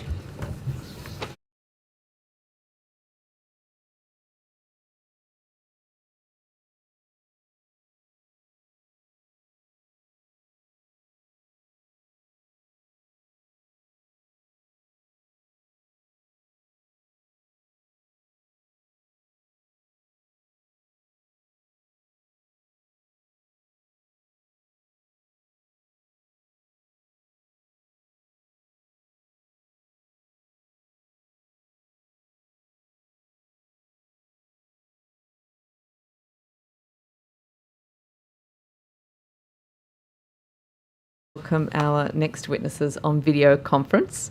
If I could please ask you to identify yourselves. I'll start on the left, or whichever one is on the left for you. And if you could tell me your name and position title, and then swear either the oath or the affirmation.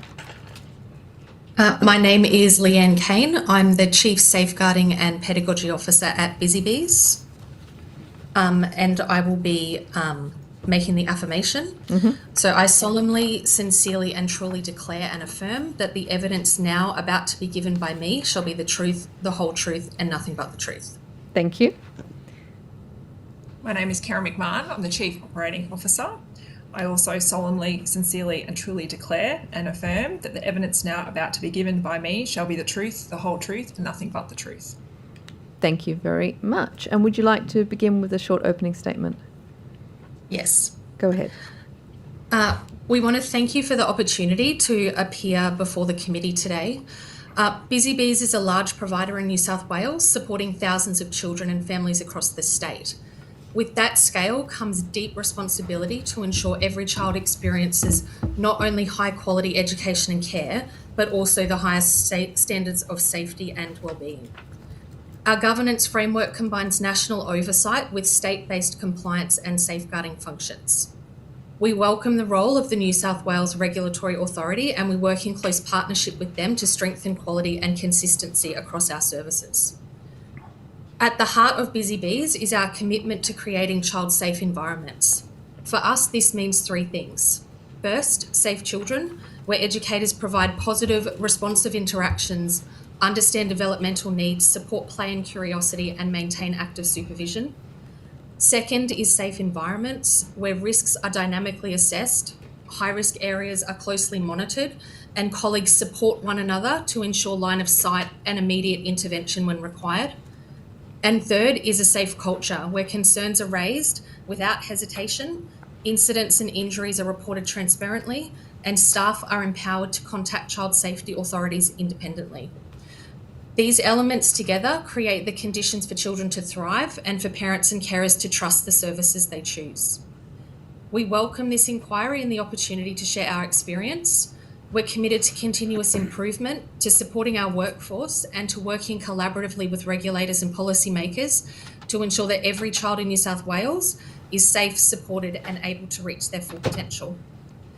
In speaking today to such a broad terms of reference, we will take on notice any specifics related to individual matters to ensure that we can be as accurate as possible in responding to committee questions.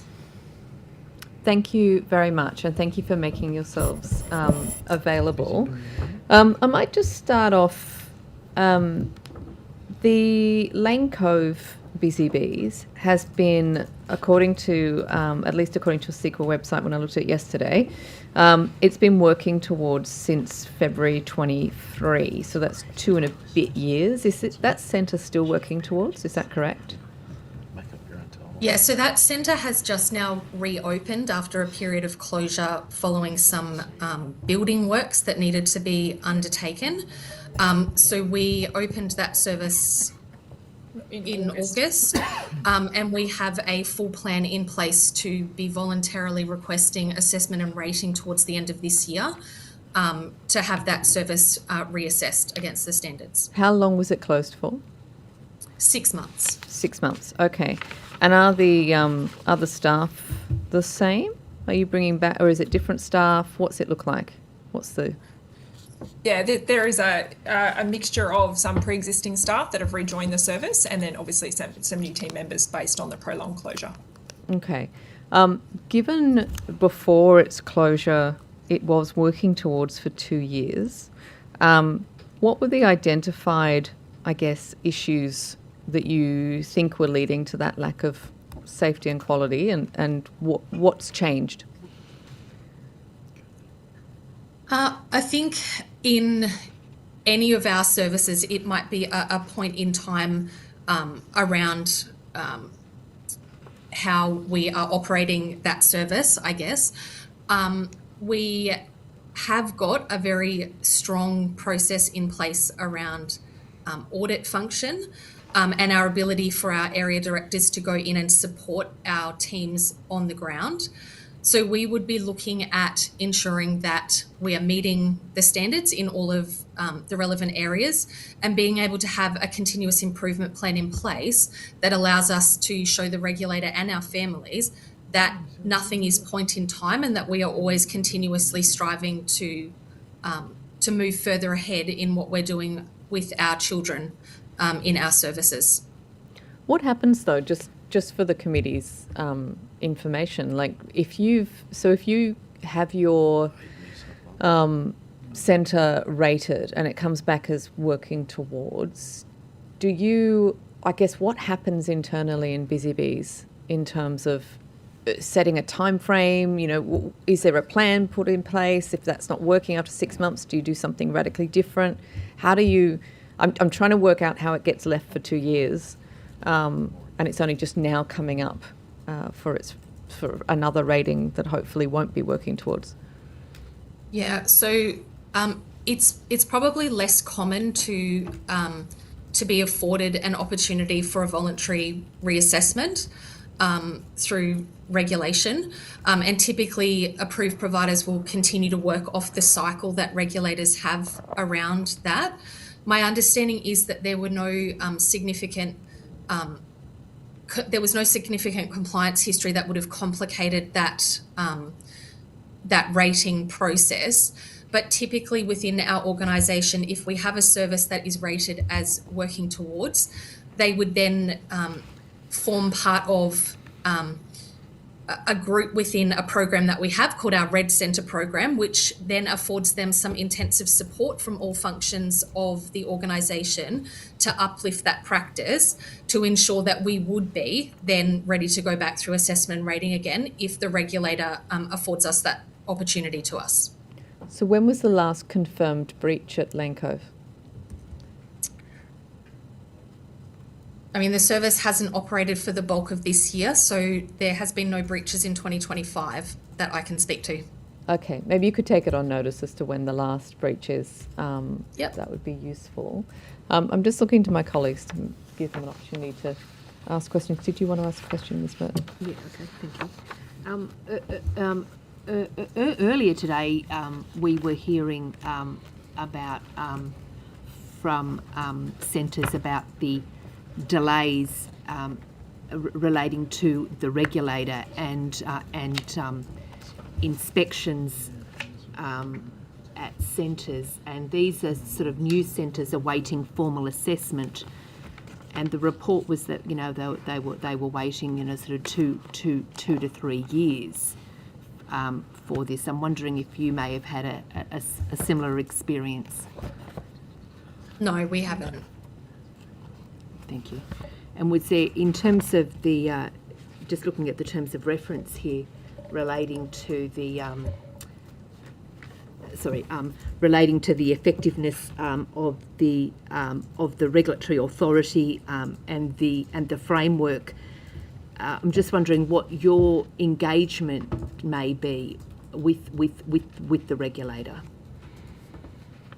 So with all of our regulators across the states and territories that we work with, we have proactive engagement. So we work with the regulator in New South Wales, for example, to have regular discussions throughout the year to look at patterns around sector concerns that there might be, to talk through initiatives around safety and quality that we have in place in our services. And that's certainly something that we hold at the fore of what we do in having those positive relationships as well. We support their involvement in monitoring visits, unannounced and unannounced, to our services as well. So we do appreciate their presence within our services to make sure that practices are aligned to public expectations. Mm-hmm. Thank you. And in terms of unannounced visits, and in light of the number of centres involved with Busy Bees, in terms of sort of the last 2 years, what would sort of be the average number of unannounced visits that you may have received at a centre, just in terms of the frequency of some of this? I would have to take that one on notice. I don't have that information on hand. Okay, thank you. Just looking at government. Oh yeah, I had a question. So I wanted to just ask a little bit about the New Lambton incident. So the centre was rated as meeting expectations. That's correct, isn't it? When the incident occurred. So it then begs a question around whether your organisation relied on the quality rating system in terms of assessing how safe the centres are that are under your care. Do you have a independent or separate process for assessing centre safety, separate from the criteria that's applied in terms of rating centres on the basis of the quality, the national quality rating system? Yes, we do. So we have tiers of audit and monitoring within the organisation. So our area directors undertake, I guess, that second tier approach to audit, where they have a schedule of audits that they would undertake across the course of the year. And that is aligned to each of the quality standards. I then operate a team that would be able to come in and in the instance that there was non-compliance on an internal audit identified, be able to come in and assess that and provide additional support and guidance to the teams on the ground to uplift that practice. So, yeah, we certainly don't rely on the ratings as an indicator of the positioning of our services. We look at it point in time on how they're actually going day in, day out. And was prior to the incident, was New Lambton on the radar in terms of a service that potentially was operating in an unsafe way, or were there any red flags at all? Given the compliance history that was recorded in the information provided to the committee, the organisation did support the service through a number of interactions with the regulator in the lead up to that. So there was a prior history. Is that your evidence? That should have given, cause for some concern from the management of Busy Bees. Is that fair to say? This is Karen responding to this question. I think that incident happened well before Leanne's time, so probably difficult for you to comment in regard to that, and also prior to my time. Obviously post that incident happening, there's been a significant, as Leanne's referring to, work that is being done to address concerns within that particular service. I think the other aspect to round out the question in regard to our, I suppose, proactive approach to identifying time and place concerns of compliance. Leanne mentioned earlier around what we refer to as our Red Centre program, which is our proactive review of all centres at a point in time using a range of data insights to help us identify. That is a process that's been launched within the business within the last 18 months. So, as I said, it's difficult for us to comment on what may have been happening by prior leadership in the lead up to that incident, because we both weren't with the organisation at that time. So is it fair to say that you wouldn't say that the National Quality Framework is the best guide to giving you an insight into the potential risks that might be present in a centre?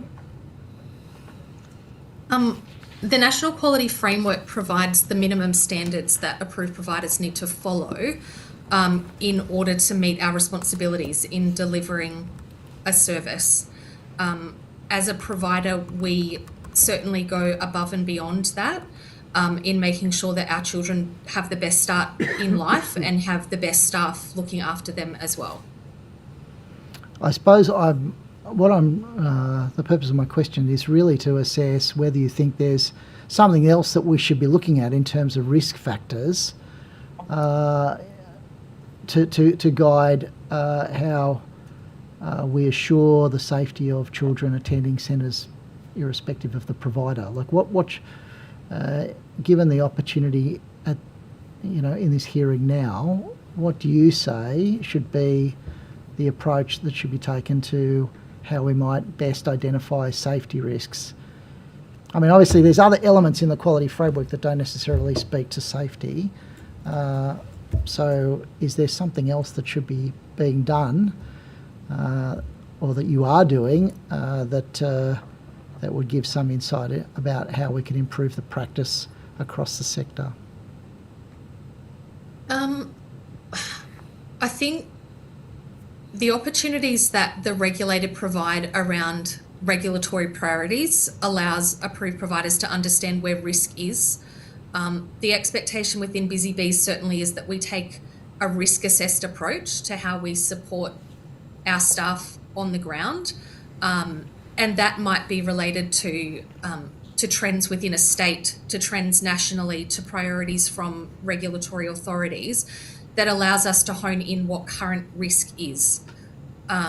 That's supported by things like unannounced monitoring visits that will ensure that regulators can observe practice without preparation, I guess, from services. So from that point of view, we're comfortable that supports us as an approved provider to make sure that our practice aligns with where it needs to be at.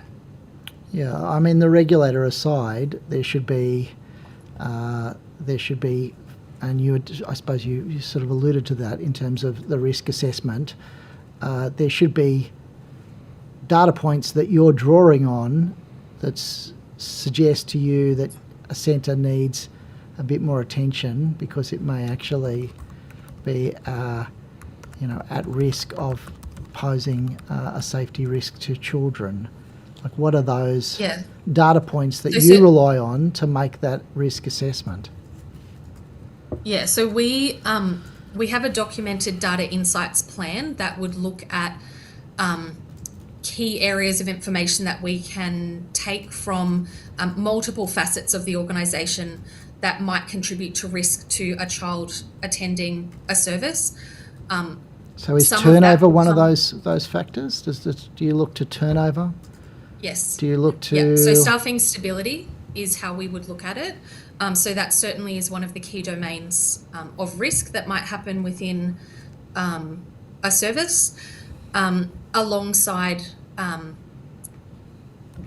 assessment and rating commentary as well. So quite often through assessment and rating, we receive improvement notes regardless of rating that allows us to include that within continuous improvement processes. We take on board feedback from our families, from our staff through engagement surveys. So a lot of those points... Do you do exit surveys? Yes, we do exit surveys. Yeah. And is there any insights? For families and for staff. Right. Any insights from your staff exit surveys? I mean, it's a mixed bag within our sector. We have people who become qualified and move on to teaching degrees. We have people who move closer to home or geographically change where they're working. I don't know that there's necessarily a pattern around the workforce at this time. Certainly in my time in the sector, it ebbs and flows in terms of turnover and staffing stability, dependent upon a wide range of factors to do with workforce management at a state and federal level. Can I ask, just on that, just picking up on a point you just made then, Ms. Kane, in relation to the A&R reports and the areas for improvement, etc. I was speaking with somebody, in fact, the committee had a visit from somebody from the UK last week who was talking about the regulator there actually providing those rating reports not for the service, but actually for parents. So they get written as a kind of parent-facing document that says, here's what your service has been rated as, these are the areas for improvement and what we'll be looking for next time. Do you think that level of transparency would be helpful to adopt in Australia? Yeah, I think anything that can drive up quality and allows families to have that transparency into how an approved provider operates, we would welcome any changes like that. And I think parents are becoming far more in tune and savvy about asking these questions. In my role, I speak with families often, and one of the key points of conversation we talk about is assessment and rating results, and many times I ask for more visibility, where we've done well, where we have exceeding things, where we don't. So I think parents are becoming more savvy in asking those questions. So greater transparency, I think, will potentially become an expectation. Thank you. Can I ask you on some financial questions? The last financial year, can you tell me what Busy Bees Australia's revenue was and how much tax was paid? As we hadn't had an opportunity to prepare for that question, we're happy to take it on notice and provide a response. Yeah, thank you. I've read some commentary saying that Busy Bees, effectively saying that Busy Bees doesn't pay very much tax in Australia because most of the money goes back offshore to the pension fund owner. I understand it's a private equity arm of the Ontario teachers. Yeah, teachers. Teachers. Yeah. Yes, that's right. So I understand that there's, because of related party transactions, there's a lot of interest that goes back offshore, with leaving Busy Bees sort of net profit quite small, and then the tax that you pay in Australia quite small. If you could just give us a little bit of sort of evidence over the last few years on that, just so that we can work out what's going on, that would be very interesting to see, just as we're looking at all the different corporate structures. Can I also ask, do you have any sort of data around the extent of casualisation of your workforce? How often do you use sort of labour hire? Yeah, so just from a point of distinction, when you say casual, you're referring to labour hire as opposed to our own casual workforce? Oh, that I'd love to hear about both. So yeah, if you've got a sort of casual we pool, consider them as very different. Yeah, absolutely. So we have a routinely, and we track this very closely in regard to traditional labour hire or agency. We have about 1% of the total hours worked across our network go to agency, so it's very low when you look at particularly across not just New South Wales but across our national footprint. We sit at about 11% of our permanent workforce being casual across the whole network. Okay. Our casuals are treated in exactly the same way from a training, onboarding, induction and monitoring as any other permanent staff member, but form about 11% of our total permanent our total workforce. And are they casual because they work across a bunch of centres? Are they casual, do you find it useful to have a certain casual pool to be able to fill in gaps around the place, or is it more a case of what people want to work? Is there a...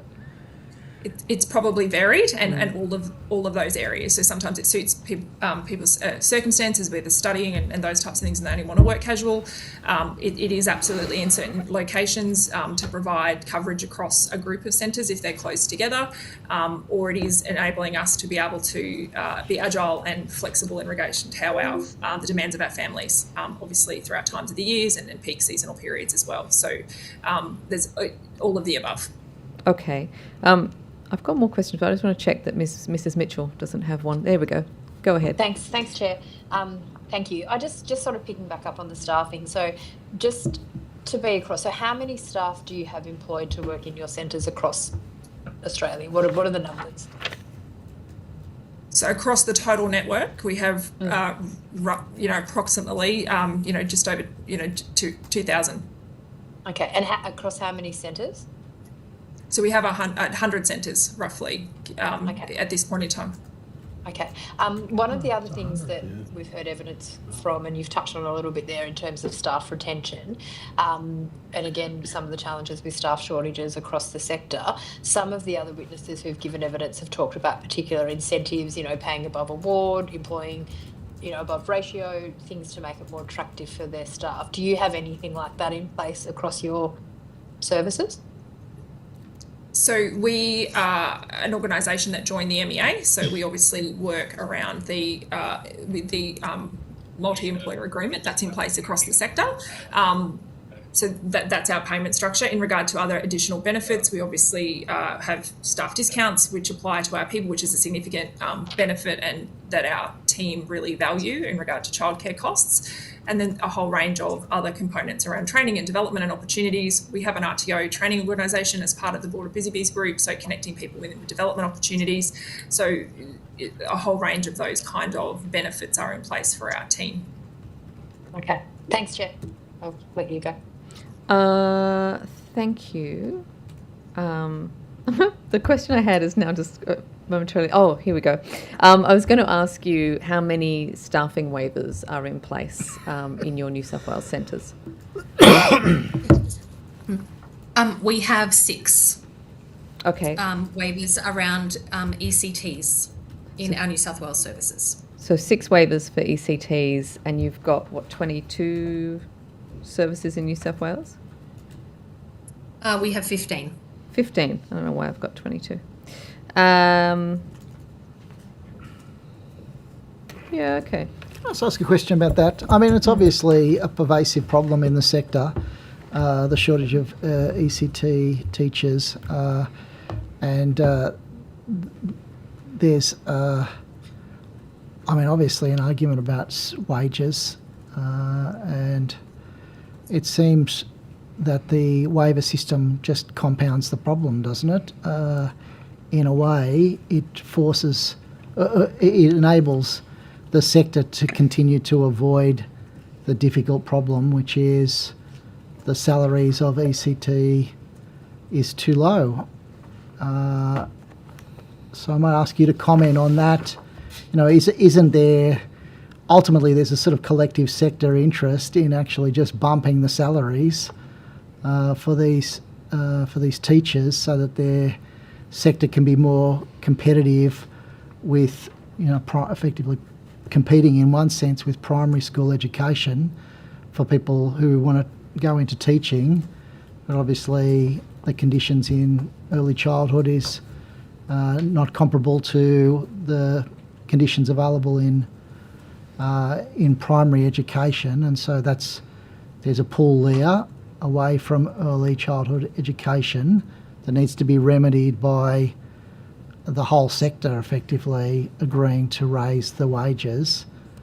So I might invite you to comment on that. Yeah. Just to clarify, on the ECT cohort within Busy Bees in particular, we certainly pay above award in that particular cohort, because we do recognise as an organisation it's very competitive and challenging to attract ECTs. We certainly would always opt to pay above award to secure an ECT, because that provides the best outcome to children in our services, then apply for a waiver. So we, at this point in time, it depends in regard to location. So we pay further above award in our regional and remote locations because it's required. And then all ECTs across our other networks are paid above now when I say award, I should say MEA to be accurate, because we recognise that, to your point, it's very competitive. But we would always prioritise getting someone in place, even if that means paying above the MEA as opposed to putting in a waiver. Where we really struggle, particularly in New South Wales, is a large proportion of the portfolio is regional in the Newcastle Hunter region, and the ECTs, from a broader workforce planning, it's a sector challenge that in regional locations it is very challenging to identify and secure those particular candidates are just not in the market. And that would be, we would see that across our colleagues in education as well. It's a I guess there's a societal shortage of ECTs. It's not confined to the early years provision as well. There generally is and has been for some time a shortage of teachers within the market. It's more acute, isn't it, in early childhood centres, like in that context, the 0 to 5 range. Like there is a shortage of teachers, and there's certainly a shortage of teachers in regional areas, but the shortage is much more acute in your sector than it is in primary teaching. I could only speak anecdotally from conversations. I don't have facts on what the shortage looks like in the education system itself. Of those 6 waivers for ECTs, is one of them in Lane Cove, or is Lane Cove waiver free? No, they're waiver free. Okay, thank you. Any further questions? Sorry, Go just ahead. one question. If I could just follow up, in terms of your centres in greenfield developments and openings, would you be able to provide details of what you may have available? We have no centres at this point in time under development. Okay.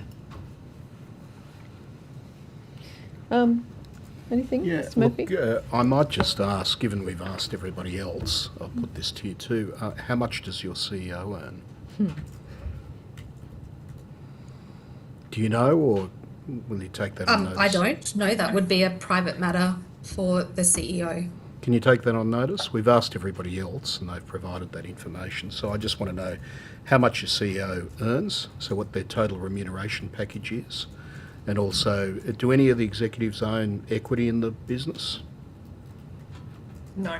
No. Okay, so, and so also just whether the CEO owns equity in the business, even if other executives don't, if you can take that on notice, and whether a bonus was paid to the CEO, and if so, how much it was the last financial year. We can take that on notice. Thanks. Thank you. Okay, I'll just check with Mrs. Mitchell. Nothing further from you? No? All good. All right. We are going to let you go early then. Thank you very much for making yourselves available. To the extent questions were taken on notice or there are supplementary questions, the Committee Secretariat will be in touch. But that concludes our time with you this afternoon. We'll be taking a short afternoon tea or a long afternoon tea. We'll be back at 3:45. Thank you. Thank you. Thank you. Our final witness.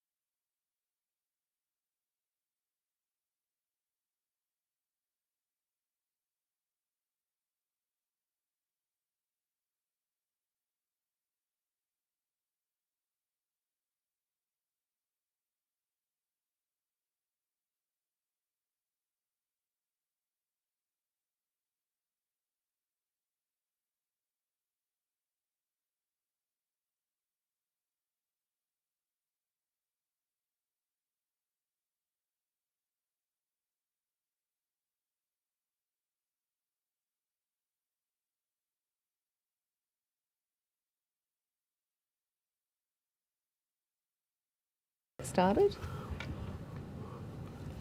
Excellent. Welcome back. So we have our next witness online with us. If I could ask you please to state your name and position title and then swear either the oath or the affirmation. Okay, my name is Pam White and I'm here today. I was one of the lead reviewers in the recently completed report into child safety in childcare centres in Victoria. I solemnly, sincerely and truly declare and affirm that the evidence now about to be given by me shall be the truth, the whole truth and nothing but the truth. Fabulous, thank you. Did you want to make a short opening statement? I only to say that I'm sure people were reading the newspaper, sort of what precipitated the review in Victoria. It was a rapid review, so it was over and done in 7 weeks. We did not look at that particular case involved. We did not review the regulator because the regulator is going to be reviewed by the Ombudsman sometime later. So we basically looked at the sort of more systemic issues in Victoria. Thank you. And I think that one of the reasons for calling you to appear as a witness today was because of that broader sort of systemic review that you did. We had I'm sure you're aware, we've had a review of our regulator here in a pretty short time frame without that systemic side, and you've sort of done the other side of it. So I'm particularly interested in recommendation 2, talking about a rethink of the ECEC system. Could you give the committee the benefit of your reflections on sort of what the makeup of the sector looks like and where you see some of the issues? I'm probably a bit unique in as much as I was involved in looking at early childhood regulation in 1986. And I came back from maternity leave to be on an advisory group to look at regulations in childcare. So the last time I looked at childcare, it's smaller, some for-profit, small not-for-profits, and a lot of non-government. I came back sometime, all this years later, and it had become a completely different beast. So grown rapidly for good reason, part of the Commonwealth Government's workforce strategy. So massive growth, no direct funding. So it used to be direct funding or just fees, now a voucher system where parents have choice to go. So you see certainly probably the same in New South Wales. Really the biggest growth has been in the for-profit sector. There's still quite a few not-for-profits. In the for-profit sector, there's still that sort of thing that was very familiar to me, people who own 1, 2, 3, maybe 5 centres, but now people who own 300 centres and own them across Australia, whose company structure is completely opaque, where the regulator probably hasn't kept up with all of that, and of course the national law. So again, when I left, each state and territory was in control of its own regulatory arrangements. Now we've got something which arguably is good, where you've got a national law, but anything to do with changing Commonwealth state relations can be time consuming. So when we looked at it, we thought it's really just grown of its own will. I mean, all the effort has been to grow it, grow the workforce and grow the sector, and certainly that has happened. But now, is it time to put some guardrails around? Is it time to start looking at where we want growth, what we want to do with quality? So it's a time to sort of, I don't know, for government to put its arms around it again and start making decisions about what the sector should look like, rather than rely just on the market. Thank you. I think that's incredibly useful sort of background, and I guess it's not, the sector is not by design. It is just because that's that's sort of what's been allowed to happen. Did you, when you were talking about putting guardrails around, were there particular considerations in relation to these big for-profit players that you saw requiring some guardrails? Is it about the percentage that they make up in the sector, or is it more about, is there something else around what you might look at changing?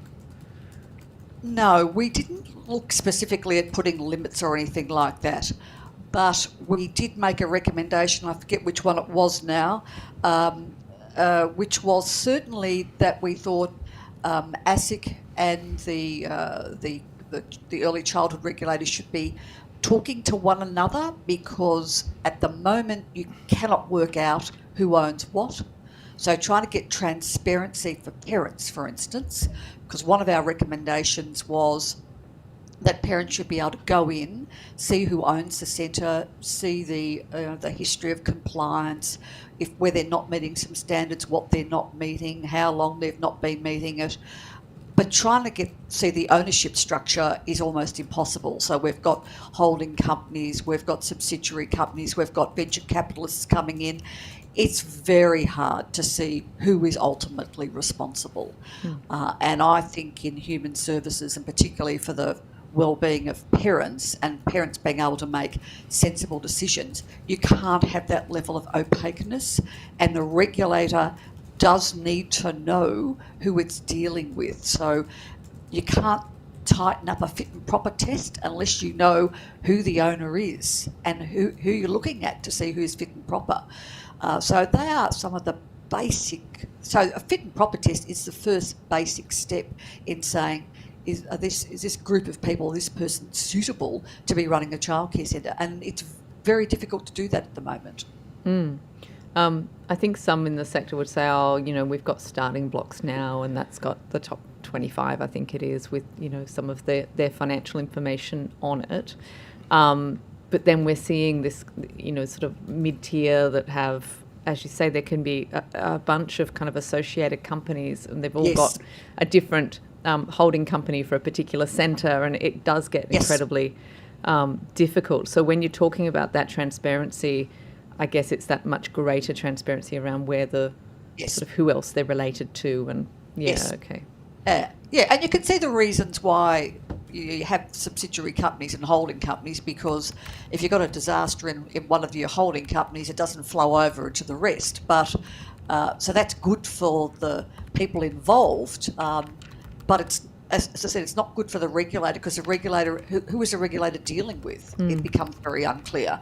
And if the regulator wants to say someone's not fit and proper, who are they looking at? Again, for parents, if they want to know who the childcare centre is owned by, it's very hard for them to see that. Another one of the issues that we've been covering in our hearings, and people have been making recommendations in relation to, is this sort of power dynamic where governments are so keen to have as many services and places as possible available for people who need it, but then they're also trying to regulate a sector that they don't want to scare away. And so the recommendation has been made to us by some academics that, it would be really good if we had a plan B where the state could come in and take over a failing service, so that it can't, private operators can't hold us over a barrel. And I see that you've made a very similar recommendation. Can you talk us through that? Yes, and one of the other roles I've got in Victoria is I chair the Victorian Registration, Qualifications and Registration Authority, and that's the regulator that regulates schools. Schools are totally different, but one of the things I noticed in the school space was if you've got problems with a school, you can't just close it, because you've got families, children, and if you decide this school is really not performing and it's so bad. Now, we haven't had one of those. We've had schools who, for financial reasons, have closed overnight. But even then, you've just got this massive disruption. So when I came to look at childcare, and I noticed that the Commonwealth Government have strengthened their capacity to close centres, which is a good thing, but you can't close a thing like a school or a childcare centre or a nursing home or any of those things overnight. So the capacity to be able to put in an administrator, and in Victoria we have those things in place, or we did have when we ran disability, and certainly for some other human services, that the state can come in and appoint an administrator to run the organisation either till it comes up to a suitable standard or until it can be closed. This seems to be an absolutely essential bit. If you're going to truly bring the threat of the state to close something, everyone knows you're not going to close someone overnight. So the risk is you end up letting things go a bit longer than they should. Where if you've got the power to appoint an administrator, you can have an orderly transition, and families need that. They can't discover overnight, I don't have a childcare centre next week. It's catastrophic for them.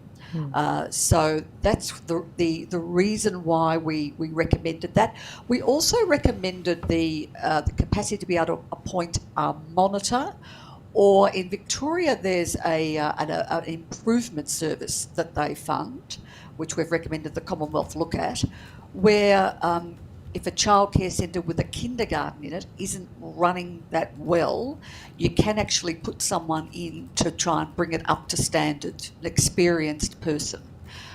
So if you don't want to close it and the proprietors don't want it closed but they're struggling, you can get someone in and you can provide advice, support, staffing, things like that. So that's another sort of option you can have for someone that's not, trading while insolvent or is just really completely fallen apart. This is a sort of a midway point of being able to appoint someone to help to improve quality. But we think the capacity to be able to appoint an administrator is absolutely vital. Otherwise, the threat of closure can be a bit of a hollow threat. Thank you. I will just pause just to check. Mrs. Mitchell, go ahead. Thank you, Chair. Thank you, Ms. White, for your evidence. I wanted to ask a little bit about, in your report, there were some recommendations around staffing and in particular best practice when it comes to recruitment and induction. And then you also talk about the safety elements in terms of line of sight, CCTV, some of the things we've heard in terms of, I guess, trying to eliminate those who come in with the intention to, do these, horrific acts that we have heard about in recent times, is that it's very much evading other people seeing what they're there to do. Could you just talk to us a little bit about sort of those recommendations and, why they're so important?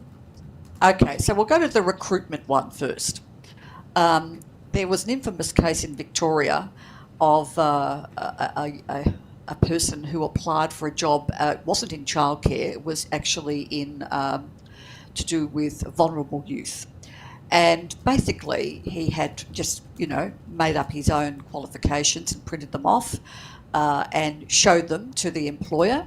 The employer didn't then ring up the relevant tertiary authority to check whether they had the qualifications. And so the person also happened to be a predator. So the combination was, just the worst possible one. So we heard from, we had a session with childcare directors, and they all spoke about there's a few myths running around, like we can't ring, if they don't put their past employers as a referee, we can't ring them up. We can't ring those past people up. We said to them, well, you can. I mean, when you advertise the job, you say we reserve the right to ring anyone, that we need to ring to get referee checks from you. If they aren't willing to do that, they don't apply. But once they sign that, you've got the right to do it. So there's that myth running around. So therefore, you get people who don't finish their probationary period, and it's often that they actually have not been that good, and a previous employer knew that and would have passed it on. So referee checks, ways to check the authenticity of qualifications, we saw as like an absolute baseline. If you don't know who you're employing, you're going in blind. So one of the things we recommended was one of the first things that the regulator in Victoria did was have a blitz on recruitment practices. We want to see whether people are getting paperwork in, whether they're following up referees, whether they're following up qualifications, whether they have those practices in place.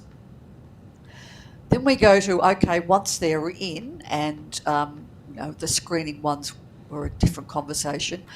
Once they're in, you've got the issue of, supposedly children aren't in a room by themselves with another adult. There's, that's why line of sight is mentioned. That's why, sort of the four eyes thing is mentioned. But you've got under the roof. Now, under the roof means at any one time at the end of the day, in particular in the beginning of the day, you have 2 staff for the whole centre. So you don't have the burden of full staff in every room when there's only 4 or 5 children in. We didn't make any findings on that. We said we thought that needed to be looked at because it is complex in knowing how it impacts on the viability of for-profit or not-for-profit centres regardless. But we did think it required it. And line of sight, we thought there should be a capital small grants fund because some of the centres that are being built, they don't have... there's lots of tricks, lots of things you could do with mirrors, internal windows and that staff can actually have line of sight. But that some of the older centres might not have them. Some of the ones where there's been not as much vigilance on looking at the internal layout, it was time to actually just go in a bit hard on that and to provide some assistance where needed to sort of bring them up to a level where you didn't have blind spots. Thank you. I'll let others. Mr. Murphy. Thank you, Chair. Ms. White, I just wanted to come back to the issue of an administrator potentially being appointed and just wanted to see how effective that would be. Some of the evidence we've heard today is about these incredibly complex structures, something that you spoke about earlier, but it may be that there's one entity that runs the childcare centre, it might be another entity that employs the staff, another entity that owns the building that it's built on and rents that to the operations company. And I'm just curious, do you think an administrator could effectively deal with that?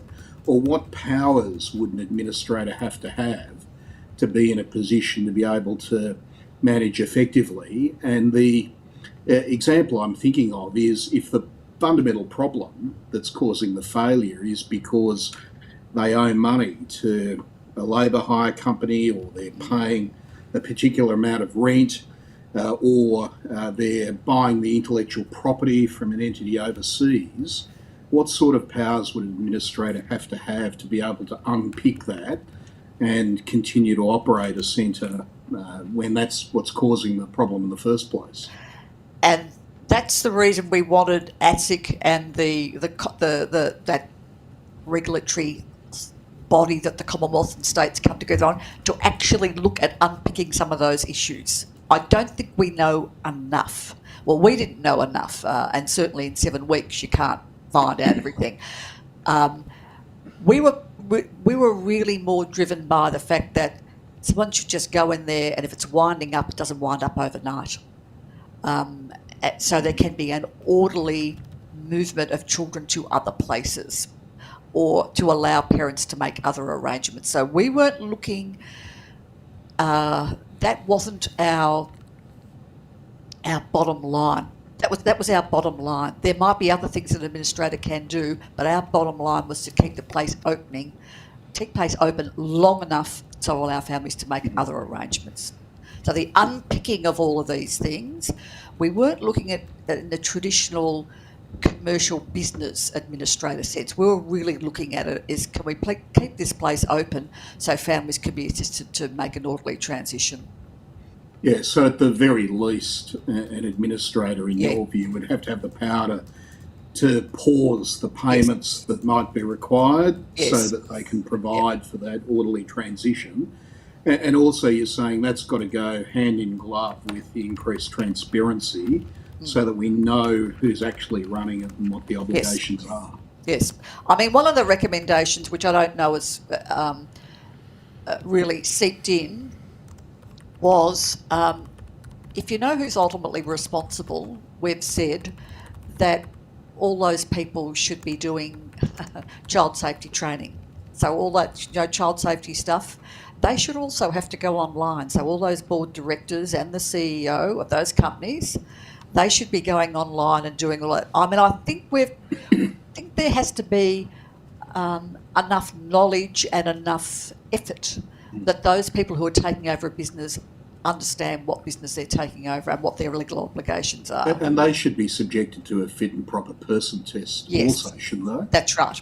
So, if you've got somebody behind Bain Capital, somebody based overseas that's the ultimate decision maker, they themselves should also be subjected to that fit and proper person test, shouldn't they? Yes. Yes. So that's the reason we said ASIC and the Commonwealth State, that body, should actually look at this issue. That needs to be given more time to unpick those issues and to work out. As I said, for us it was really someone going in there and just keeping the place open and allowing an orderly transition. But there may be more things that can be done. Thanks. I'll just ask another one while my colleagues are thinking. There was a recommendation in there about funding to state regulators from the Commonwealth. Can you talk us through that? To what level did the states used to get funding from the Commonwealth, and why do you think the current arrangements are insufficient? So I think the advice that we were given was it wasn't a lot. It was about 20 million divvied up between all the states and territories. The agreement came to an end and it was never renegotiated again. It was just stopped. So now I think we've got the situation. So the Commonwealth have as much interest in having robust regulators as anyone, because a lot of money, Commonwealth taxpayers' money, goes into the services. So now they've strengthened their ability to be able to close centres. The advice they're going to rely on is from the states. It is clearly a partnership. They can't enact their legislation without the state regulators. There's not heaps of arms and legs in various states and territories. So it is a partnership, and we did think that it was time probably to go back and look at the Commonwealth making a contribution towards it again. And so do you think, though, that the Victorian regulator is under-resourced? We said they were in the report, yes. So, we made recommendations about, we looked at funding, at how much funding they might need to be able to do more unannounced visits and to do annual visits. So I forget off the top of my head exactly how much it is. But yes, we did think that they were, there wasn't a sufficient investment. You also made a recommendation about a CCTV trial, which I think has been, I think we're seeing a bit of consensus around different state and territory regulators in the Commonwealth when it comes to wanting a trial at least of CCTV. In your review, did you see any safety benefits of that or preventative benefits, or was it really about the kind of investigative tool that it provides for when there is an issue? I think it's probably the latter. I mean, it was the issue that was probably the most contested. I think people who find themselves having to follow up complaints and do investigations would find it incredibly useful. So probably that group of people were very, very keen. But when we spoke to some of the staff, the thought of having themselves filmed, the whole time they're at work, they felt was very unappealing. And for some people, it may be like a showstopper in terms of staying in the sector. So you've got to take that on board. So they were very anxious about the security of all this stuff that's kept. How long is it kept for? Where is it kept? Who can access it? And I think, the reality is no one's watching that all the time. I mean, it's not particularly useful in terms of surveillance during the day. You are relying on the staff and the parents to actually do that. There's no way around that. So no one is sitting there watching, 6 cameras day in, day out, and no one's going home at night reviewing all those tapes. So I think probably we need to be clear on what the limits are, but the benefits are clear when you try to find an allegation of a particular day, particular time, and a particular place. It makes it a lot easier. So there are some benefits, but there are some legitimate concerns about it. So that's why we couldn't, in all honesty, say we think this is a terrific idea. It's got some benefits, it's got some costs. So probably we thought a trial, at least people would be able to work through that, and there may get to a point where there was more unanimity than there currently is. Another one of the issues we heard about when we had some workers in was in relation to this, what's becoming sort of an increasing use of iPads and things to take pictures of kids to then. Now, I've got older children, but when I was a younger kid's mother, I never once looked at the photos they kept sending me. I didn't have the time. I felt really guilty, but apparently it's a thing that parents like to see. Is it normalising this kind of taking pictures of kids? Did you look into that sort of issue at all, of this constant photographing? Well, again, at the session we had with all the directors, which was, there was about 15 or more of them sitting around the table. And I'm much older, of course, and there was no such thing when my children went to childcare centres. I must admit I was sort of quite taken aback. And I did ask the question about, do people, do they get a chance to say that they don't want to have their child photographed? Because, of course, all those photographs are given out to a raft of parents, and there's all sorts of children in that, and goodness knows anyone can do anything with those photographs. So your child's photograph might end up with anyone. So I was a bit horrified with that, and they said, no, we do actually, we do get agreement, and if people don't want their child's photograph taken, we always make sure they're excluded from the photograph. But everyone seems to agree. So the reason they don't like it, the workers don't like it, is because of the time it takes. So those people doing that job, and they're within the child staff ratio, so they don't have their eyes on the children. Well, they have their eyes through the camera on the children, the photograph being taken, but not the rest of the room. They're not scanning that. So they said to us, it does take an inordinate amount of time out of our day, curating them, sending them off, and doing all of that. But it's sort of become a bit of a marketing aspect of childcare centres. So there was one woman there that said that her childcare centre just said, no, we don't do it. We don't agree with it because all the reasons she went through, safety issues, your child's images being shared with people that you don't know, that we don't know. It's taking time away from our staff, and they've got less time to interact with your children. So there was one or two there who just don't do it. Again, we didn't make a recommendation on that, but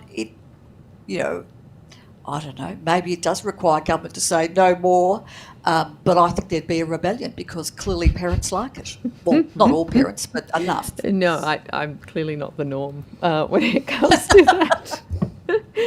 Ms. Merton. Thank you very much. I have to plead guilty. I used to view the photos in great detail. So did I, Rachel. You're not alone. You're not alone.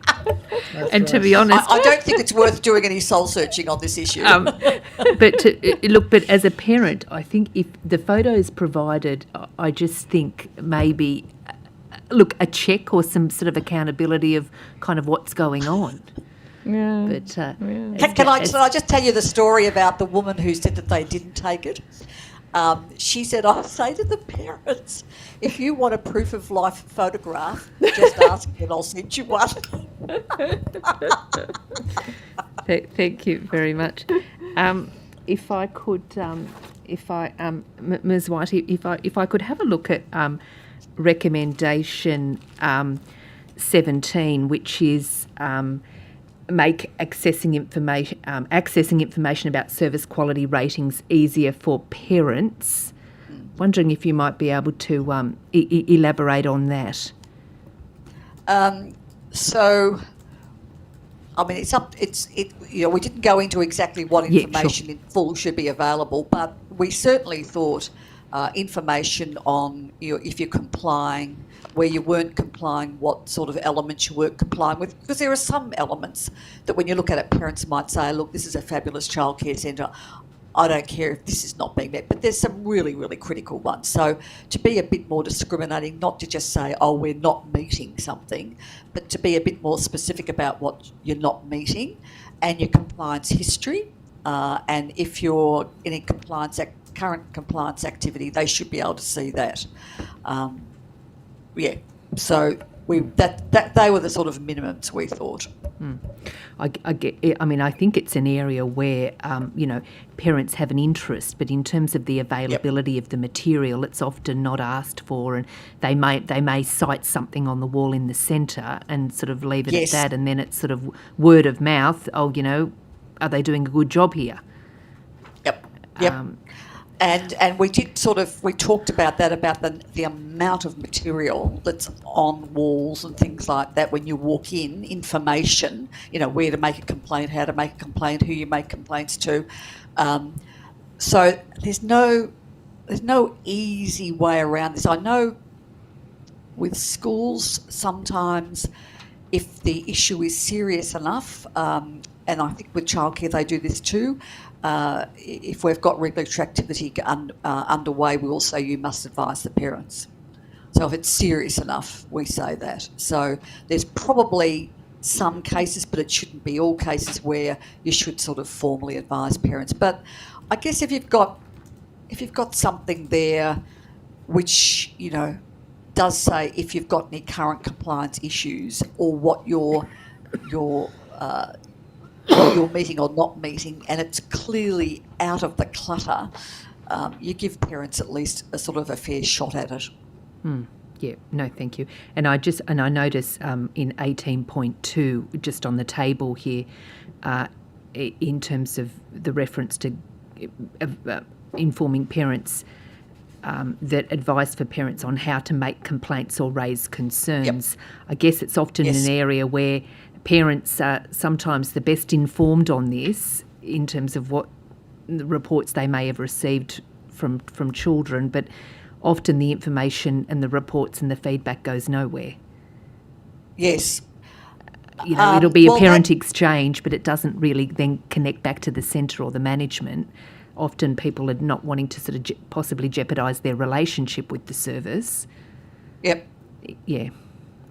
That's all. I guess in terms of the inquiry hotline or public complaints, how we best, have that available for parents. Yes, and we had lots of evidence about how difficult it is to clearly see how to make a complaint. So the Commonwealth, there's apparently a Commonwealth website that one of our people who spoke to us said, I try to find my way through it and 45 minutes later I'm still there. I know in Victoria the regulator does have a hotline, so parents can go to the hotline. I think parents are sometimes confused about who they go to. Police, the Commission for Young People, Child Protection. But at the end of the day, as I said in Victoria, the regulator does have a hotline people can call. Yeah. And anonymous complaints, they can make an anonymous complaint. We did hear evidence from someone in New South Wales about being able to follow up anonymous complaints, which sounds like a good idea. But in Victoria at the moment, they don't do that. Yeah, thank you. And I guess just in terms of just in number 22, the final point there about giving workers the confidence to raise concerns. Yes. And how often that's critical, and they're often the best informed on this. And yeah. When we met with the directors, they pointed out something which is quite obvious. These are smallish workplaces and people become friends.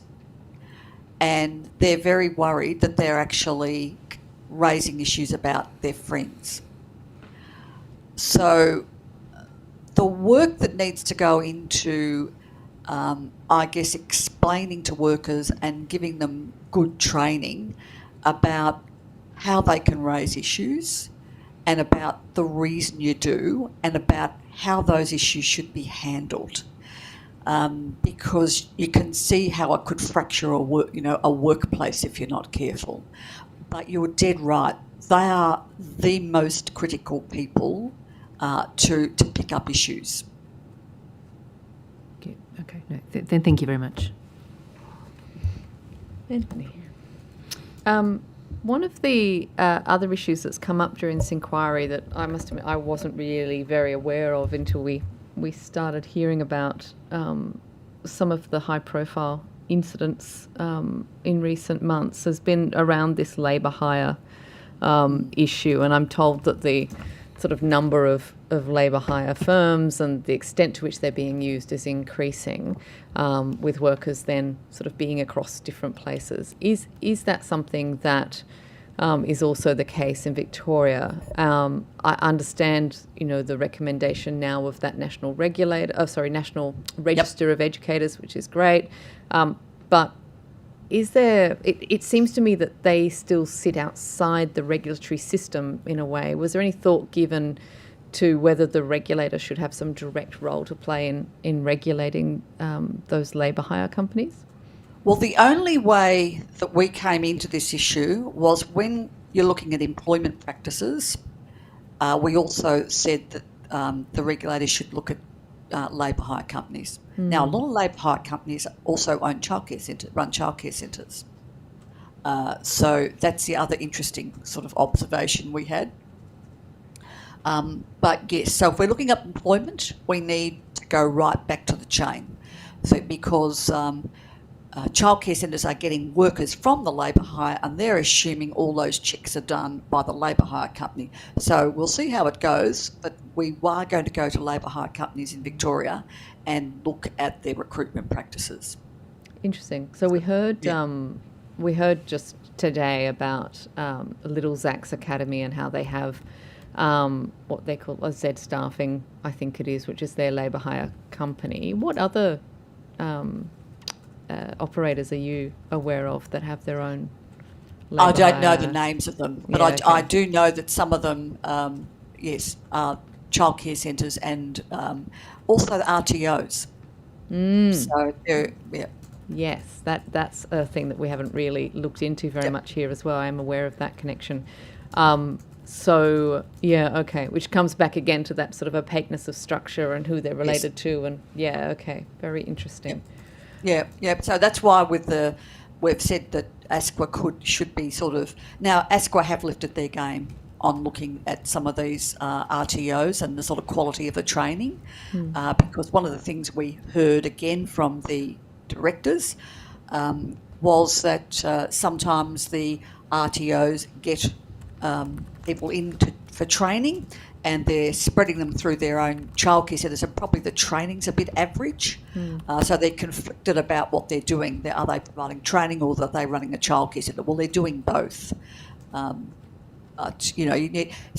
want ASCO to look at the quality of the training, because everyone we spoke to talked about, in the desire to really grow the workforce quickly, probably the training had become a bit degraded.